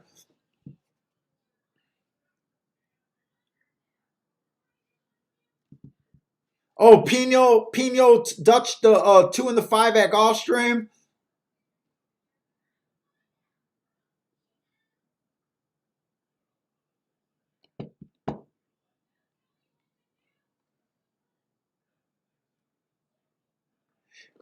Now, Pino, I gotta ask you this question if you can answer. I'm not calling you out. When you Dutch, do you just did the exact same amount on both of them? Or did you bet more on the 5 and less on the 2 where you're making the same amount if either of them won? It's really hard to Dutch when you get in that situation. But I'm just curious how you do it. Do you separate the bets? So a true Dutch, you're supposed to bet them where you make the same no matter which one wins. Minus the last second change that you can't take an account of. And I don't know if this 5 was a little bit longer before the race either. So yeah, made Dick on a stick. So sounds like you bet them both equally, and all it did was act as an even money saver, where your winning bet paid for your losing bet. I was just curious on that because Grandma asked about Dutching earlier, and I was just curious if you weighed your bets there.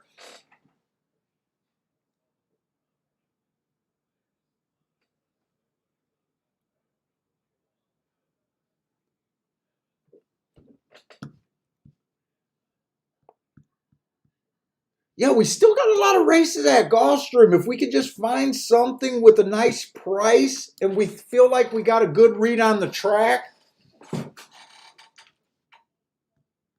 I'm not even though I'm hesitant to play Gulfstream right now, I'm building up a little bit of hope that we might be finding something later in the day. Because right now this does not look like Gulfstream generally plays.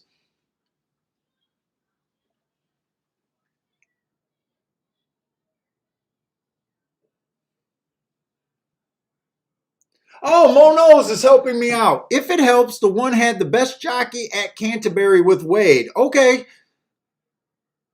Hey, Mo, that would have been a little bit helpful at the beginning of the race. But anyways, you knew that because I know you used the one horse there. I know you used the one horse and missed your exacta, but yeah, that would have probably. Now I wanted to jump and did something with him at 2-1, but that would have definitely, as a handicapper, and you were deciding on playing that horse with knowing that the jockey came with him. I would say that would probably weigh pretty important in your decision there. Okay, so Pino made it. Okay, so Pino made it. Okay, so Pino got a little bit better than just breaking even. You ended up putting about $100 in the race, but you were able to that's better than tearing it up, and that's better than bank interest. So yeah, you were able to make $40 because you weighed them differently. I think if you're playing, if you're dutching between an even money and 7-2, I think that's the way you got to do it.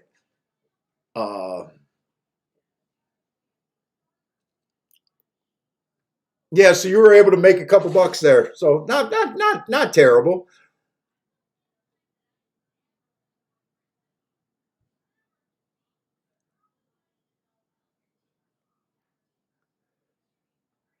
Whenever I say I'm dutching, for the most part, I do my Dutches in equal amounts. And that's just because I know in the long run, usually I'm Dutching on long shots. And usually I don't particularly like one better than the other, and I think it evens out. So I usually don't play the game of separating them.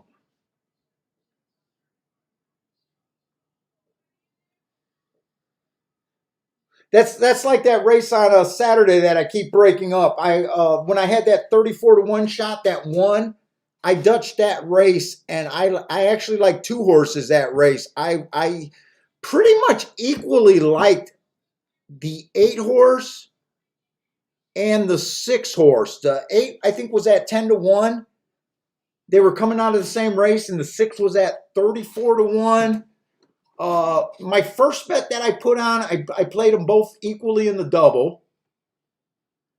And then my first win bet, I made them both equally. And then at the last minute, I decided I should place the 6. And I did an all 6 instead of the place bet. There was only 7 horses in that race, or 6 horses in that race maybe. And then at the last minute, I decided to put a little bit more on the 6 because I thought I would be getting overpaid by him. So I kind of lucked out that way. But my first intention was to bet them both equally. And honestly, I like the 8-horse better. They were coming out of the same race. They both dueled from the outside on a day that I thought the inside of the track was good.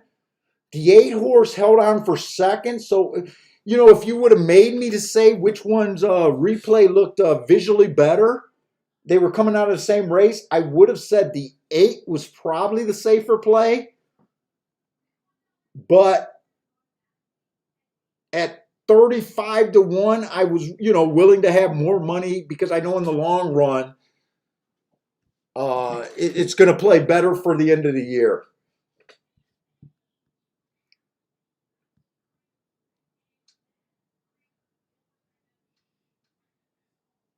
Let's see. So the Churchill down. So right now, I kind of pointed it out.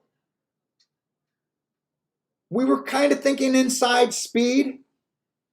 And right now, just looking at the tic-tac-toe board on the sprint races, that's been holding up really good. Other than the one race where that 10-horse won and closed.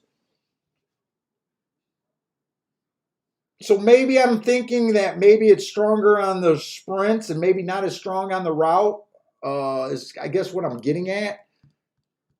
Or maybe that was just a super hot pace and it just set it up because maybe the jockeys thought that it was speed favoring. I don't know.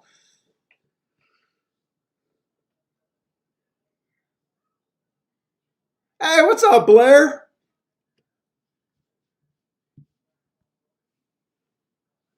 Let's see, is this the last race at Churchill? No, there's one more race at Churchill. But I don't know if it's a playable race. And in fact, I thought I'd be done before that race. I forgot they started earlier than Gulfstream. So we do have a route race. It's at that dreaded level that I hate, 62.5. You know, I have problems with this level because I never know where these stakes races fit in, these allowance races and such. And this is where I do get uncomfortable in my handicapping. I prefer cheap horses. To me, finding the relative class is a lot easier. The 1-horse, I got him a slow average is 3 races ago. I still think that was a better race than I'm giving it credit for. He got in position, just missed by a neck, but the marks are the marks. That was off of a bit of a layoff. Just missed their next race stalking closing day. He was a stalker closer. He was average, fast at the 6 furlong mark, got in position. Didn't really finish, but I don't think that's a bad race. And the very next race, it was slow. He looks like a stalker, maybe even a closer. Still managed to get in position. Finished second by 3/4. I really don't think there's nothing wrong. He's not the sexiest marked horse, but let's see if I can find something I really like here. Oh, this is a 1.25 too. Another thing I don't like. 1-horse has speed and the inside. His marks aren't going to be great. That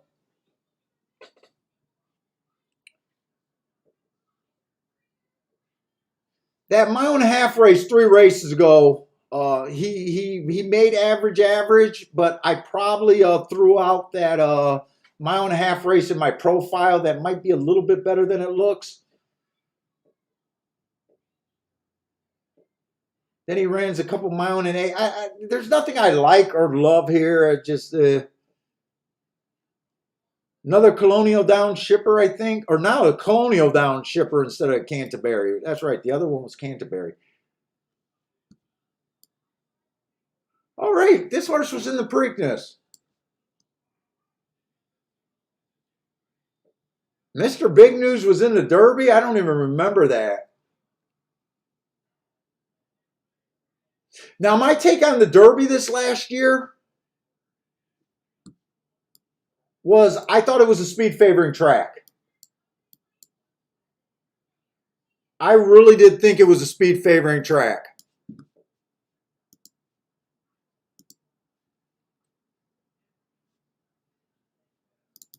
me see if I'm going to look up that race. I don't know how interested I'm actually going to be in this race. I already hate the level.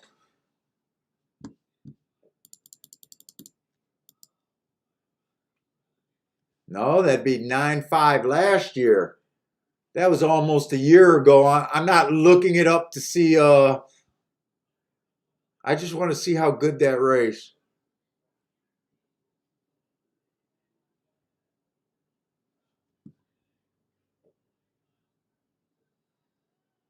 And I thought it was a kind of even an off inside kind of track too.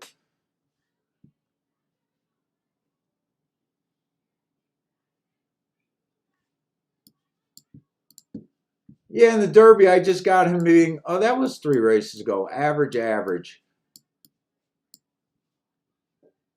I do think that was a pretty good race because he was one of the few closers. Let me look up that Pimlico race. And I know I don't have a quick sheet for the Pimlico.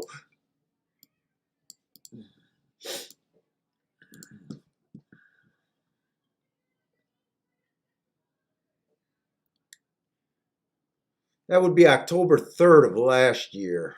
Last year, not this year. Oh, it's not October 3rd yet.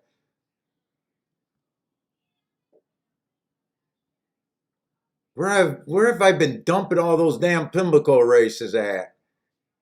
I might have been throwing them in the Laurel folder.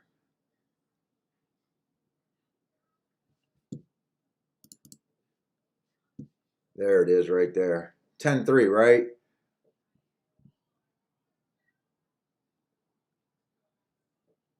I got that as Stalker Day. He was a closer.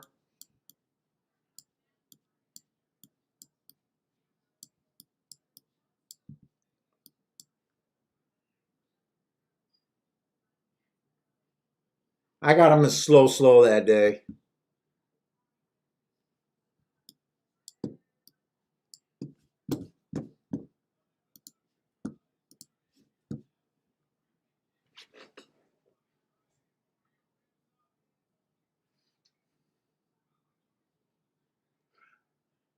Four Horse is a little interesting. I got him running against the bias being the fastest winner that day. But I really don't know where he stacks up on class. Allowance 1X. I guess he hasn't done that much wrong. I'm just not interested in this race. I was hoping to be able to look at the last couple of races at Churchill, but I might actually be done with Churchill for today. I think I'm probably done with Churchill for today. I think I need Gulfstream.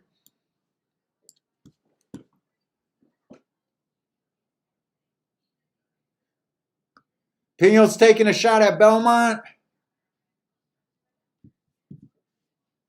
Grandma's looking at Woodbine. Good luck over there, Grandma and Mo Nose.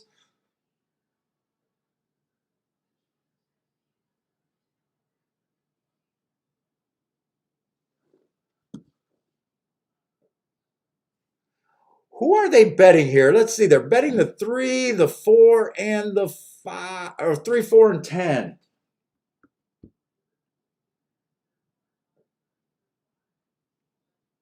I like the 10's last race, kind of. Might have been, let's see, 3, 4 wide. I don't think this horse had the inside on a day. I'd give this horse an asterisk.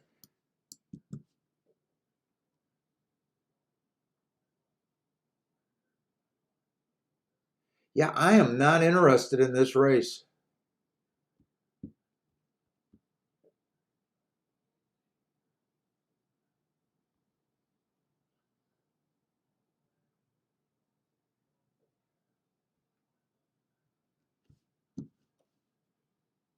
Wait, what track was this? Oh, Colonial Downs. Oh, so he had he had a race recently.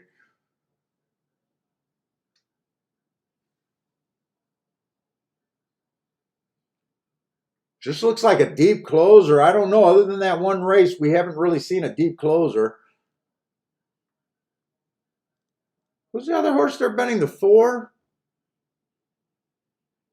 4, I love the last race, but he topped running against the bias.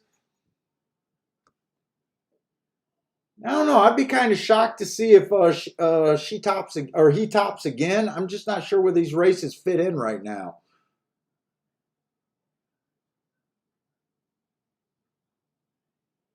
I'm just going to watch this race.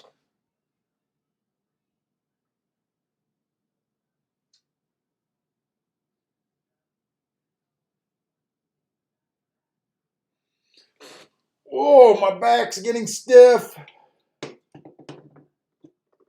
All the weight of these losing play bets on my shoulders is just too much.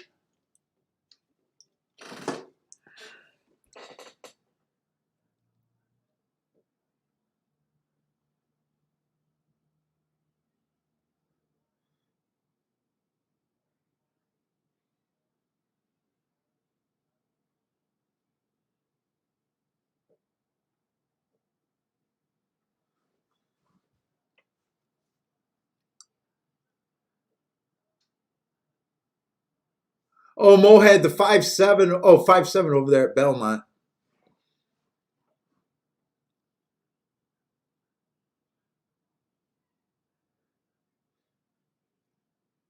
Hey, you guys aren't chatty today.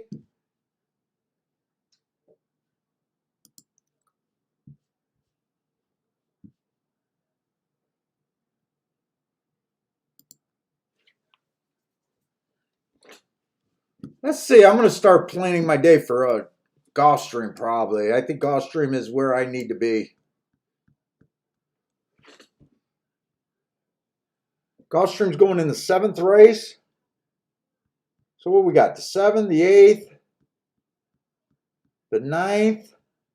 We got 3 races at Gulfstream. Oh, thanks, Garth.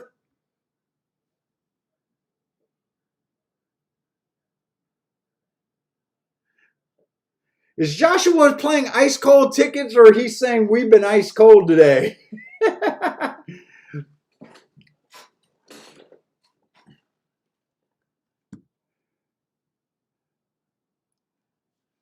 Oh, Joshua been ice cold. That's why.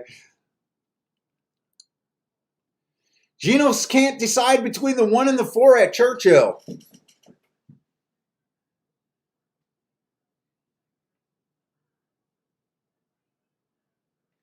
Does it have to be one or the other? You definitely got a nicer price on the 1, but that's maybe you like the 4 a lot better.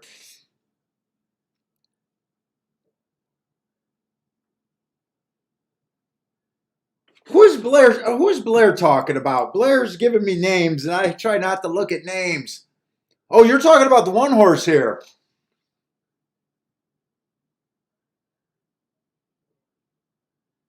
He has a nice grade 3 race 4 races ago. See, that's where I have a hard time. I really have a hard time because I see those $25,000 claiming. To me, that would be a step up. Then he runs good in a grade 3 race. That looks like that would be a step down. Then he runs a $40,000 race. I would say that's a step up. Then he runs those 2 minor stakes races, and I just don't know. That could be an equal move. That could be a step up. That could be a step down just because of more money. To me, when I get into this situation at Gulfstream, I like keeping my forms where I can go back and quickly look up the form and look at the makeup of the race to see what type of competition was actually in those stakes. But I don't keep my forms for any other tracks because I don't play them every day. I'd have too many gaps if I pulled up my Ellis forms. But yeah, I honestly don't know if that's a step up, step down, or equal. I really don't know myself.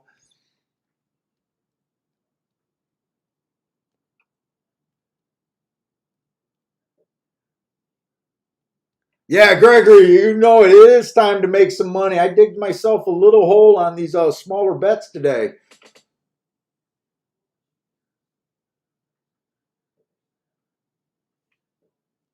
And I got to pull. So Gulfstream's on. So Churchill is in the gate. So you guys have better made your decision. I got no play there. I'm just going to watch that race to see if speed inside or if it's just a fair track right now. Mo Nose took the 7 to win at Churchill. Yeah, Marco, I don't like 1 1/4 races either.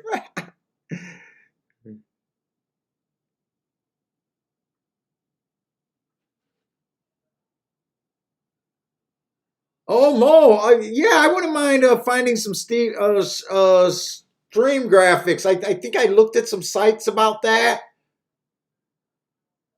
but I don't know how to load them and all that. I'm not sure how that works. I like your old arcade style graphics that you have.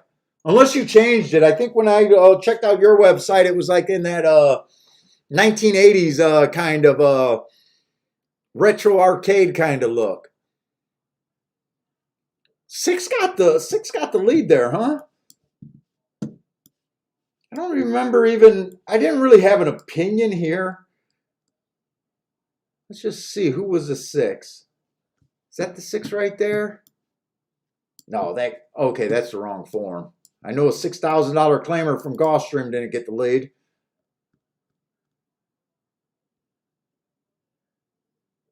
This was a horse coming from the Mountaineer grade 3 strikes over there. Looked like he looked like one of the contenders for the lead. I don't even think we broke it down to see who got the lead, who didn't get the lead.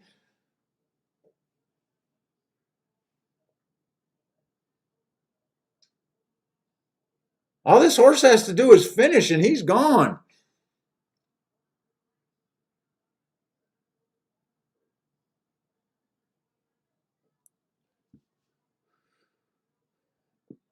Dude, we might have been able to stick on our first call of the day. Speed was holding. I don't know. But there's another wire-to-wire winner over there. Marco Lou got a boom. Marco Lou, you better have it in the chat room.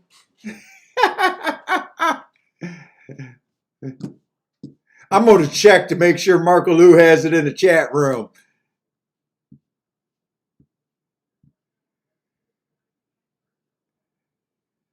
Marco Lou got it in the chat room. I heard him call someone out today. He got his in the chat room. Nice hit, Marco Lou.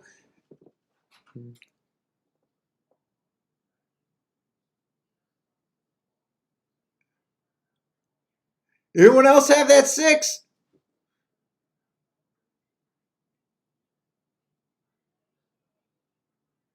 Marco Lou is the honest gambler. Nice.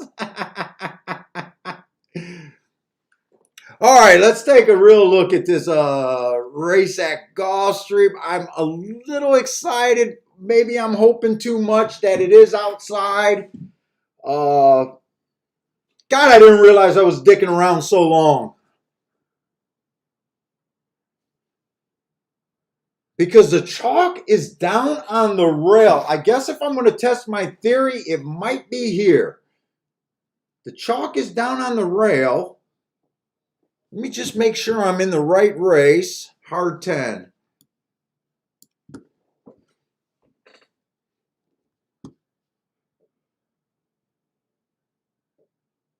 I don't know. This just looks like a closer. Even though I think they've been coming off the pace, I haven't been that crazy about the rail today. And he's ran with a couple horses here.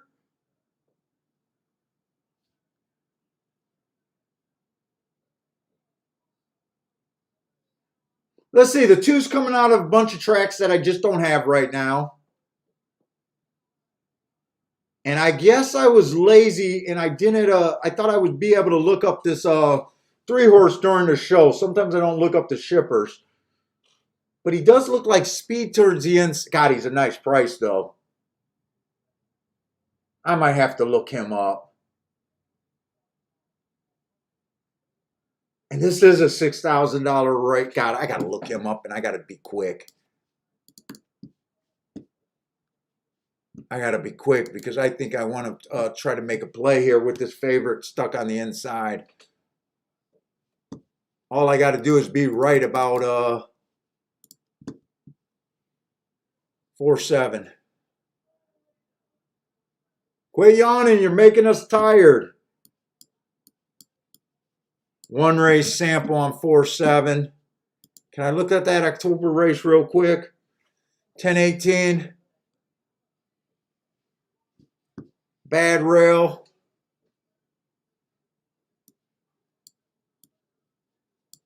Just an okay kind of race. Steady one. Not that excited for him.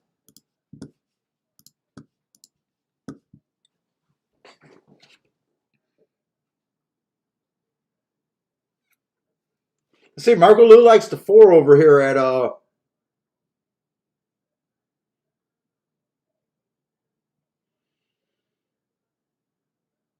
God, 4's confusing to me. His last few races, he looks like a fucking one-run closer. I like the bad rail he ran on 2 races ago. He won closing here. But then I see some races where he's on the lead.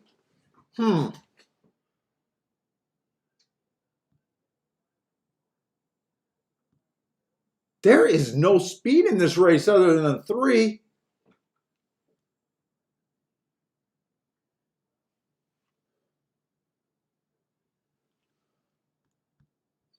Sir scratches next race. I'm going to try to do a freaking double. I'm rushing. I don't know if I'll be able to do this.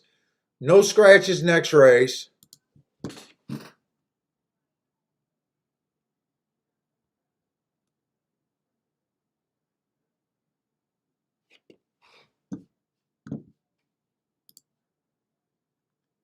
Three to 1 on the 7 in the next race.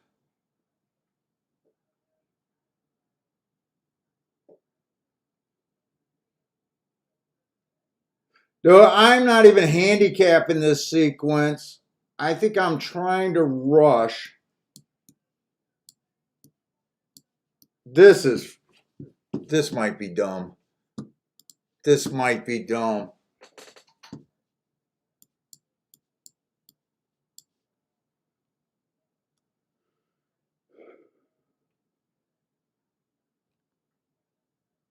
Am I even going to have time? I don't even know if I'll have time. That might save my dumb ass.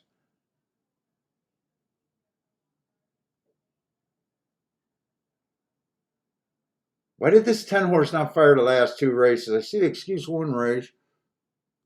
God, how did I let this time slip away?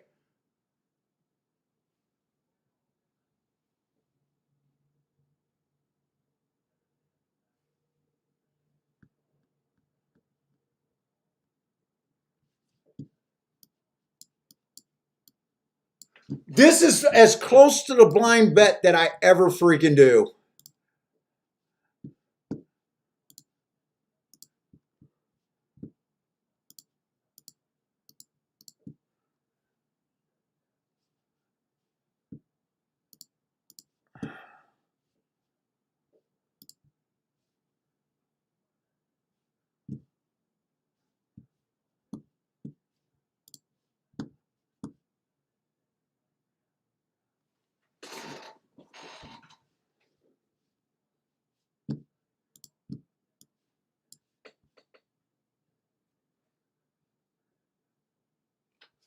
I wish I had a couple minutes. I had to just do this for a $5 double. I could have done it for more. I definitely wanted to try to do this.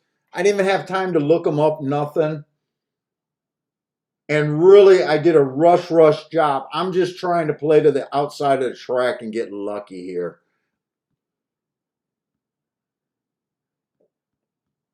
If it comes all inside, it serves me right.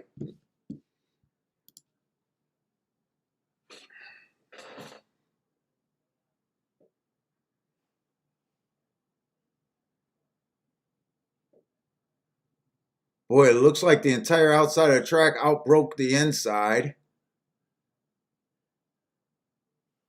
Who is a 7 horse?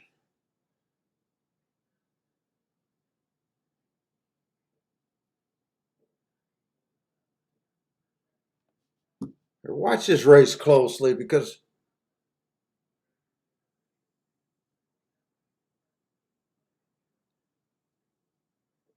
come on, 10.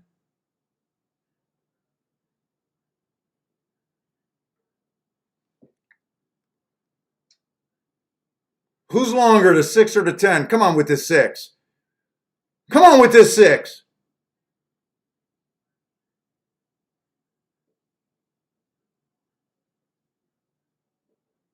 I think the 6 got a stroke here if I'm right about the outside of the track.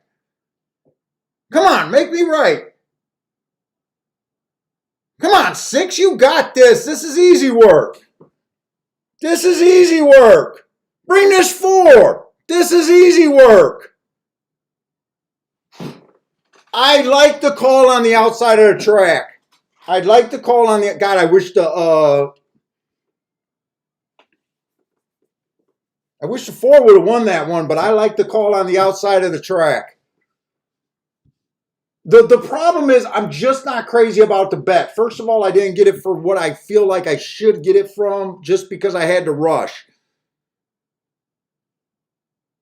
But right now, I'm rooting for all outside. I'm kind of rooting for this off the pace kind of thing.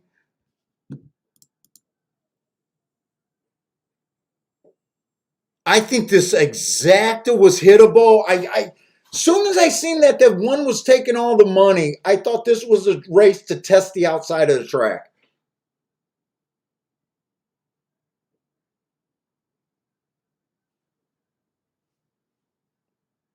I probably made mistakes in the double in the second leg, but we'll see. I just had to rush and put up something.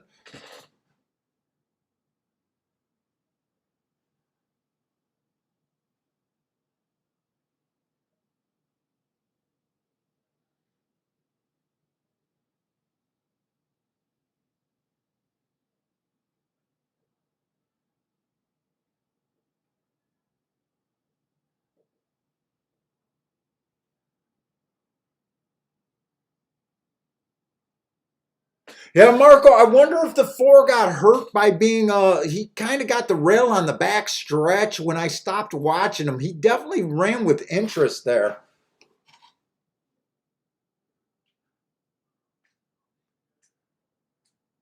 Oh, Bill, I haven't hit anything yet. And trust me, unless it overpays, it probably won't be a good hit.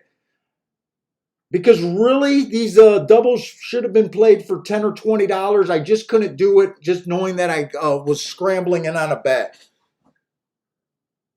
So I'll be able to accept if I lose this second half. I'm excited about the call.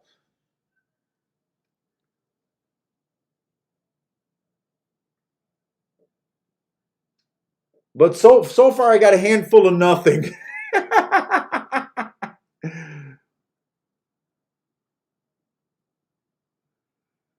Yeah, it would have been nice to see this 4. I wonder if he had a more outside post position. You know, if he could have really been closer. Yeah, Rex, the 4 did get shuffled back, and the other thing I noticed is he did get the rail.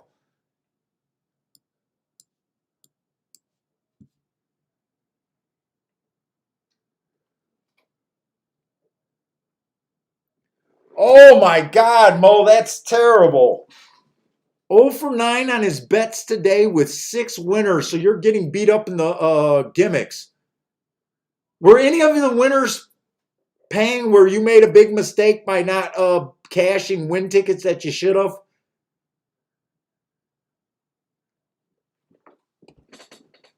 Some days, good handicapping days are just still end up being bad days at the track.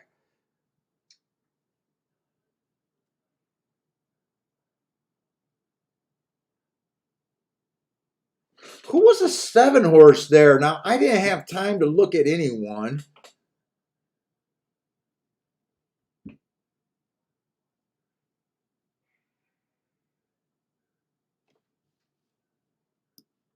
Let me just do some handicapping. September 3rd. Was September 3rd a rematch race? 6 was coming out of that. Is that the 5 or the 4 right here?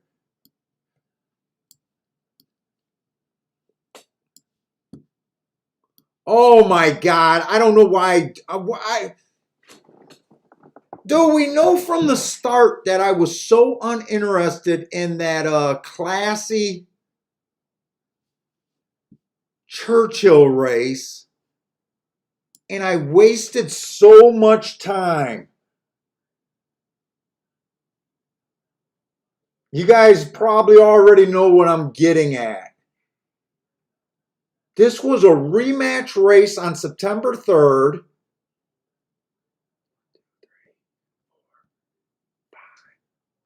With 5 or 6 of the horses coming back on that September 3rd race. It was a 1-race sample. We eliminated the 1 because of the price and because he was on the rail.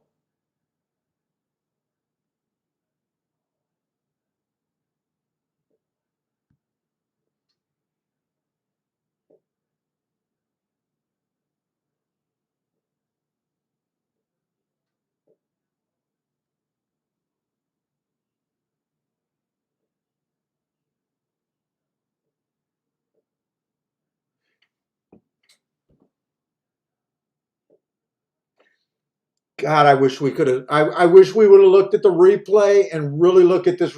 I wish I had gave us a lot more time here.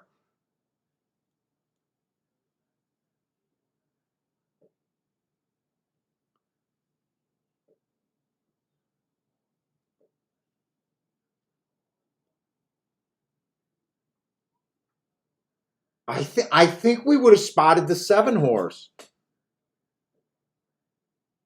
Who doesn't like this running line? We knew we were throwing out the 1 horse. The 7's on the outside. We're looking for outside horses. This horse had kind of a fallback gain running style. Finished 4, only 2 lengths out at 18-1. What did that exacta pay? So sometimes doing 2 tracks is a curse, and sometimes it's a blessing, and you never know which one it's going to be. That exacta paid 24-1. I mean, I would have obviously liked having that. You could do something with a 24-1 exacta. I think that if we would have had time though, this might have been a sequence that I really played. This might not have been in play bet territory. Instead, I'm in extreme play bet territory.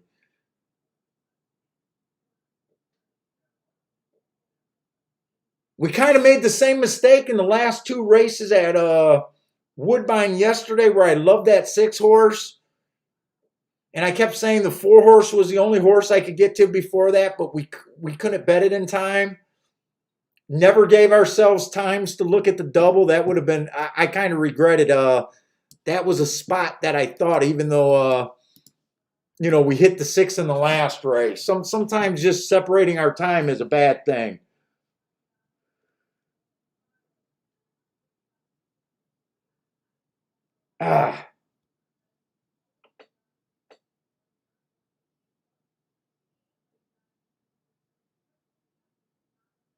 Mono says, we love doubles. Your buddy's been killing it with the doubles. You know what's so funny? I keep seeing big guys on Twitter that keep saying that there's no value in doubles.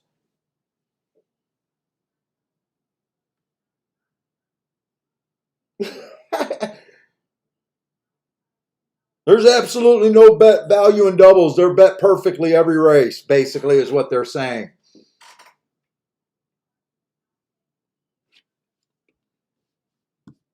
I love the double bet. We spend so much time looking for winners.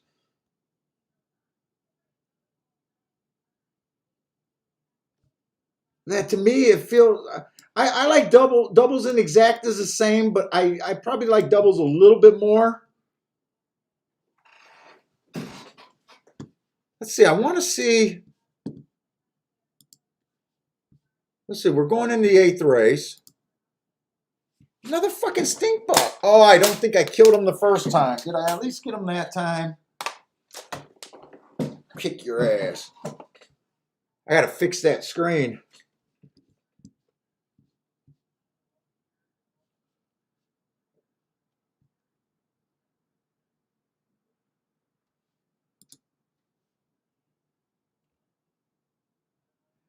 Yeah, I rushed and did those doubles. I'm alive to the 6 and the 7. The 7's paying $9.90 to 1. Normally a double I don't want any part in. The 6 is okay, paying $42. But yeah.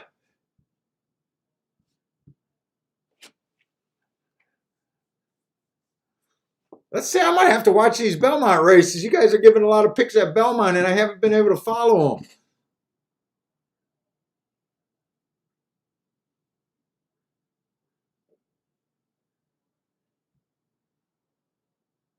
Win wagers are for over people 65. Dude, there was my first few years of playing, I was nothing but win wagers. I kind of read the books, and the books at that time I was reading back in the 90s were probably printed in the 70s. And if you read a lot of the older books, like from the 70s and before, the handicapping books, they basically were talking about exotics were the call of the devil, and it's nothing but win wagering and being selective and that kind of thing. So I remember thinking that exotics were for crackheads.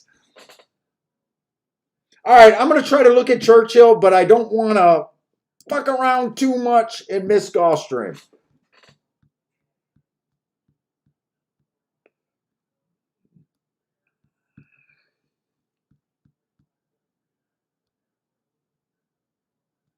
Now, I will already say that this is going to be kind of a dangerous race because I think there's a bunch of first-timers on the inside.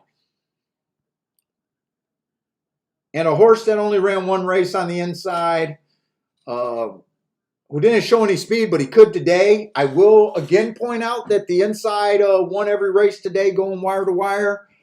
I don't remember if all of those were short for the sprints. I don't remember if the sprints were all short price horses or not. But does feel like and seem like they definitely have an advantage. And really, the 7's a first-time starter, so the first 4 post positions are filled with first-timers and a horse that ran one race, who's actually taking money at 3 to 1 that doesn't look super appealing at those odds for me there.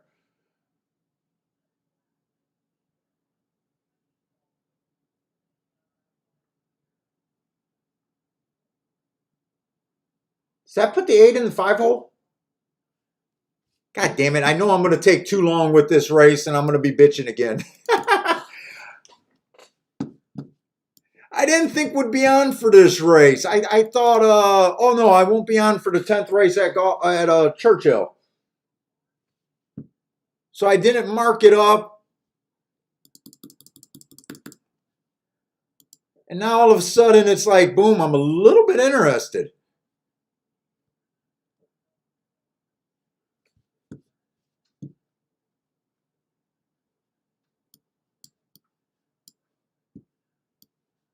Why did I think this horse, oh, it wasn't this race. Why did I think this horse, he showed speed 2 back? That was an early pressing day.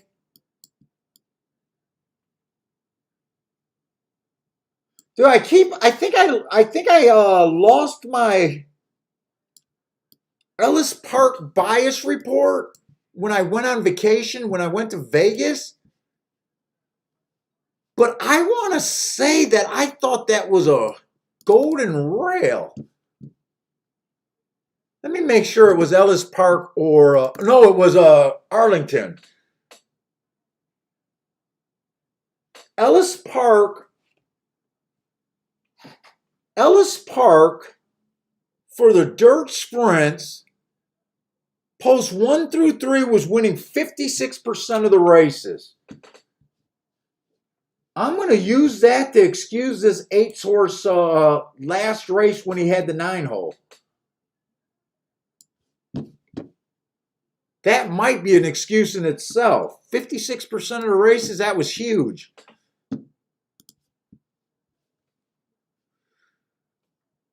I'm trying, man, 1 race sample, you bastard. 1 race sample here. Before that was a route sprint. Let me look up that May 20th race. Was this horse fast on May 20th?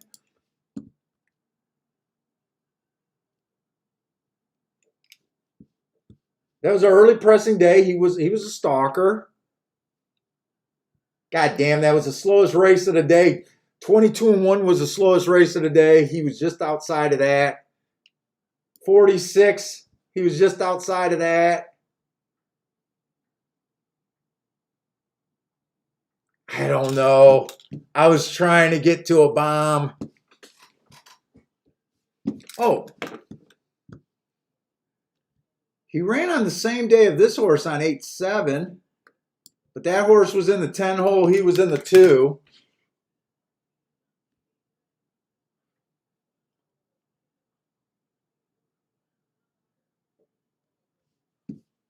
Why did I just shut down that? All right, good. I don't have to dwell over this race too long because they're going to run this race pretty quick.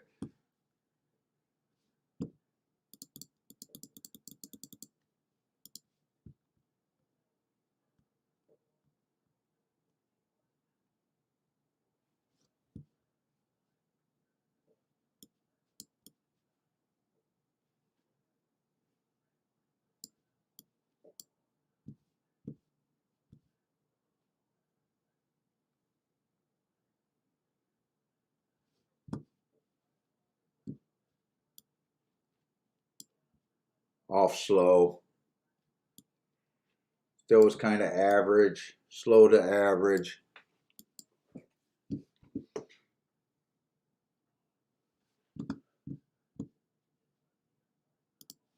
All right, I got to see what Marco Lou. Marco Lou was talking about long shots. Who are you thinking, Marco?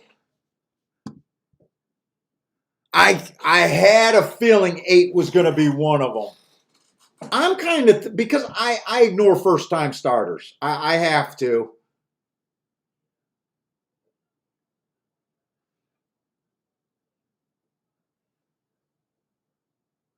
I am a little bit interested in this 8 and 9 horse. I could see the 9 horse improving. He was 6 wide there. I kind of looked up the figures that the rail was definitely good most of Ellis Park's meet.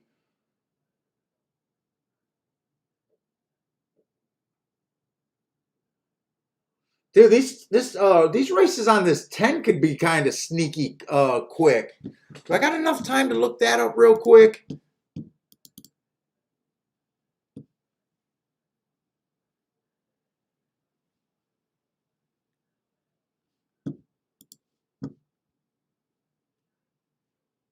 No, not sneaky quick.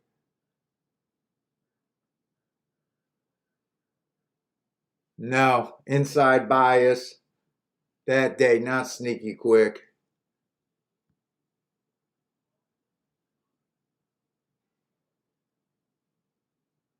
Average.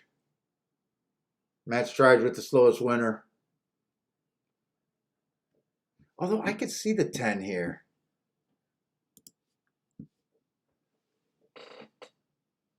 Oh, did they just scratch the 8 over there at Churchill? They just scratched the 8. That was the horse I was most interested in watching run.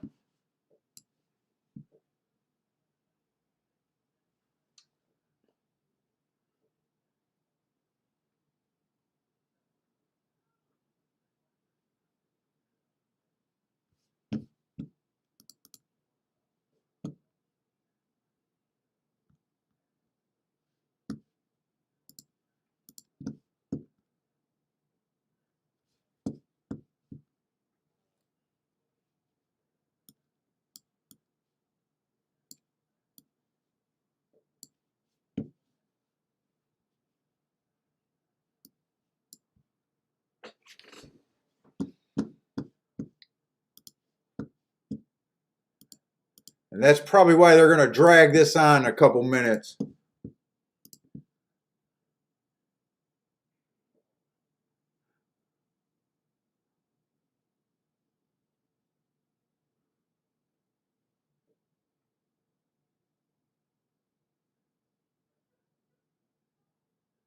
You know what? I'm rooting for the 910, but I don't think I'm going to do anything there. Because that goes really about the inside. Oh, the 9's going to be in what hole? 9's going to be in the 6 hole. He's only 3-1. I got to look at Gulfstream. I'm looking at Gulfstream.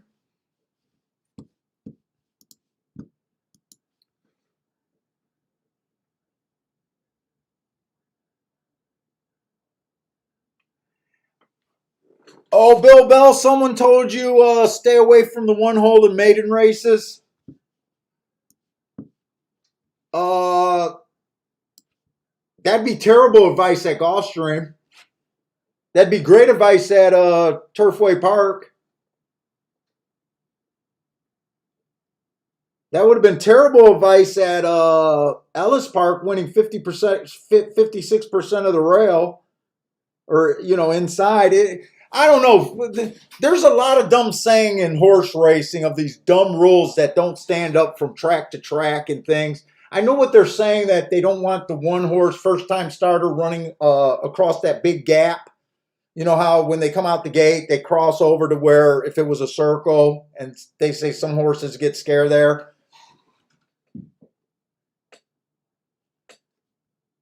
I would rather them say stay away from a maiden in the 1 hole at a terrible price, at a short price. But I look at things different.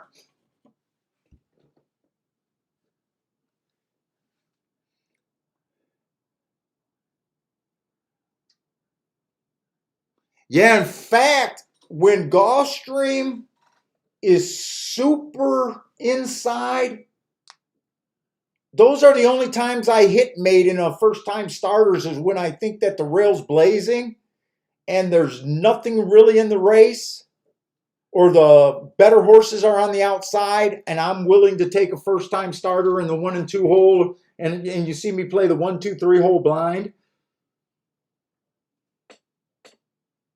So I think some of these rules are just bad things to say. It depends on the track and if that.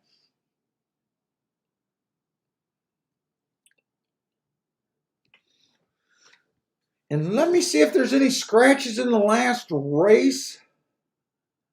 Got a feeling at Gulfstream there are going to be.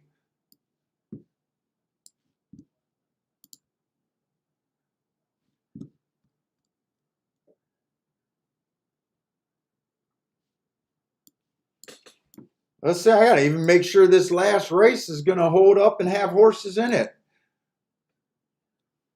12 and 13 is out. Well, at least it was a big field. Oh, yeah, last race still has a nice field.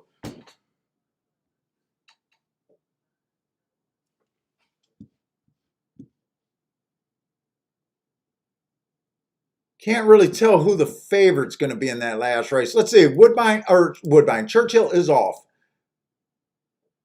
5 got the lead, and for some reason that feels like he's a first-time starter. 5 got the lead in the rail. From what we've seen today, he'll probably be tough.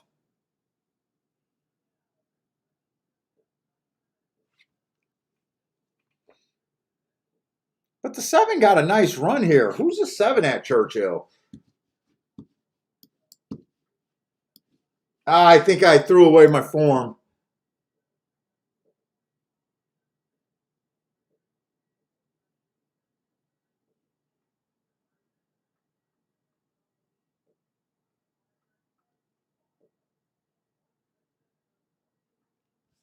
Wow, they scorched it. They went 21 and change there. 44 and 4. 7 stalked. Was 7 the first? Oh, I'm looking up the thing to see who he was. I think 7 might have been a first time starter too. And I think 7 would have been in the 4 hole if I'm right. 4 or 5 hole. Might have been in the 4 hole.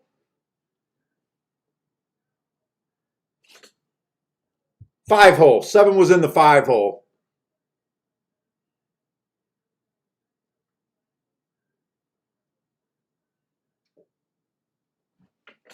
All right, let's get to a race we can actually handicap now.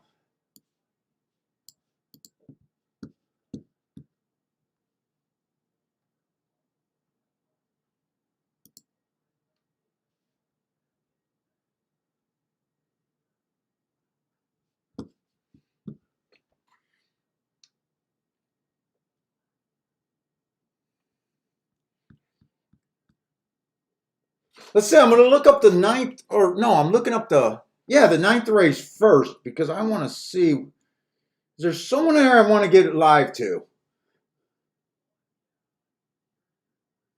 God, the one looks good on paper, but I'm not about that rail right now.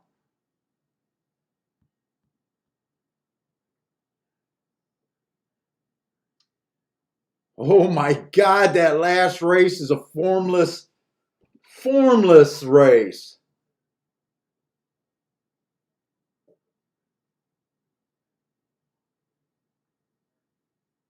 Oh my God, this race is so formless.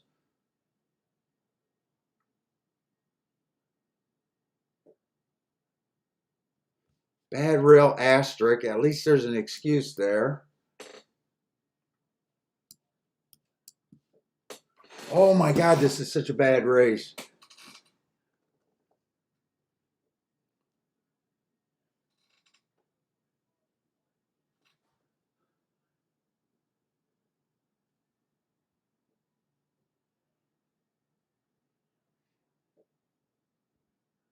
God's honest truth, one looks like one of the few racehorses in the last race. Let me see what these are paying. I think I can use the 1.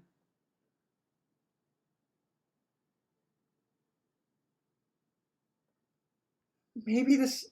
Oh, this is going to be ugly.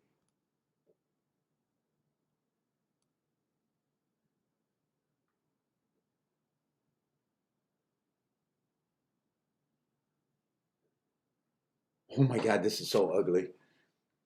God, I don't want to count my day on this.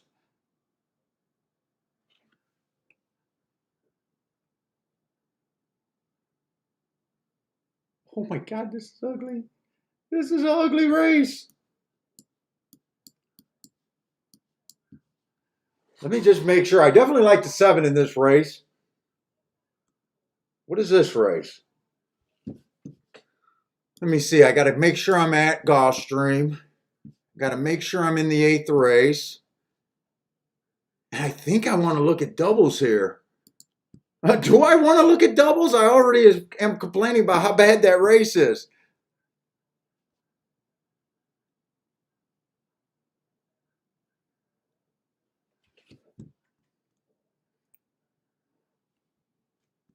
Let's see. If I play the 7 in the first leg, only 7-11 is worth it.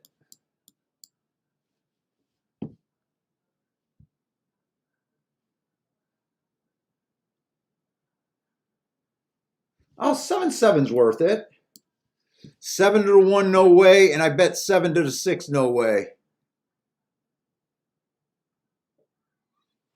So those are the only 2 I can play with the 7.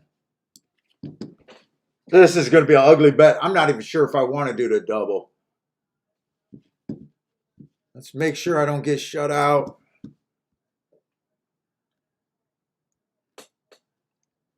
Let's see. They're not really wiring.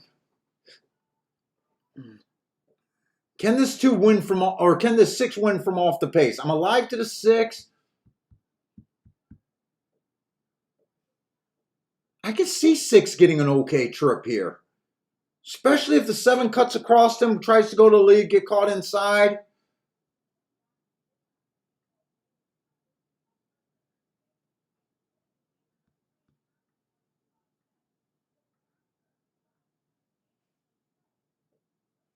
You can also see the 5. It's kind of chalky on the outside.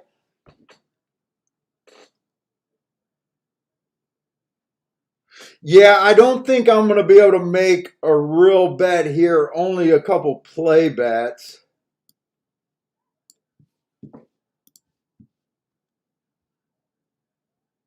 All right, just sit out. Let's see. 5 on top of the 1 is 16 bucks. 5 on top of the 6 is 12 bucks. Oh, those aren't that appealing. 5 on top of the 7 is okay.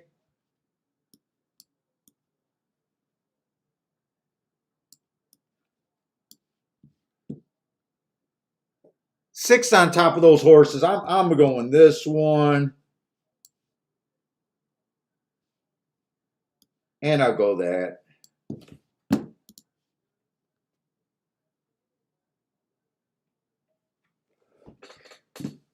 Yeah, they started chalking the outside of the track, and I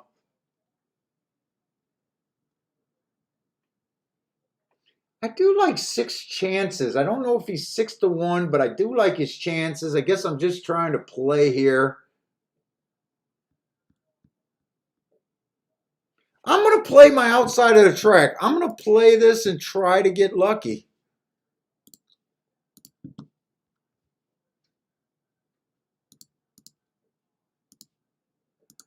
Who is that? To 11 and the 7.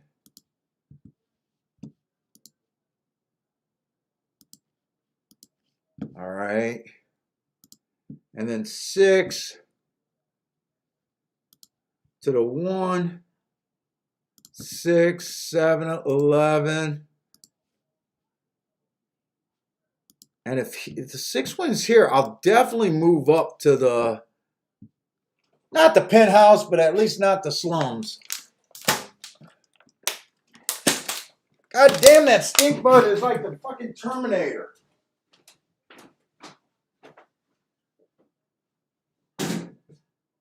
I had to close that damn window until I fix that screen.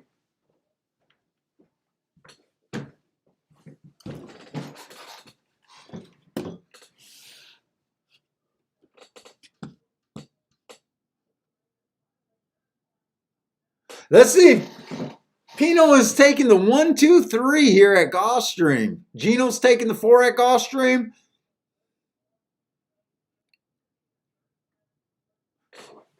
Let's see. I was just concentrating on the outside. Could this 4-horse win? Yeah, I do think the 4-horse can win.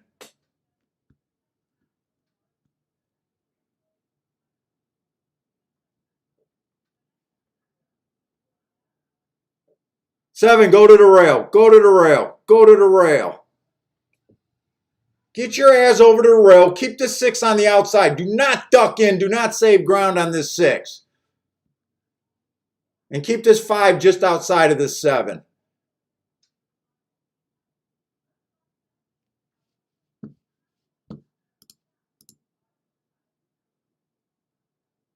Come on, 7. Stay on the rail. Kill. Oh, they're the same odds wise. It really doesn't matter.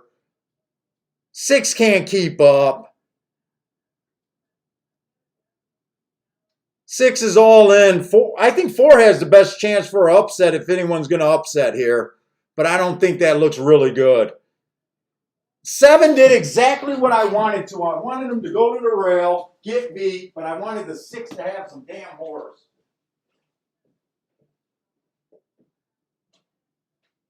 Oh, you bet. Both of you little faggots are in bed.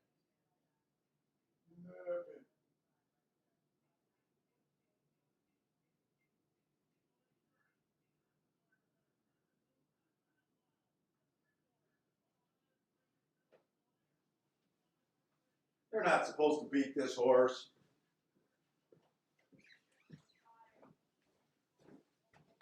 Is he home at least?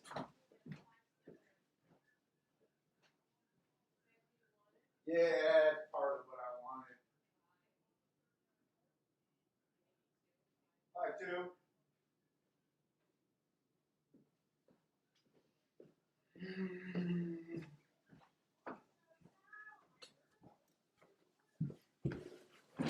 Oh, is that your girl? I think that was Chantel.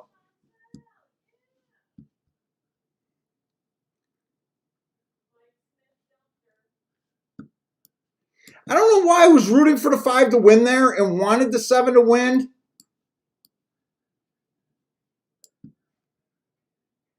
I guess I didn't care about $45 extra. I would be alive to the exact same double.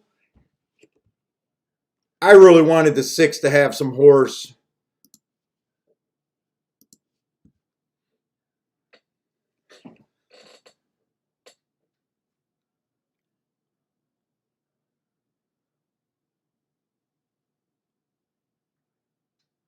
They juiced the 5. KC, I honestly don't know if it's the same stink bug that I keep not killing. I got brand new windows, but we came back from up north and my wife locked herself out of the car, so I not out of the car, out of the house. So I had to climb up on the roof and come in through this window. And I got a gap on the screen. My screen's not ripped or anything, but I didn't get the screen in the proper track. So I know where they're getting in. I just got to get that screen adjusted right.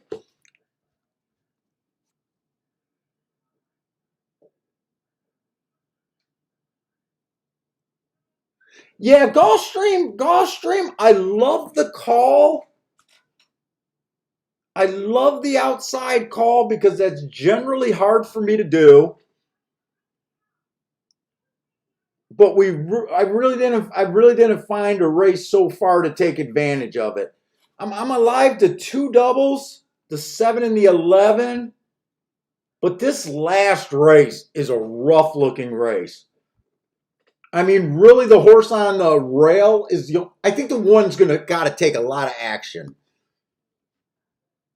And I'm hoping he can get beat on that rail. But I don't have any faith in the 2 horses that I got. But at the time that I bet them, they were paying. I got a little window of a nice hit here, but we'll see.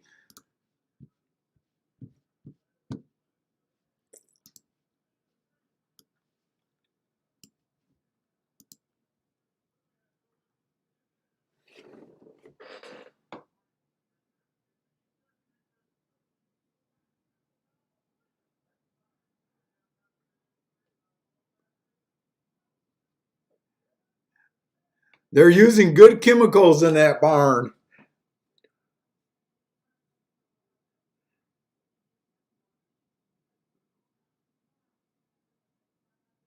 Now, I do think I'm hoping they just bet the 5 down on the win pool, but not necessarily the double payouts. Hopefully these doubles are still going to be decently fat. I think if I remember right, when I looked at the 7-11, which should be lower than the 5-11, which should be lower than the 5-11, I think that double was paying in the 100 to 1 range, if I remember right. And I think to the 7, it was paying, I want to say it was paying something like in the low 30s, high 20 range, I think, if I remember that right.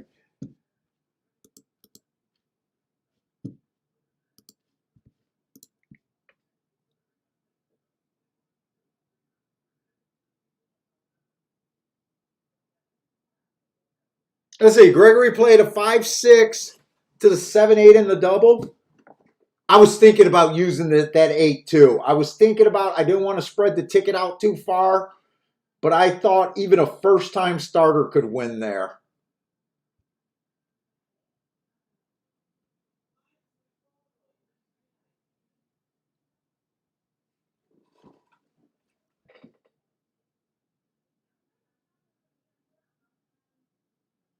Oh, the 1 and the 7 got a dead heat for 5th.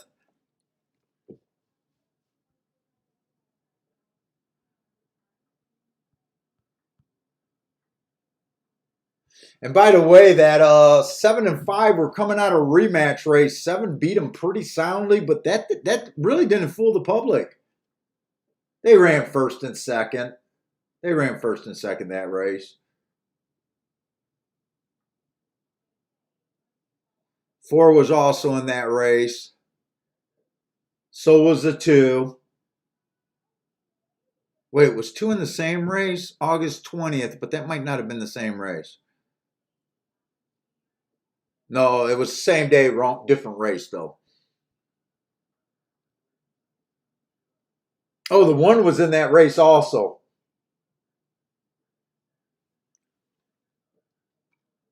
Pino's playing at Golden Gate there.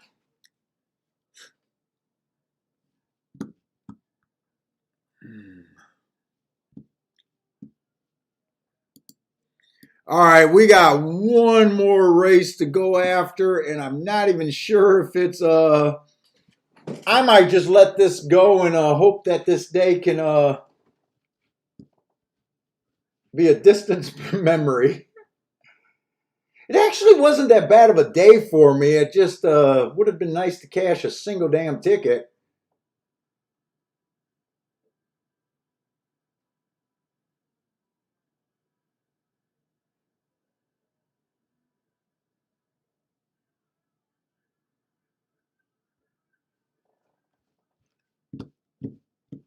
Let's see, do they got the will pays up?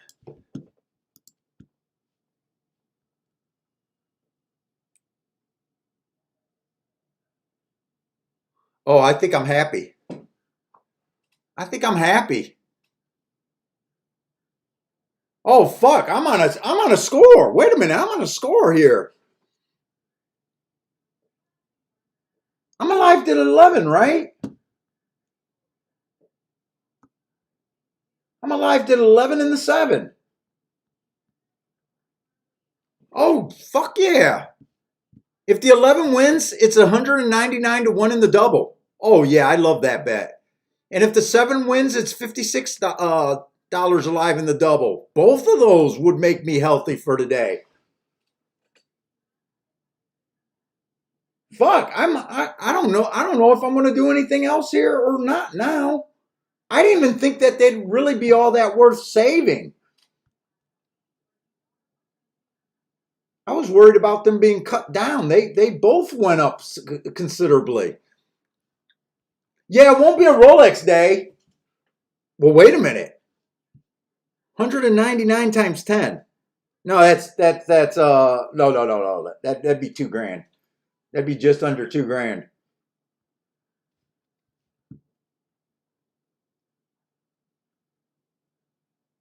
Oh, dude, if I can walk away with the $2,000 on a day like today, cashing one ticket late in the day on a bias adjustment ticket to the outside at Gulfstream, oh, I'd be ecstatic as hell about the handicapping job here. And tell you what, if I walk away with 560 on a day like today, where I'm not invested that much, and it was a adjustment call to the outside of the track, I'd be pretty happy right now. If either one of those wins, I'd be completely happy with the day today.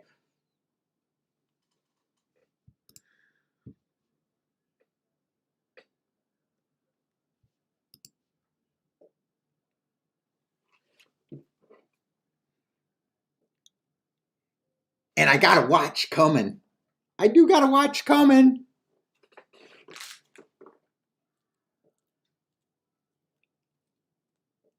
Right, Kiki? I got a watch coming. Don't try to steal my mail, guys.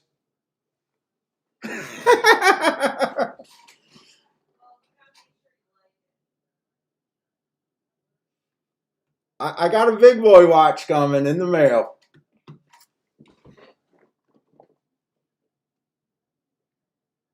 Finally pulled the trigger.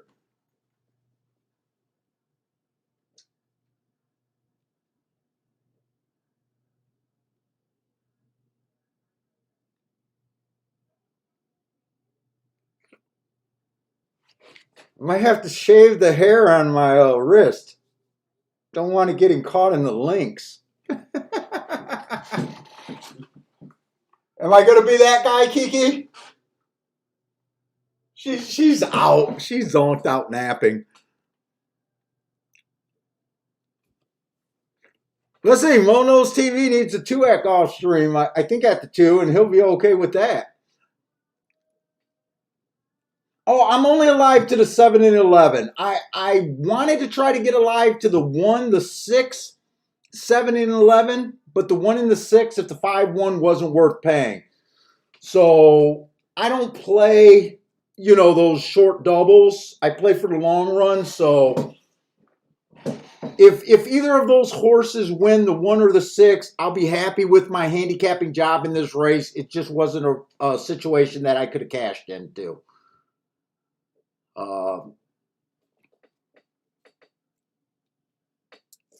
No, it's a real big boy. It's not a McDonald watch. It's not a it's a mega.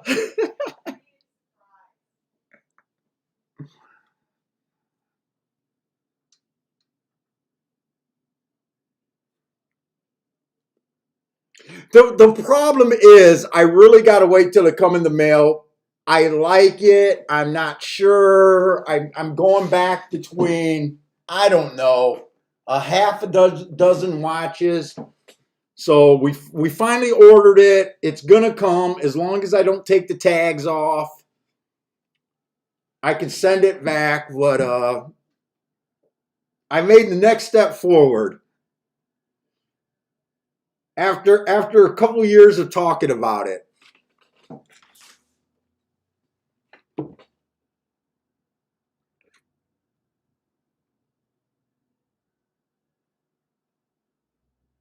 And no, it's not going to be a broomstick where I got to stick in the dirt and tell time by the sun either.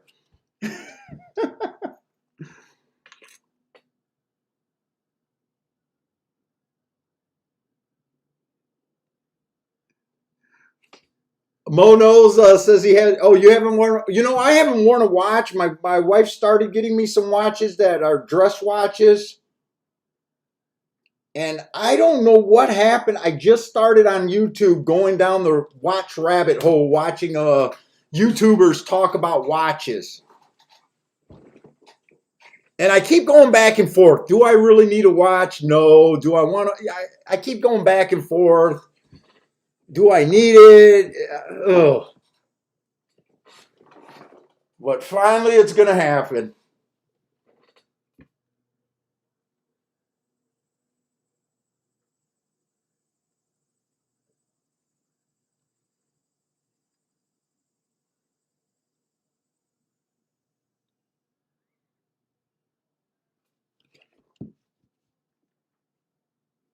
Let's see. Let's see what this one is at, because wow, wait a minute.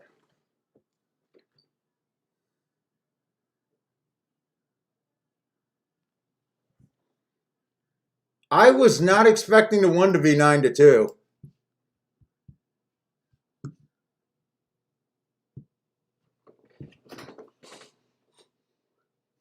Who are they betting?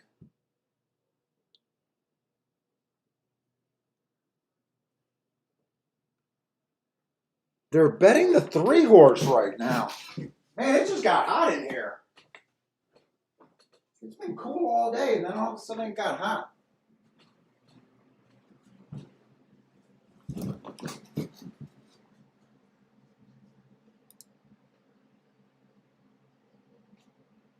Yeah, and I'm a cheap guy. That's the other thing. I'm a cheap guy, man. I buy cheap clothes.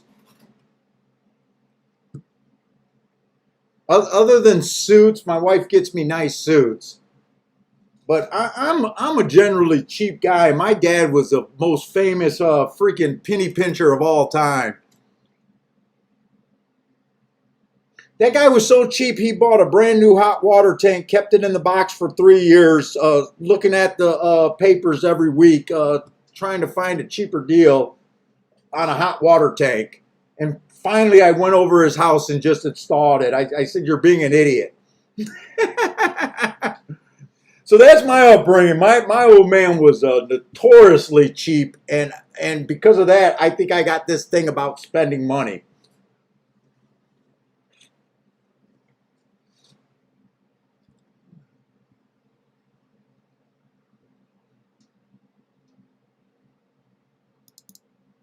I said, if you tried to take back that hot water tank, no one would believe you. It's probably out of warranty, just sitting in your basement in the box.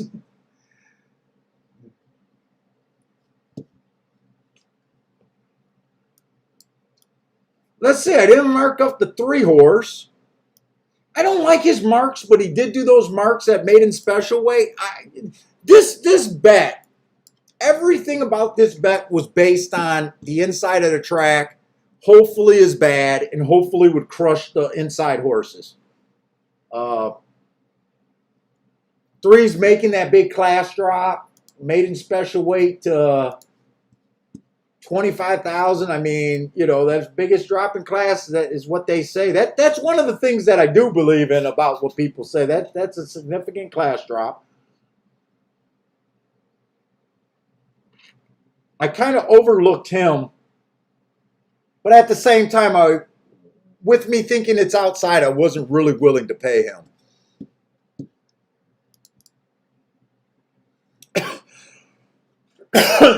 But Mo loves blowing money on stupid shit. Dude, really, I don't think I spent any money on in the year other than my cigars on my own.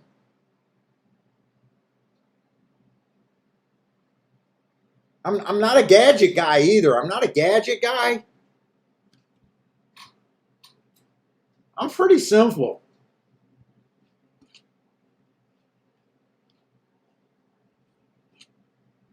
So the one I said he's the only one that really looks like a racehorse. I really like his first time out. Inside of the track was good that day. He was on the outside, dueled the whole way. That looks like a racehorse to me.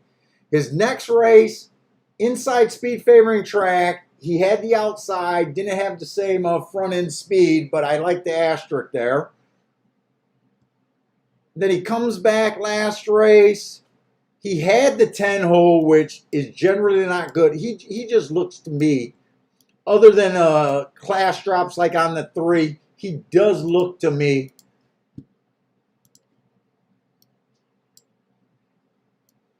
like he at least wants to be a racehorse. I thought he was going to be 3 to 5, honestly. I'm shocked to see him at 9 to 2. Let's see, 2's a first-time starter. I think he gets swallowed up by the rail. 4, I think gets swallowed up by the rail if he goes that direction. 6-horse was the other horse that I was kind of wanting to get alive to, but it wasn't worth it. He had a speed favoring track first time out. Might not have liked the turf, but that was not a winning race, running style. Next race, early pressing day, again on the turf. That's not how you win on the turf at Gulfstream.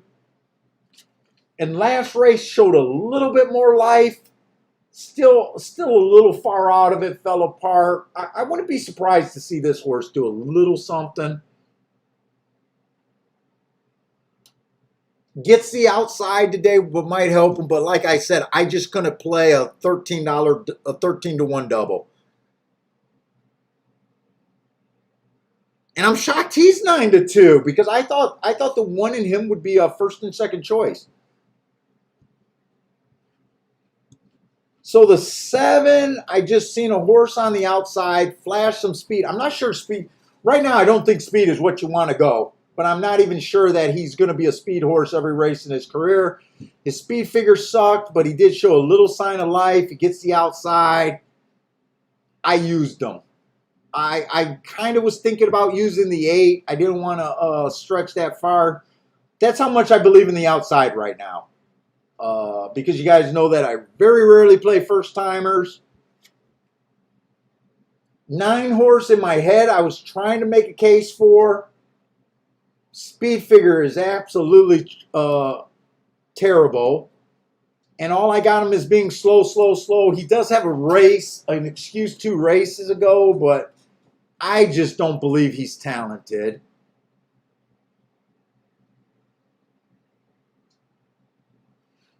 The 10-horse, maybe if the outside's good enough and maybe if there's an improvement, he wouldn't shock me.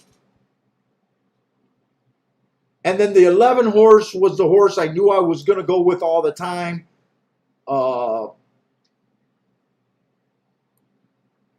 That first race out, it was a bad rail, but it was an early pressing day. He didn't have the rail, but he did have speed, so I gave him the asterisk there. So at least he has an asterisk. Then his next race, he was average slow. Doesn't look that great, but I was interested in his last race where I thought the rail was bad. He was on the inside, and I guess I'm hoping to get lucky here.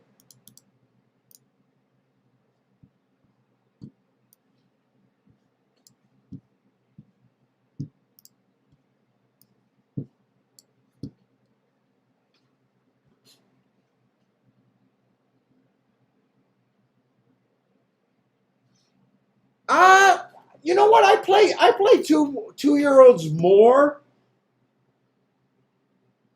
Uh, More than I used to, if there's enough running lines in them. I know the last few days we've been 2-year-old heavy in the card, and I've been sitting out a lot of races. I think I more so wanted to get alive in this double and still trying to look at this race because it's the famous get out race. It's the famous make all your sins right if you can get wrong or if you can get it right this race. I do like the call. I still like the call on the outside, even though I'm a little bit uncomfortable with what I think are the best horses on the inside. If there's a race where they're going to buck this outside trim today, it will be this one. Oh, Stevie, I'm at Gulfstream. I'm done. This is it. So I'm just looking at Gulfstream here.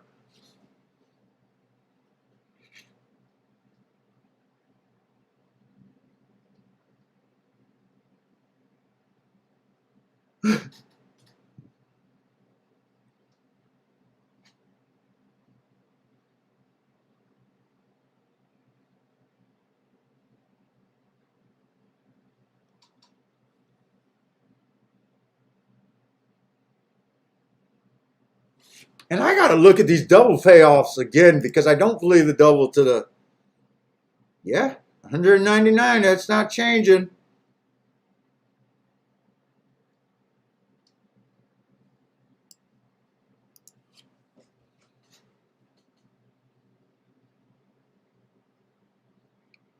Man, I cannot believe the public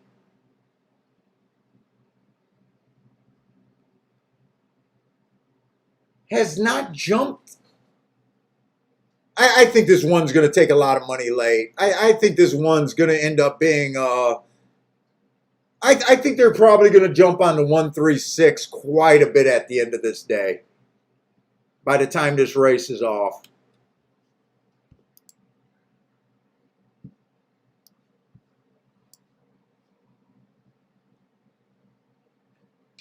I'll be right back.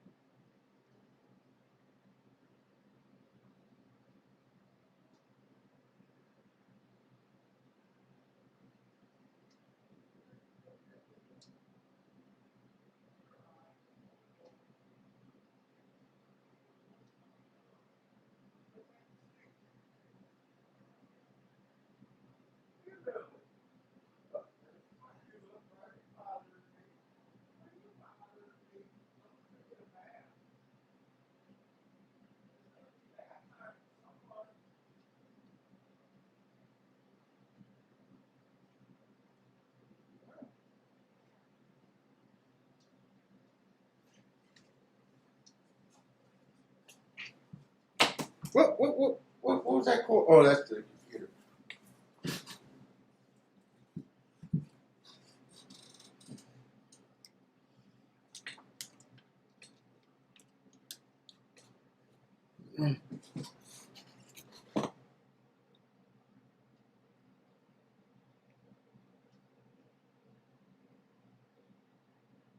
So now they're jumping on the 6 a bit.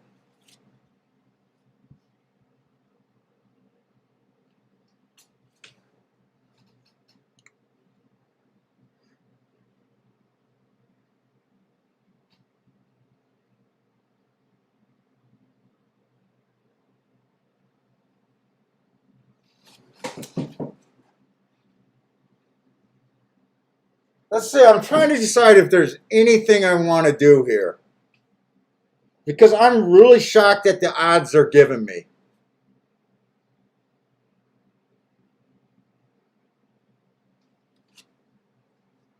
But I recognize it's a dangerous race. What is 6-1 to the outside horses in the exacta here? I think everything's going to be juicy to the outside.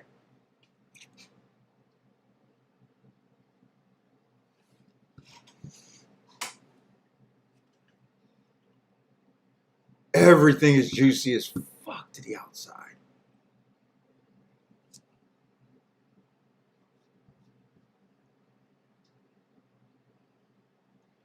Do I believe in the track that much right now? Because this field is absolutely horrendous.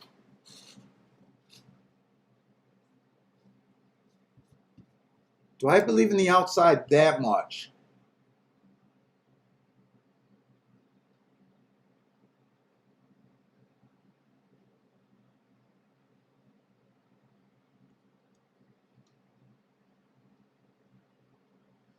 I kind of do.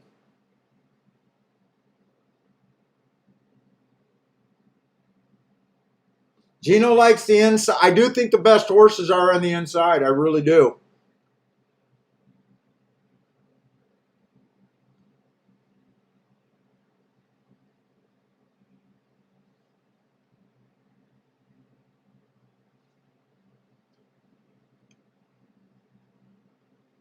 Hey, what's up, Jeff?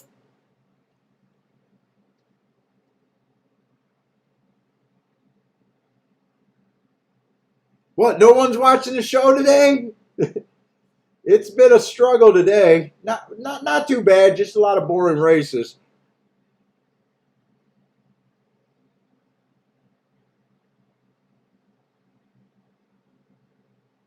Yeah, like if I did any savers, I honestly think I'd be going way too wide.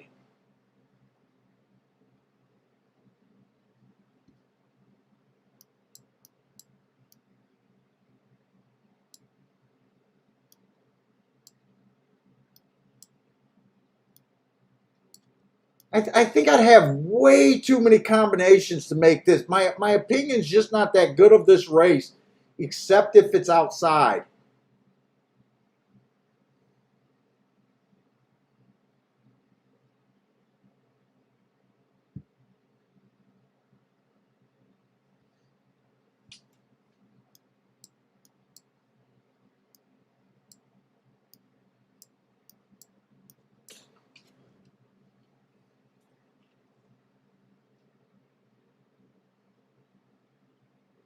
But like right now, the horse that I have enough hope or enough all my hopes in is basically finished 7 by 26, 7 by 13, 7 by 22 in his last 3 races. Do I really want to go? My other horse ran 9 by 24 last race. I might just watch this and just say, accept the bit of a losing day that I had. I was kind of thinking about doing some of these exactas. But then I also thought the 8 can run if it's outside. He's a first-time starter. It wouldn't take much to beat these. If the inside kills the 1 and the 3,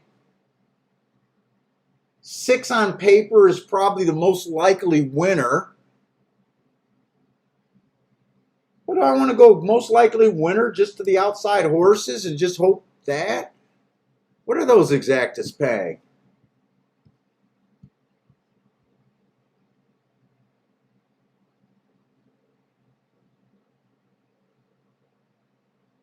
Six on the top of the 7 is paying 43 to 1, 70 to 1 to the 8, and 77 to 11.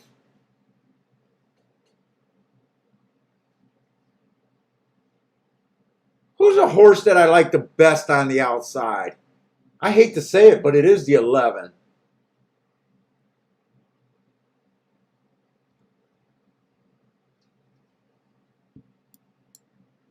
I'm on a $2,000 hit if the 11 wins.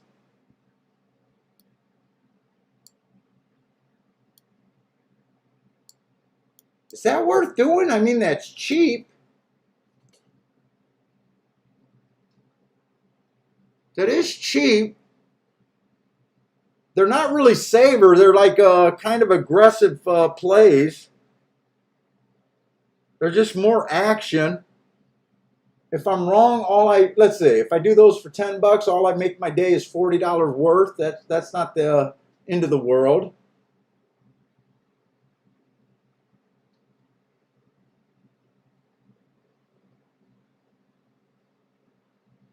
I could even make my day $100 worth. Do those with that, and even with that.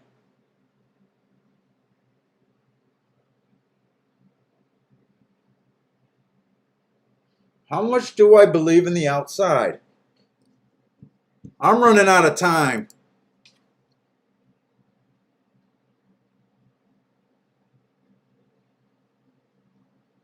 I'm only alive to the 7 and 11, Jeff.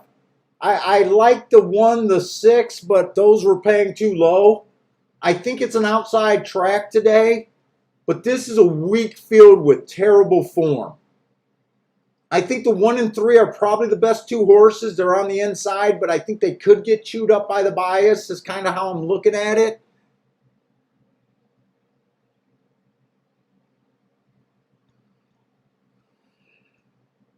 I haven't cashed a ticket all day, but I haven't been that active or I haven't went after anything, so I'm on a below average losing day.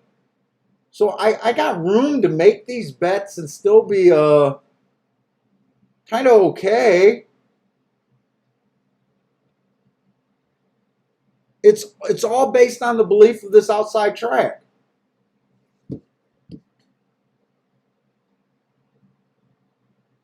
I think I'm going to wheel that 11 in second.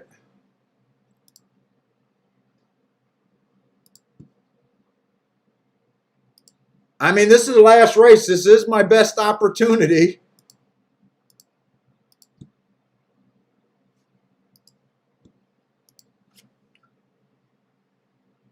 Put the 6 on top of those outside horses. Will I get that in?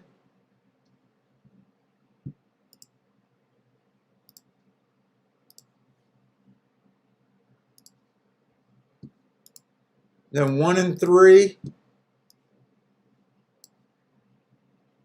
1 and 3 on top of 7 and 11.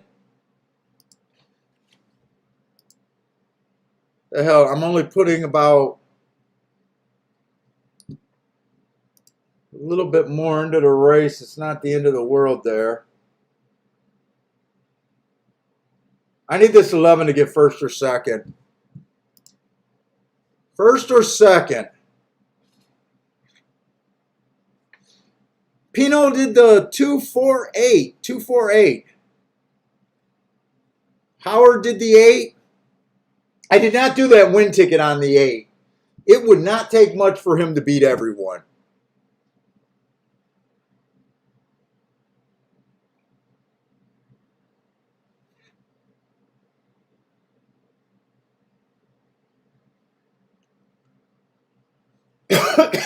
All right, they're in the gate. All the back and forth is over. Come on, just let this 11 win or at least get second.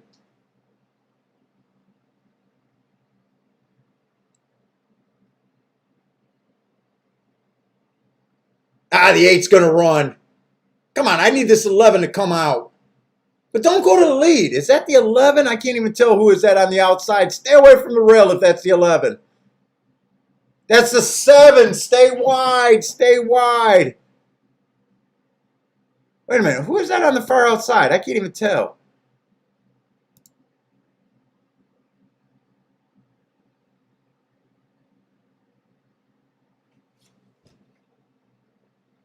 Ah, 11 don't got nothing, I don't think. No, I don't think the 11 has anything. I need the 7 or 11 to get second.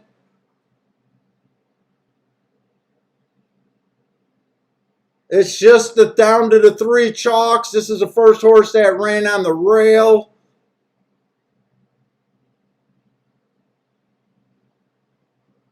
And they got 3-1. I kept saying I thought this horse would be 3-5, and they got 3-1.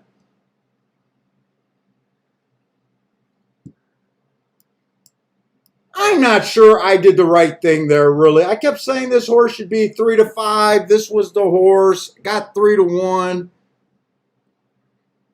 What is that exactly going to pay? 1-6. Did it come in 1-6 or 1-3? I think it came in 1-6. I got too damn creative there. I got too creative.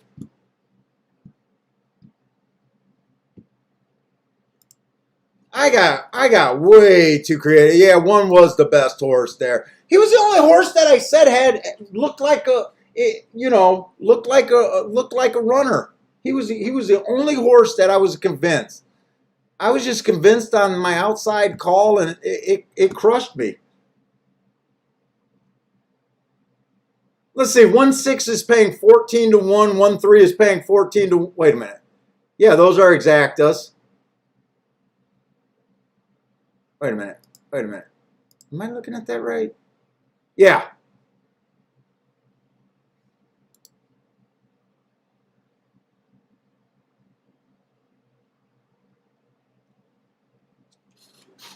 Yeah, I don't know if I played that very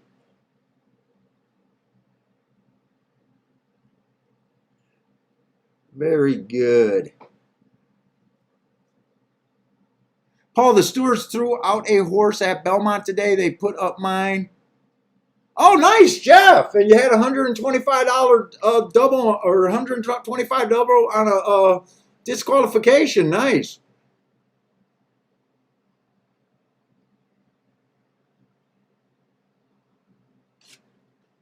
Nice.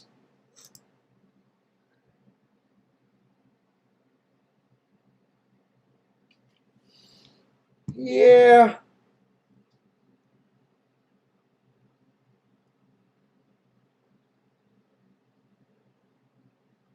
That's the that really is the problem with just you. I kept saying it was such a bad race. That's the problem with just hoping a bias would make or what you thought a bias was would make everything right.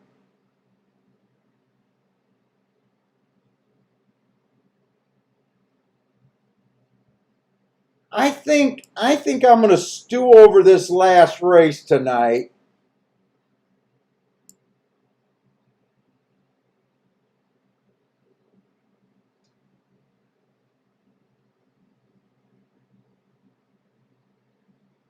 There's no other situation that I would have bet this 11 at.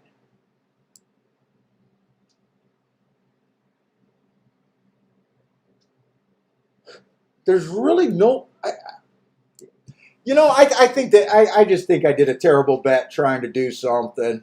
I think I was just trying too hard to make something happen that wasn't there. I still think it was a outside bias, though. I just think the 1 and the 6 and the 3 were just that much better.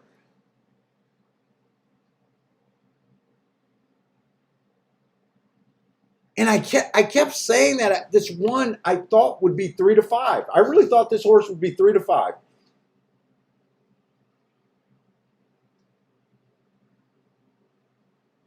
Eh. Yeah, the stewards seem to screw you more often than not. Every once in a while they help you out. Well, guys, anyway, that's it for me today. I think I'm not going to be happy when I look at this last race, but it's not the big deal. I'm going to probably make it a bigger deal in my head. I still like the call on the outside of the track. I was just betting a bad race with untalented horses trying to make something happen in the last race of the day. This looks like a race earlier in the day that if I had this choice at the earlier of the day, I probably sat out.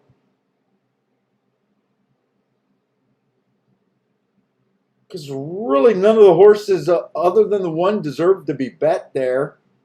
and I probably would have looked at it like the one's just not betting even at 3-1. But anyways, guys, I'm going to beat myself up about that race. Thanks a lot for hanging out with me. I hope you guys did okay or better than I did today.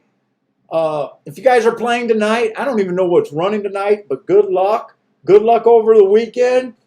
Hopefully you guys blow up my email with a bunch of big scores. I always like seeing them from you guys. But, you know, a bad day at the racetrack to me is better than most days anywhere else. So it is what it is. Hope to see you guys next Thursday and Friday. Good luck till then. No, I don't do Saturday and Sunday, but I might do Sunday next week if I do the Discord show, or not Discord, Disco Partners show. I might not like my picks on a tape delay, so I might actually do a Saturday show. I'm leaning towards doing it, but we'll see. But yeah, Thursdays and Fridays are the days that I usually stream. But anyways, guys, stay safe out there. Good luck, and hope to see you guys next week. No, I'm not doing a show tomorrow. No, that'll be next week if I decide to do it. Next week. I'll let you guys know. Thanks, Gino.